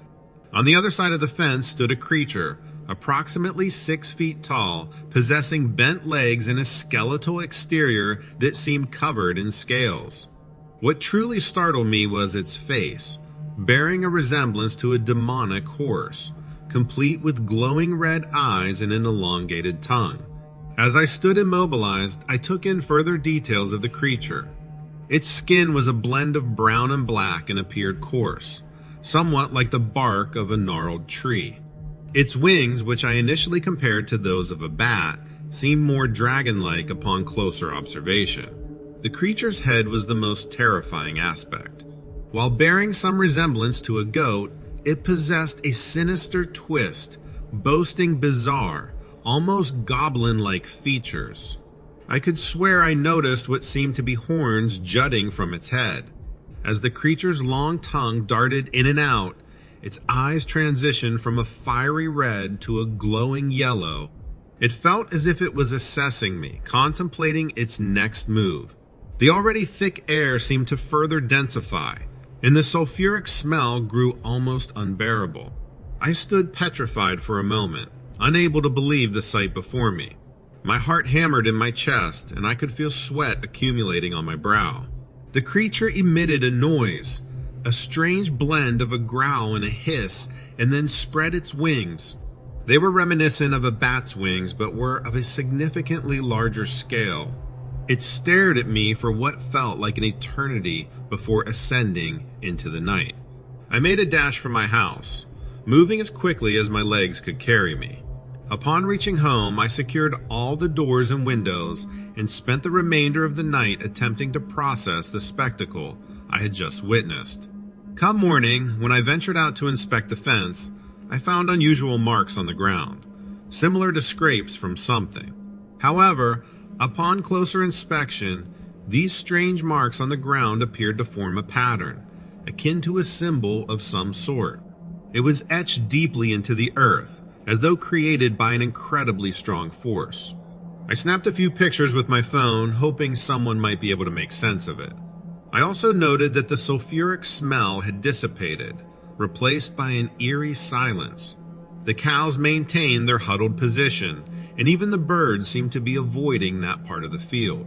After a conversation with Mrs. Higgins, she mentioned her dog had regained its calm for the first time in days. It felt as though whatever was disturbing the farm animals had departed, or was simply lying in wait. Sleep has been elusive since that night.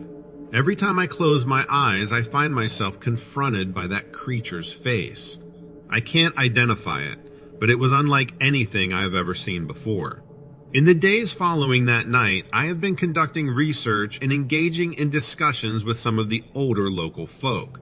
There are old legends of a creature known as the Night Terror that supposedly frequented these parts in times past.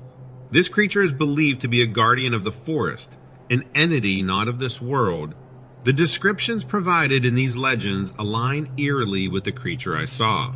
Some locals even suggest that it serves as a harbinger, a creature that appears when something adverse is on the horizon.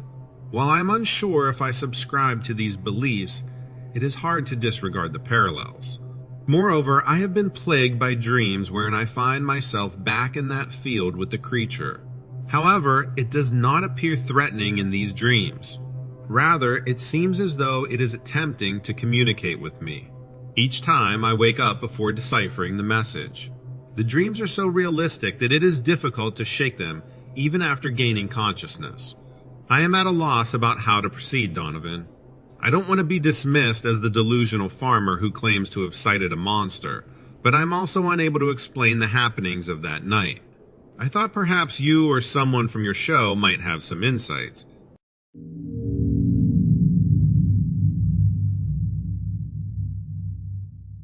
Before I get into the meat of this story, I feel it is necessary to provide some context.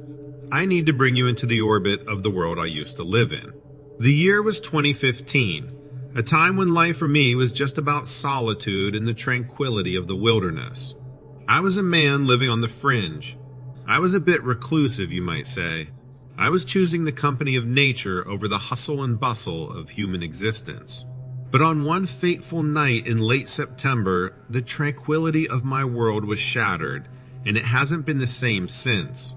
The place I called home was not your typical suburban house or modern city apartment.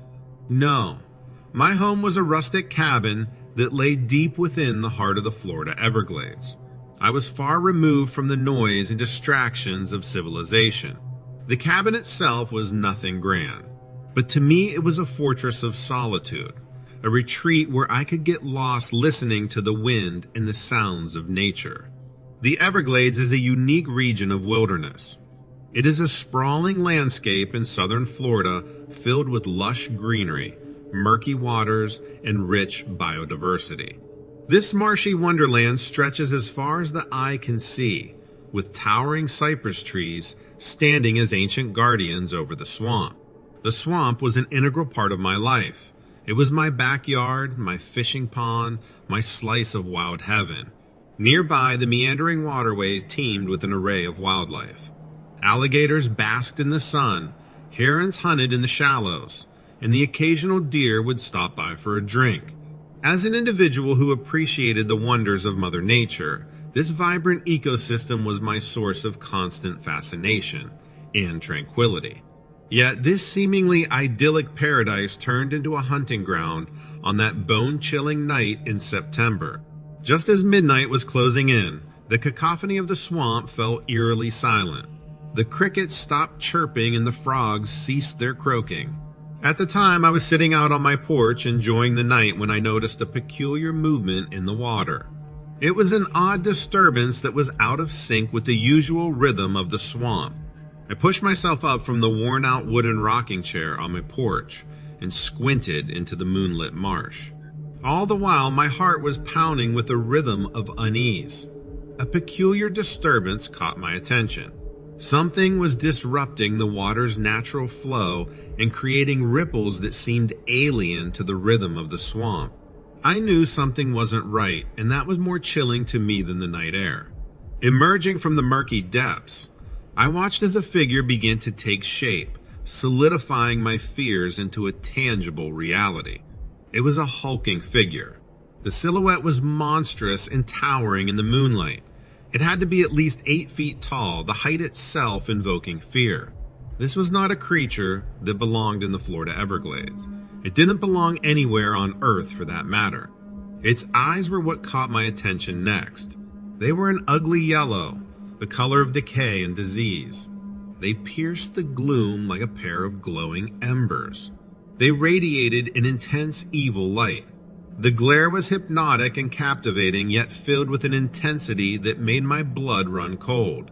As my gaze descended from its eyes, I took in its entire face. A face that could have been ripped straight from a horror film. It was reptilian, bearing an uncanny resemblance to an alligator or a crocodile. But what was most disturbing was not the inhumanity of it, but the fact that this monster, this grotesque mimicry of nature's design, stood upright, balancing itself on 2 legs. The creature moved awkwardly, yet it moved with a purpose. It was heading towards me, and its heavy footfalls were squelching in the swampy mud, sending shivers down my spine. I could hardly breathe as I stood there. My body was frozen in a mix of fear and disbelief. Here, on my humble porch in the heart of the Everglades, I was face to face with a monster, a nightmare brought to life. It was a terrifying moment where my sanctuary turned into a scene from a horror movie. The sight was absolutely horrifying. Luckily, my feet worked and I jumped inside my cabin, securing every window and door from the inside. I even pushed every piece of furniture I had against the doors with the hopes of keeping the thing out. I spent the night huddled in a corner, listening to the creature scratch against the wood, its guttural growls resonating through the rooms. As dawn broke, the chilling sounds receded and I was left in the silence of my home. I couldn't help but feel that my sanctuary had been violated. The days following the encounter were a blur. I left my beloved home and returned to civilization in a way that I never thought I would. I moved in with my sister for a while and spent many months there before being able to return. Needless to say, life has never been the same since that encounter. The wilderness that once brought me peace has become a source of unending terror, for I know what lurks within the depths of the Everglades. It's an abomination of nature, a creature of nightmares, and it's forever etched into my memory.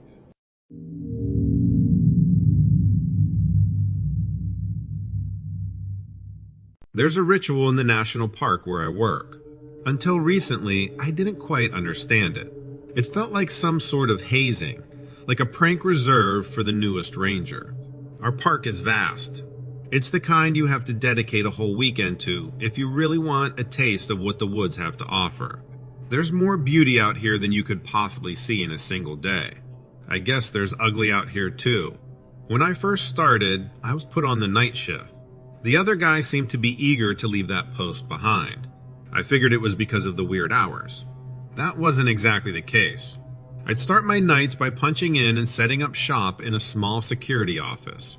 My job, for the most part, was watching cameras, cleaning up after the day's visitors, and evaluating any projects that might need to take place the following day. Plus, of course, the ritual. When they told me about the chicken, I thought it was a joke. Then I showed up for my first shift, and sure enough, there was a whole skinned chicken waiting on my desk. Wrapped in plastic, dropped off by a member of the day crew.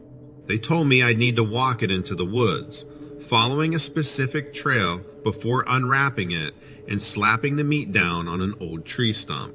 Then I'd go back to work as usual. The first night, I laughed and did as I was told.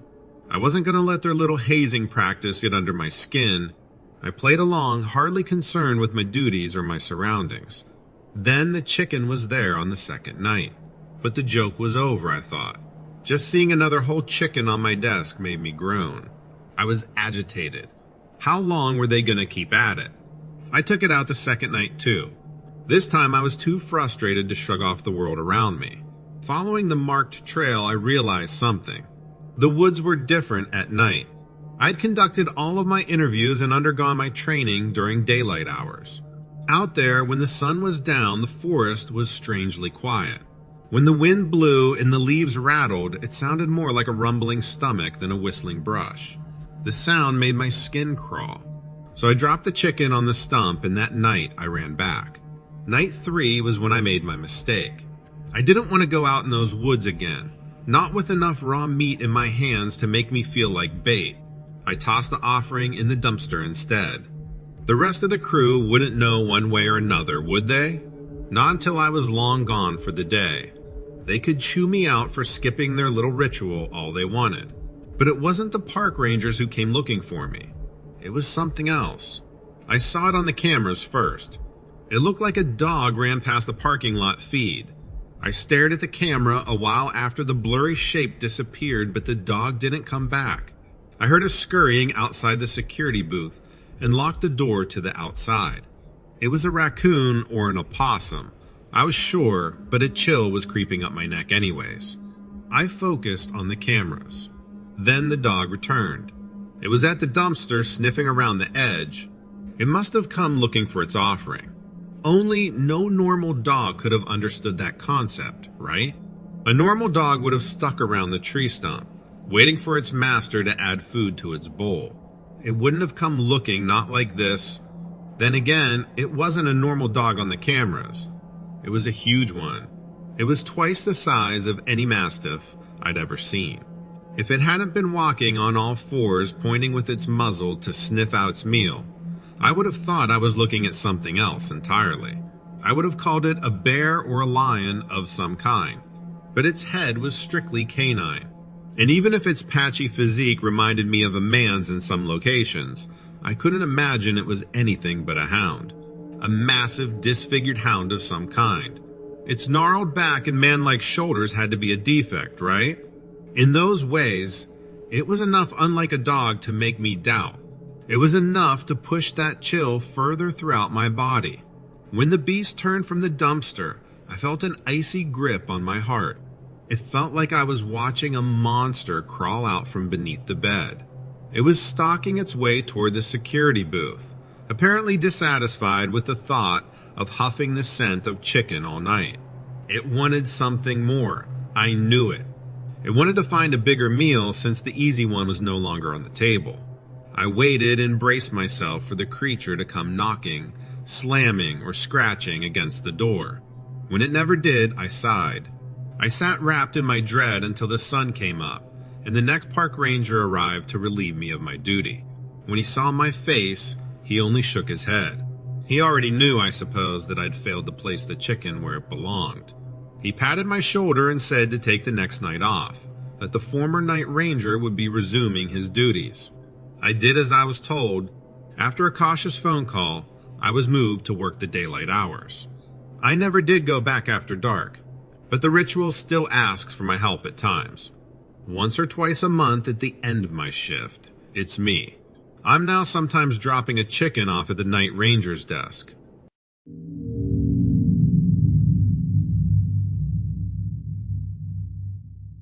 Edward Grimes' experience in the Pennsylvania National Forest is a chilling one. He believes he was stalked by an entity that was not a bear, something far more intelligent, larger, and potentially harmful. Edward's story is truly intriguing.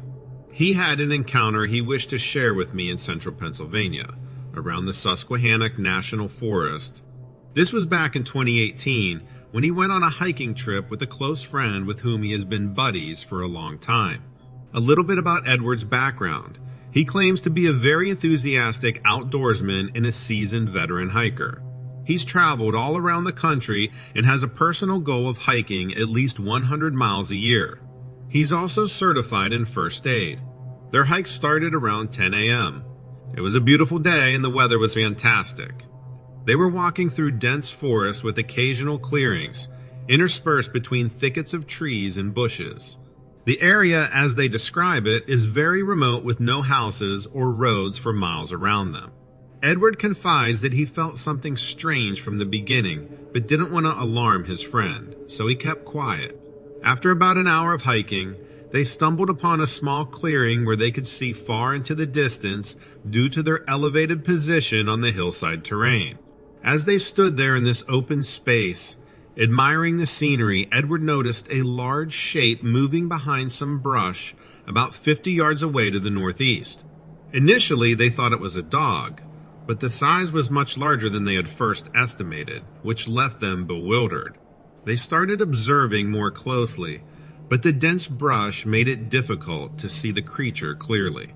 From what they could make out, it was very large, and they both suspected they were looking at a massive black bear. Suddenly, the creature seemed to stand on its hind legs.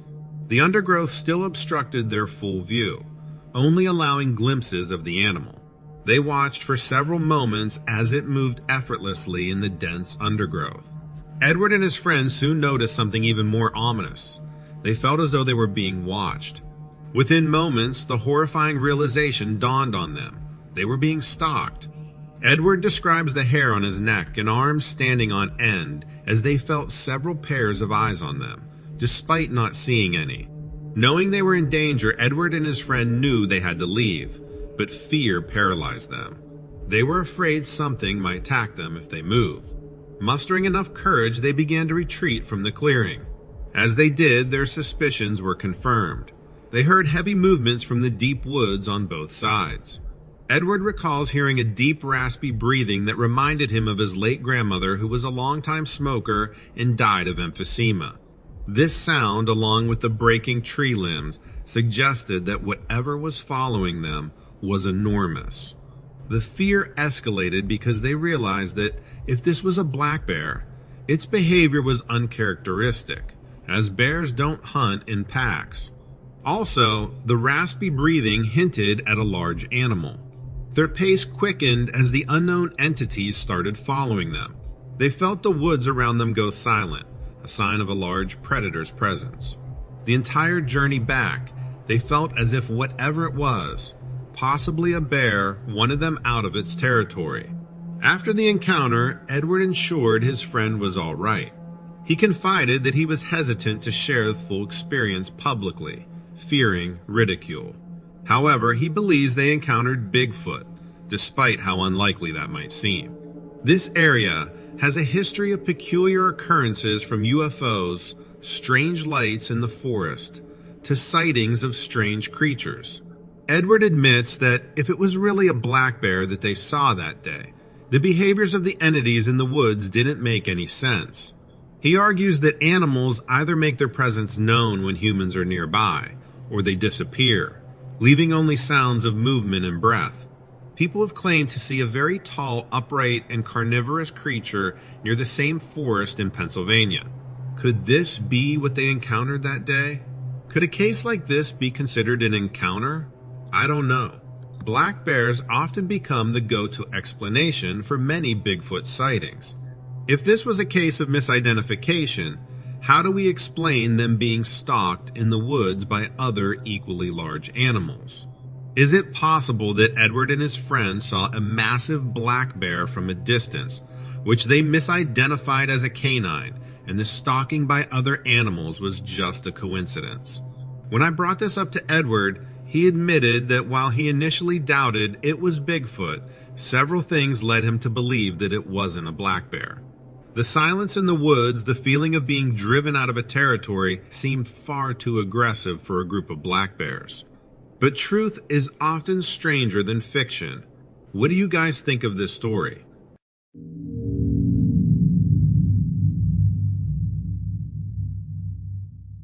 Not a lot of people from outside of Montana know about the beauty of Flathead Lake. Unless you're really invested in the world of fishing, there isn't much reason to learn about our little body of water. I shouldn't say little, I guess.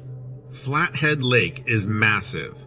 Almost 200 square miles, if I remember right. You can check out that stat. I know I'm not too far off. You can check any part of this story, actually. I'd love to be proven wrong. I'd love to know what happened on the surface of Flathead Lake. I'd settle for anything other than what I believe right now. I was out kayaking and planning to go from one side to the other. And that's not something I recommend doing alone if it's your first time. As for me, I've been kayaking plenty of times, but I'd never challenged myself with something as great as the 25-mile length of Flathead. I'd been to the lake plenty of times too, hiking the perimeter, fishing from the bank, and skimming the surface in a kayak or canoe. It was a favorite date spot of mine, actually. Everyone loves a little time on the water, especially at sunset. I don't think I'll be taking anyone back to Flathead anytime soon, though. That sunset view is important. I forgot about that. I timed my day so that the last stretch of my journey would happen right at dusk. I wanted to relax at the finish line and watch the sky change colors. Then I'd pack up and head home. A friend of mine would be waiting with a trailer to tow my kayak. I didn't make it there on time. As the day started to wind down, the surface of the lake got more and more empty. Tourists were going home. Fishermen were going to grab a bite to eat before returning to catch what they could under the cover of darkness. That was maybe the first time I was actually alone on Flathead. It's at least the first time I remember. Maybe that's because of what happened next. I was maybe 3/4 through my route when I saw something sticking out of the water. It looked like tree branches, long and wiry, rising out of the surface. Now, plant life can come loose in the lake at any time. Trees can fall and be washed into the water, only to turn up later, more buoyant and rotten. Something about this was different, though. The way the branches broke the surface and split into multiple limbs. It reminded me of an elk's antlers. My dad used to keep a set hanging above the fireplace. That itch of nostalgia convinced me to go investigate. I knew the horns or branches or whatever they weren't naturally occurring in that spot. I expected to run into a log, push it aside, and return to my night on Flathead. The branches didn't budge, not at first. They certainly were buoyant or floating, and they definitely didn't show any signs of being strips of rotted wood. They were covered in something smooth and damp. It reminded me of a fish's skin. Small scales so tightly grouped that they feel like one smooth surface. It was all wrong, all of it. That sense of touch had me so confused that I convinced myself that this mystery was mine to solve. I grabbed the branches with both hands and tried to shake them. Then something moved under the water. There was a ripple on the surface that rocked my kayak. The branches turned as if there were eyes attached to each stalk that wanted to look my way. They rose a bit, maybe 3 inches out of the water. Maybe I had knocked it loose, I thought. So I leaned over the edge to get a better look. The shape under the surface wasn't a tree. It was a fish, I think. It looked like one. I had cast my line enough times to identify the things that lived in Flathead. This one looked like sturgeon. A massive, frightening sturgeon. 20 feet long, I mean. Long enough to shake any man. I could see its head. I could see the massive antlers running all the way back to its skull. If I could have jumped from my kayak to the shore, I'm sure I would have. I yelled. I flailed. I almost capsized, I think. The fish jerked away from my kayak and darted back down. The antlers disappeared from above the surface, knocking against the edge of my boat as they disappeared. I got out of there as quickly as I could. I told my friend, who insisted we call the Office of Fish, Wildlife, and Parks. They dismissed me immediately. I tried to go federal. The National Park Service came to speak to me, but spent the entire conversation asking if I had been drinking on the boat that day. I showed them the scratches on my kayak from where the antlers scuffed the edge. They told me not to call again. They said if I did, that I'd be arrested. Do they have the authority to do that? What crime would I be guilty of exactly? It didn't make sense to me then, and it doesn't now, but what am I supposed to do? I asked around after that. I talked to some locals. I'm not the only one who's seen something on that lake. Apparently, weird sightings go back for hundreds of years. Could the fish I saw have been that old? I didn't think something like that was possible, but I felt it in my own hands. I touched it, you know? I can't pretend that didn't happen. It's all I talk about now. My friends, even the one who was there that day, have started to look at me with fatigue and concern. I'm that guy. I'm the guy at the bar telling a story that you don't believe. After all, you don't believe me now, do you?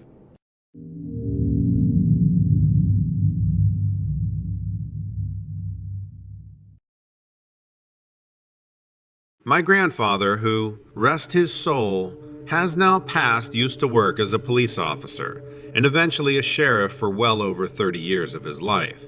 One of the most horrifying stories he ever told me about was when he had gotten a call from a neighbor. And by the way, this was in the late 70s or early 80s. Which year, I don't exactly know. Anyway, he got a call from a fellow on a small farm nearby who was having complaints about some unknown animal attacking and killing all the cattle. Upon arriving there to help, my grandfather said he was nearly attacked and killed by what he describes as a large upright dog that hid itself amongst the trees. He said it would jump down at his car, nearly tearing the engine out of his vehicle. He said it nearly took his life had he not shot in its eye and blown it out. At least that's what he told me. He always had a really hard time retelling the story.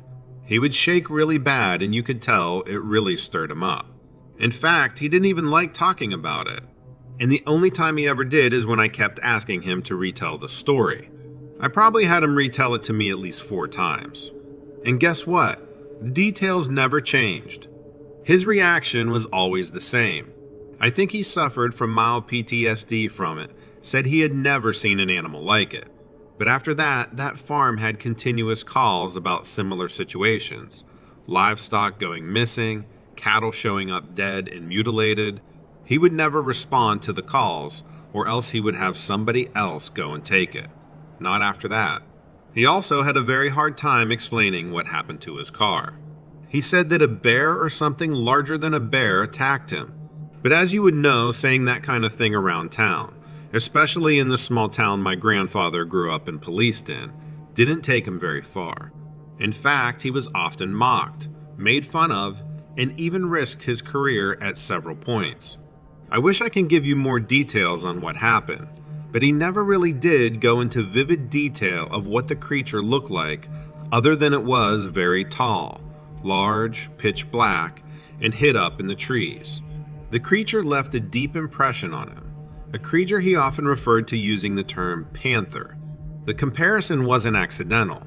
He observed that its movements were remarkably similar to those of a black panther, fluid and graceful in its agility, stalking through the shadows with a sort of haunting presence. He would tell me, though, that despite its panther-like agility and grace, the creature clearly resembled a very large dog. Its color was pitch black, an impenetrable shade that seemed to absorb all light around it. My grandfather would often pause at this point in the story, his eyes distant as he described its massive claws, each one a lethal weapon capable of tearing through flesh and bone. Yet what struck him most were its eyes. Those red-amber eyes seemed to pierce through him, leaving a mark that time never quite erased. He would always say that he could never forget those eyes. So deep, so intense, and filled with a kind of primal intelligence that sent a chill down his spine. I realized that this might not seem like an extensive tale, more of an unsettling anecdote really, but I feel compelled to share my family's creepy story, as it appears quite relevant in the current climate, especially considering how popular the legends and sightings of strange creatures have become. This particular episode, however, seems to have ended just as mysteriously as it began. After that sighting, we have no idea what happened to the creature, and its existence remains perplexing. As for my grandfather, life continued on. He eventually retired about 16 years after the incident, during the mid to late 90s. He never again encountered anything remotely similar to that creature, and he rarely spoke about it. His memories, it seemed, were locked away, stored in a part of his mind that he rarely visited. Unfortunately, he's not alive now to shed more light on the matter, having passed away sometime after his retirement. As for the location where this strange encounter occurred, it's a farm only about 25 or 30 minutes away from my current house. Do I have any plans to venture around it? To visit the place where my grandfather saw the mysterious creature? The answer is a resolute no. And here's something else to consider. That farm is situated very close to a national forest, adding another layer of eeriness to the story. How creepy is that? Knowing that beyond the farm's boundaries, a dense wilderness stretches out, a place where unknown things might dwell, hidden from human eyes, but perhaps still there, watching and waiting. The tale lingers, an unsolved mystery that continues to both fascinate and unnerve me, a part of my family's legacy, forever etched in my memory.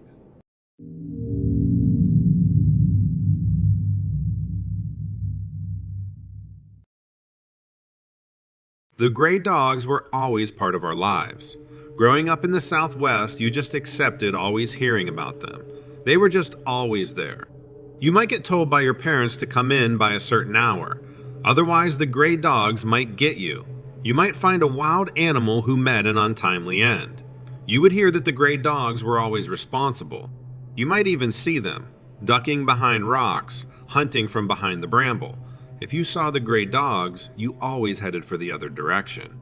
The kids who didn't do that, well, it never turned out good for them.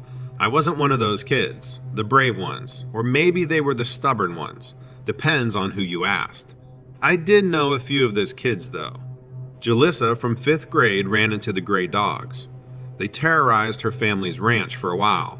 I remember hearing about their livestock going missing and then turning up drained of blood. I remember the drawings of 3 dots, arranged like the points of a triangle. They populated Jalissa's notebooks for weeks. She couldn't get the shape out of her head, I guess. Eventually, I forgot all about her and what happened to her family. She got quiet, then distant, then altogether disappeared. So did her family. They moved, I guess. I didn't really think more about it. The old folks said it was the dogs that drove them out. I think by then, I was already rooted in my disbelief. You see, I wasn't going to break any of the rules and invite the wrath of the gray dogs into my life.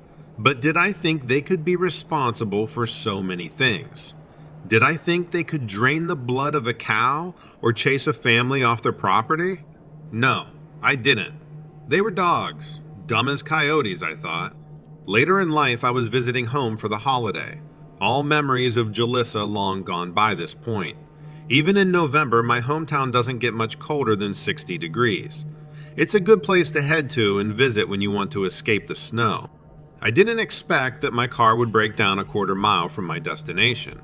I didn't think I'd end up walking, holding my cell phone above my head, just trying to catch a glimmer of a signal.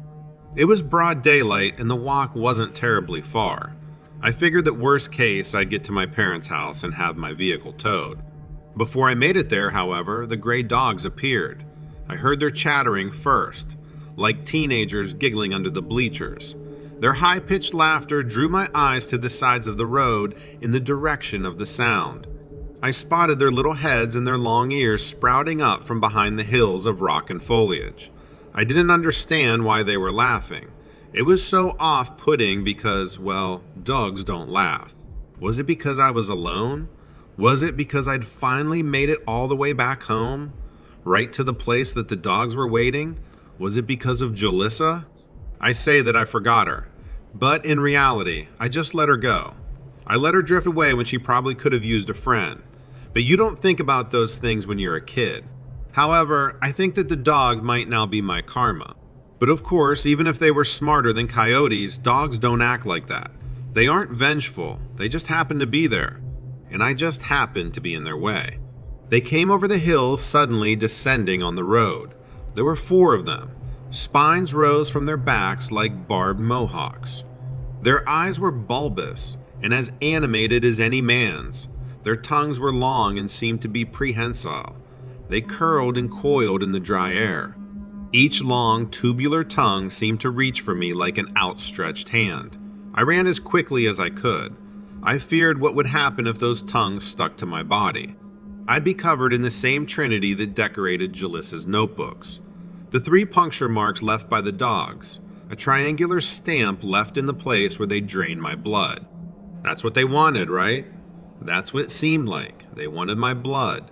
I ran so fast that I ran straight out of my shoes. I ran until my socks were bloody. I ran until I couldn't feel my legs, and although the distance wasn't very far, I had to push myself to stay out of their reach. The dogs were fast.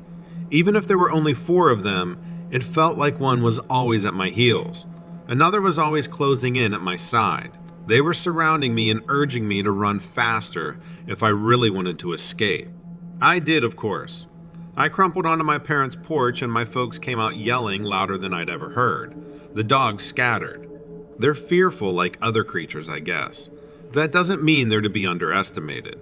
We drove together back to my car. As we raised it onto the trailer, the dogs came again. They weren't done with me. There were 3 people this time, though. They couldn't just run into the group and try to get bite of somebody. Luckily, we had safety in numbers. So they just watched, and they waited. They growled, and they snarled, and they drooled thick strands of silvery saliva. They weren't laughing anymore. I'm not sure which sounds I preferred. The laughing or the snarling both made me very uneasy. It was only on the drive back that I remembered Jalissa at all. It all came flooding back, and I remembered growing up with the stories of the dogs. After moving away, those details seemed unimportant, but I should have known better. Now the last thing I'll do is forget those dogs. I've made that mistake once already, but never again. The longer they stay on my mind, the clearer the truth becomes. Of course, they were capable of running a family out of their home. Enough of those dogs seemed that they could do anything. Include strike fear into any number of people. I think those dogs were capable of all those things and more. It was just a matter of crossing their path, of getting in their way when they wanted something. Luckily, it all turned out in the end, but know for sure that I'll never forget those dogs again.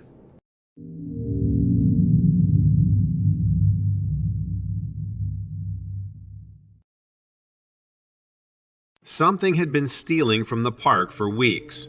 Visitors were reporting belongings swiped from campsites. Members of the park service were losing personal items, even things that were set down for just a second outside, or left near an open window in the office. We always imagined that the culprit was human. We never entertained another possibility. Raccoons and magpies swipe little trinkets, sure, but not at a rate like our stuff was disappearing. We convinced our supervisors that a new security system was essential. Maybe we couldn't do anything about the campers losing their pots and pans, but we could at least secure the perimeter around the office. A date was set roughly a week away, and we eagerly awaited the night that we would catch our thief in the act. We expected it was a squatter hiding somewhere in the park, avoiding our patrols and harassing our visitors. It was natural that we wanted them gone. But it didn't take us a week to discover the truth. It didn't take long at all for each of us to realize that what we were dealing with was far from natural. A loud metal grinding came from the parking lot one night. Something like a gunshot followed. We jumped to our feet and moved as quickly as we could. There were no visitors in the park, so no one was in danger, but the clamor was loud enough that we imagined the windows of our vehicles being smashed. It sounded like a sledgehammer had bounced off of the hood of someone's car. When we got there, that wasn't what we found. The vehicles were all in perfect order. But at the far end of the lot where our industrial-grade dumpsters were placed, something had moved. Something had toppled. An entire steel dumpster had been yanked onto its side. Its open top was flush with the pavement now, spilling out the garbage we'd collected throughout the week. We exchanged reasonably confused looks. What could be large or strong enough to turn one of those things over? A group of us could barely push them around when they were on wheels. Then came the shriek. It pierced our skin and shook our organs. My entire body went cold. Looking between the rest of the rangers around me, I knew they were feeling the same way. We were ghost-faced and wide-eyed. Our lips were trembling and our brows were doused in sweat. It was a sound none of us had ever heard before. It wasn't a man yelling. It wasn't an animal call. It was deep and ominous. Then it came again. This time the sound sent us running. We scattered. A few of us ran toward their vehicles, recognizing them as the nearest forms of shelter. I hadn't brought my keys from the office. I headed that way instead, but I wasn't alone in my movement. As I started running, I heard the brush crunching under the weight of something massive. The branches were snapping in a rhythm even quicker than my own exhausted feet. I risked a glance to the side. Something was running all right. Something larger than me, standing on 2 legs with shoulders as wide as any one of our cars. It was massive. The thick fur on its body made the details hard to decipher, but I knew that it was big. It was big enough to crush me if it wanted to. It was big enough to beat me to the office. I tucked my chin and double-timed it. I ran so fast that I thought my toes might burst through the front of my shoes. I thought I might run out of my skin. That's how fast I had to move. It was either move that fast, faster than ever before, or be caught by the giant thing in the woods. I slammed into the office door and it swung on its hinges.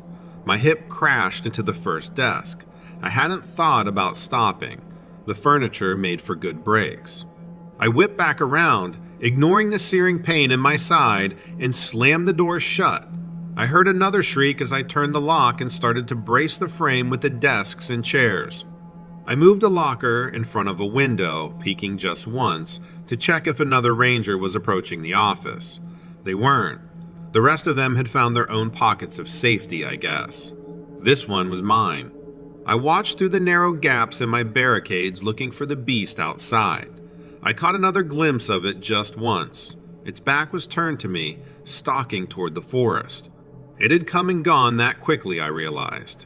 It was entirely indifferent to the rest of us, unconcerned with whether or not we'd escaped. Had I overreacted? I didn't want to find out. I stayed put and watched the hairy humanoid mass disappear into the shadows. After that, one by one, the rangers returned. I unblocked the door and invited them in. Only a few of them had gotten a glimpse of the creature, and none were as vivid as my own. Most of them explained what I already knew, that something about the animal's scream told us all to run. Maybe it wasn't hunting us, but it still could have destroyed us with ease. We tried to talk about the encounter, but our superiors buried the story before the newspapers could swarm our little park. They didn't want to invite that kind of eccentric tourism, I guess. I wanted to invite a hunter. I wanted someone to track the thing down and eradicate it so I could feel safe at work again. That never happened, but the creature never showed up again either. Maybe it knew about the cameras we'd installed. Maybe it had a close enough encounter with humankind to last itself a lifetime. All I know is that it went away. It went away, and don't you know? The stealing stopped.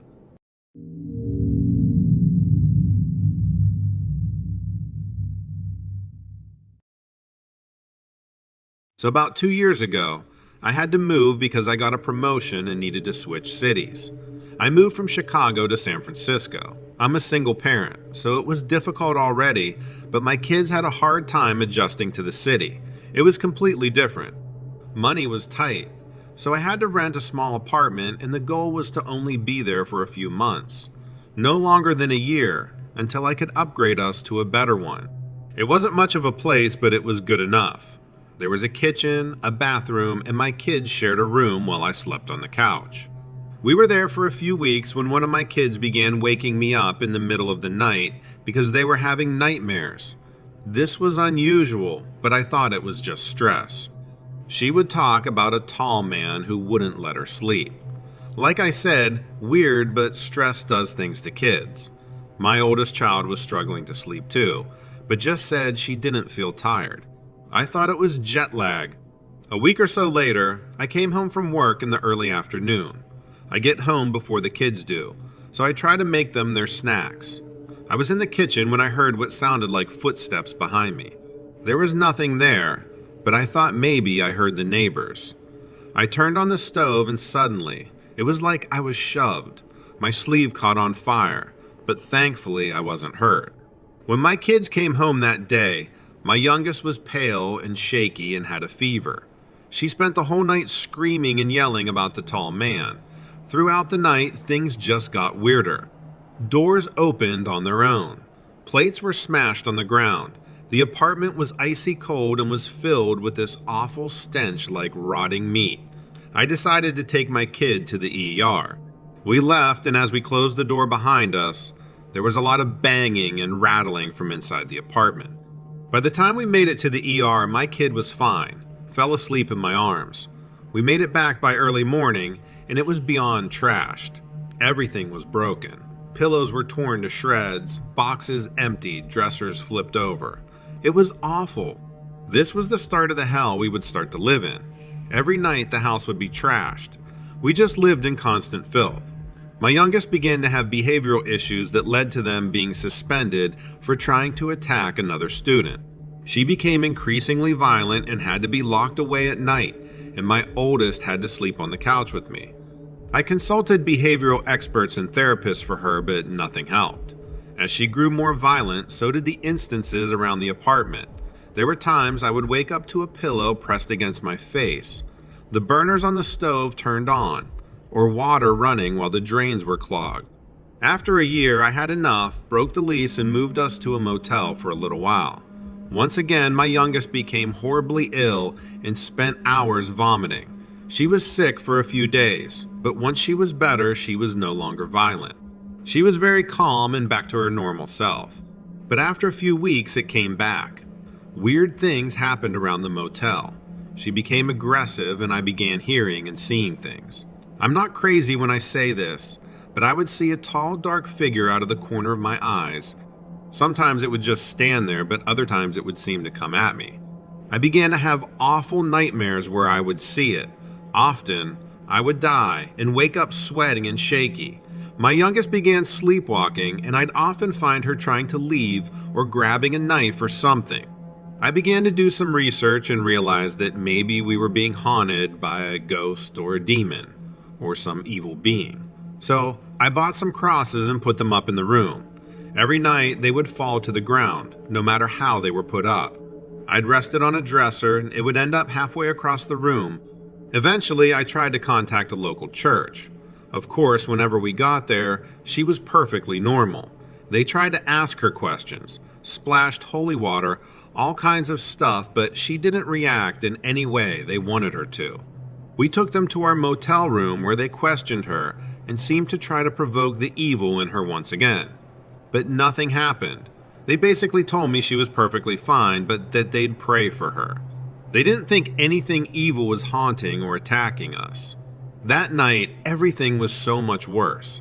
Things were being thrown across the room, and my youngest attacked me while she was sleepwalking. She had this inhuman strength.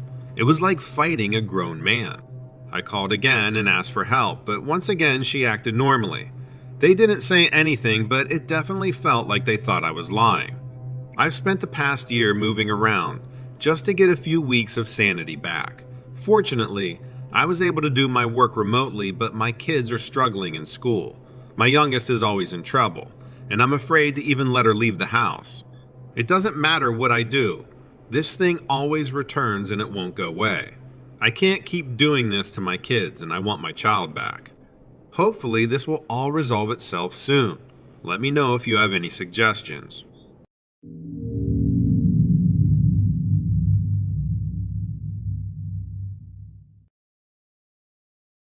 I've been a park ranger in this park for nearly a decade.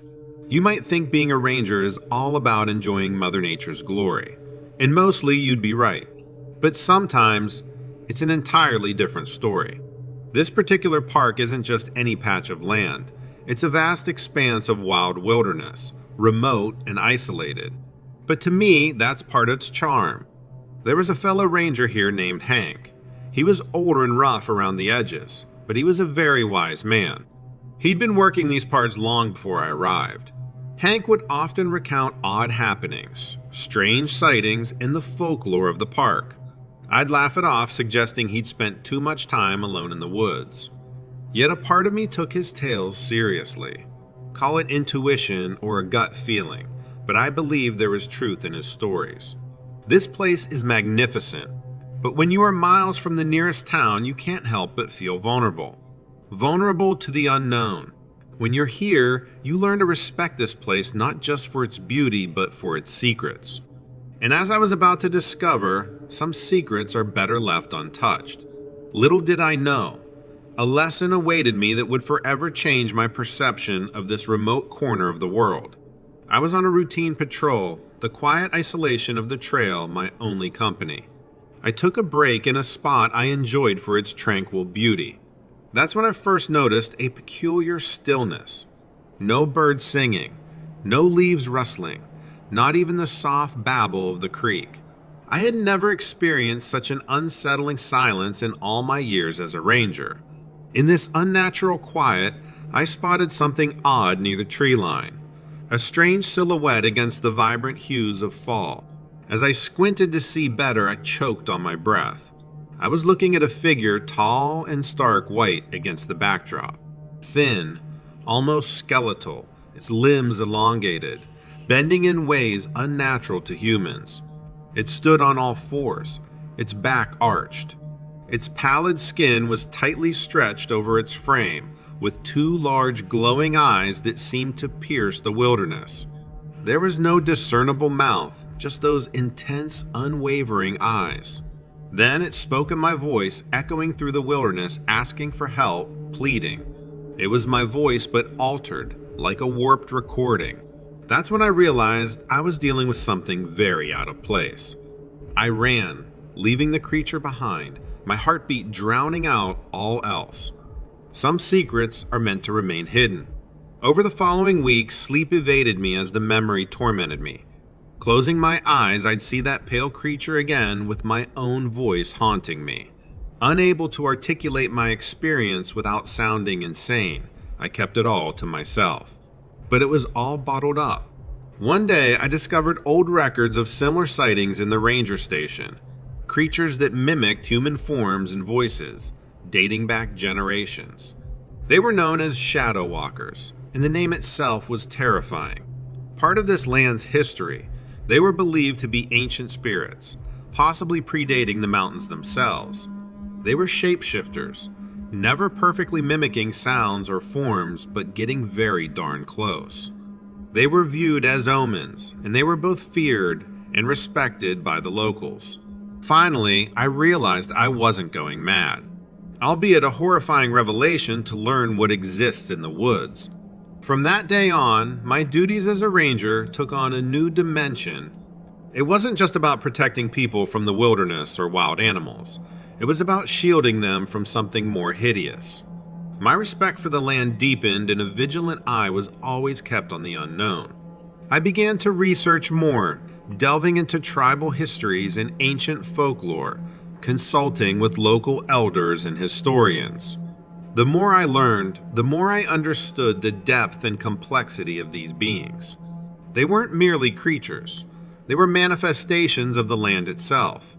My encounters with the shadow walkers became more frequent, almost as if they were testing me, recognizing my awareness of their presence.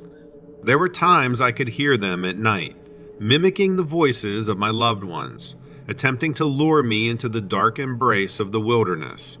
But I learned to recognize their imperfect mimicry. I followed the wisdom and warnings of the locals, and I never answered a call from the wild at night, always treating these encounters with a mixture of fear and reverence. I realized that being a park ranger was no longer just a job. It had become my calling. It was about being a guardian, not just of nature's beauty, but of its secrets and mysteries as well. My conversations with Hank took on new meaning. What I once considered the old ranger's ramblings became wisdom, teachings that I now sought with a hunger for understanding. The years wore on, and the fear that initially gripped me evolved into a respectful fascination. The shadow walkers and I developed an unspoken understanding, a fragile truce based on mutual acknowledgement and respect. And as I walked the trails, patrolled the boundaries, and gazed at the untouched beauty surrounding me, I knew I was exactly where I was meant to be, fulfilling a role that transcended just being a job, and in a place that was much more than a park. It was a realm where the natural and supernatural coexisted, a wilderness alive with history.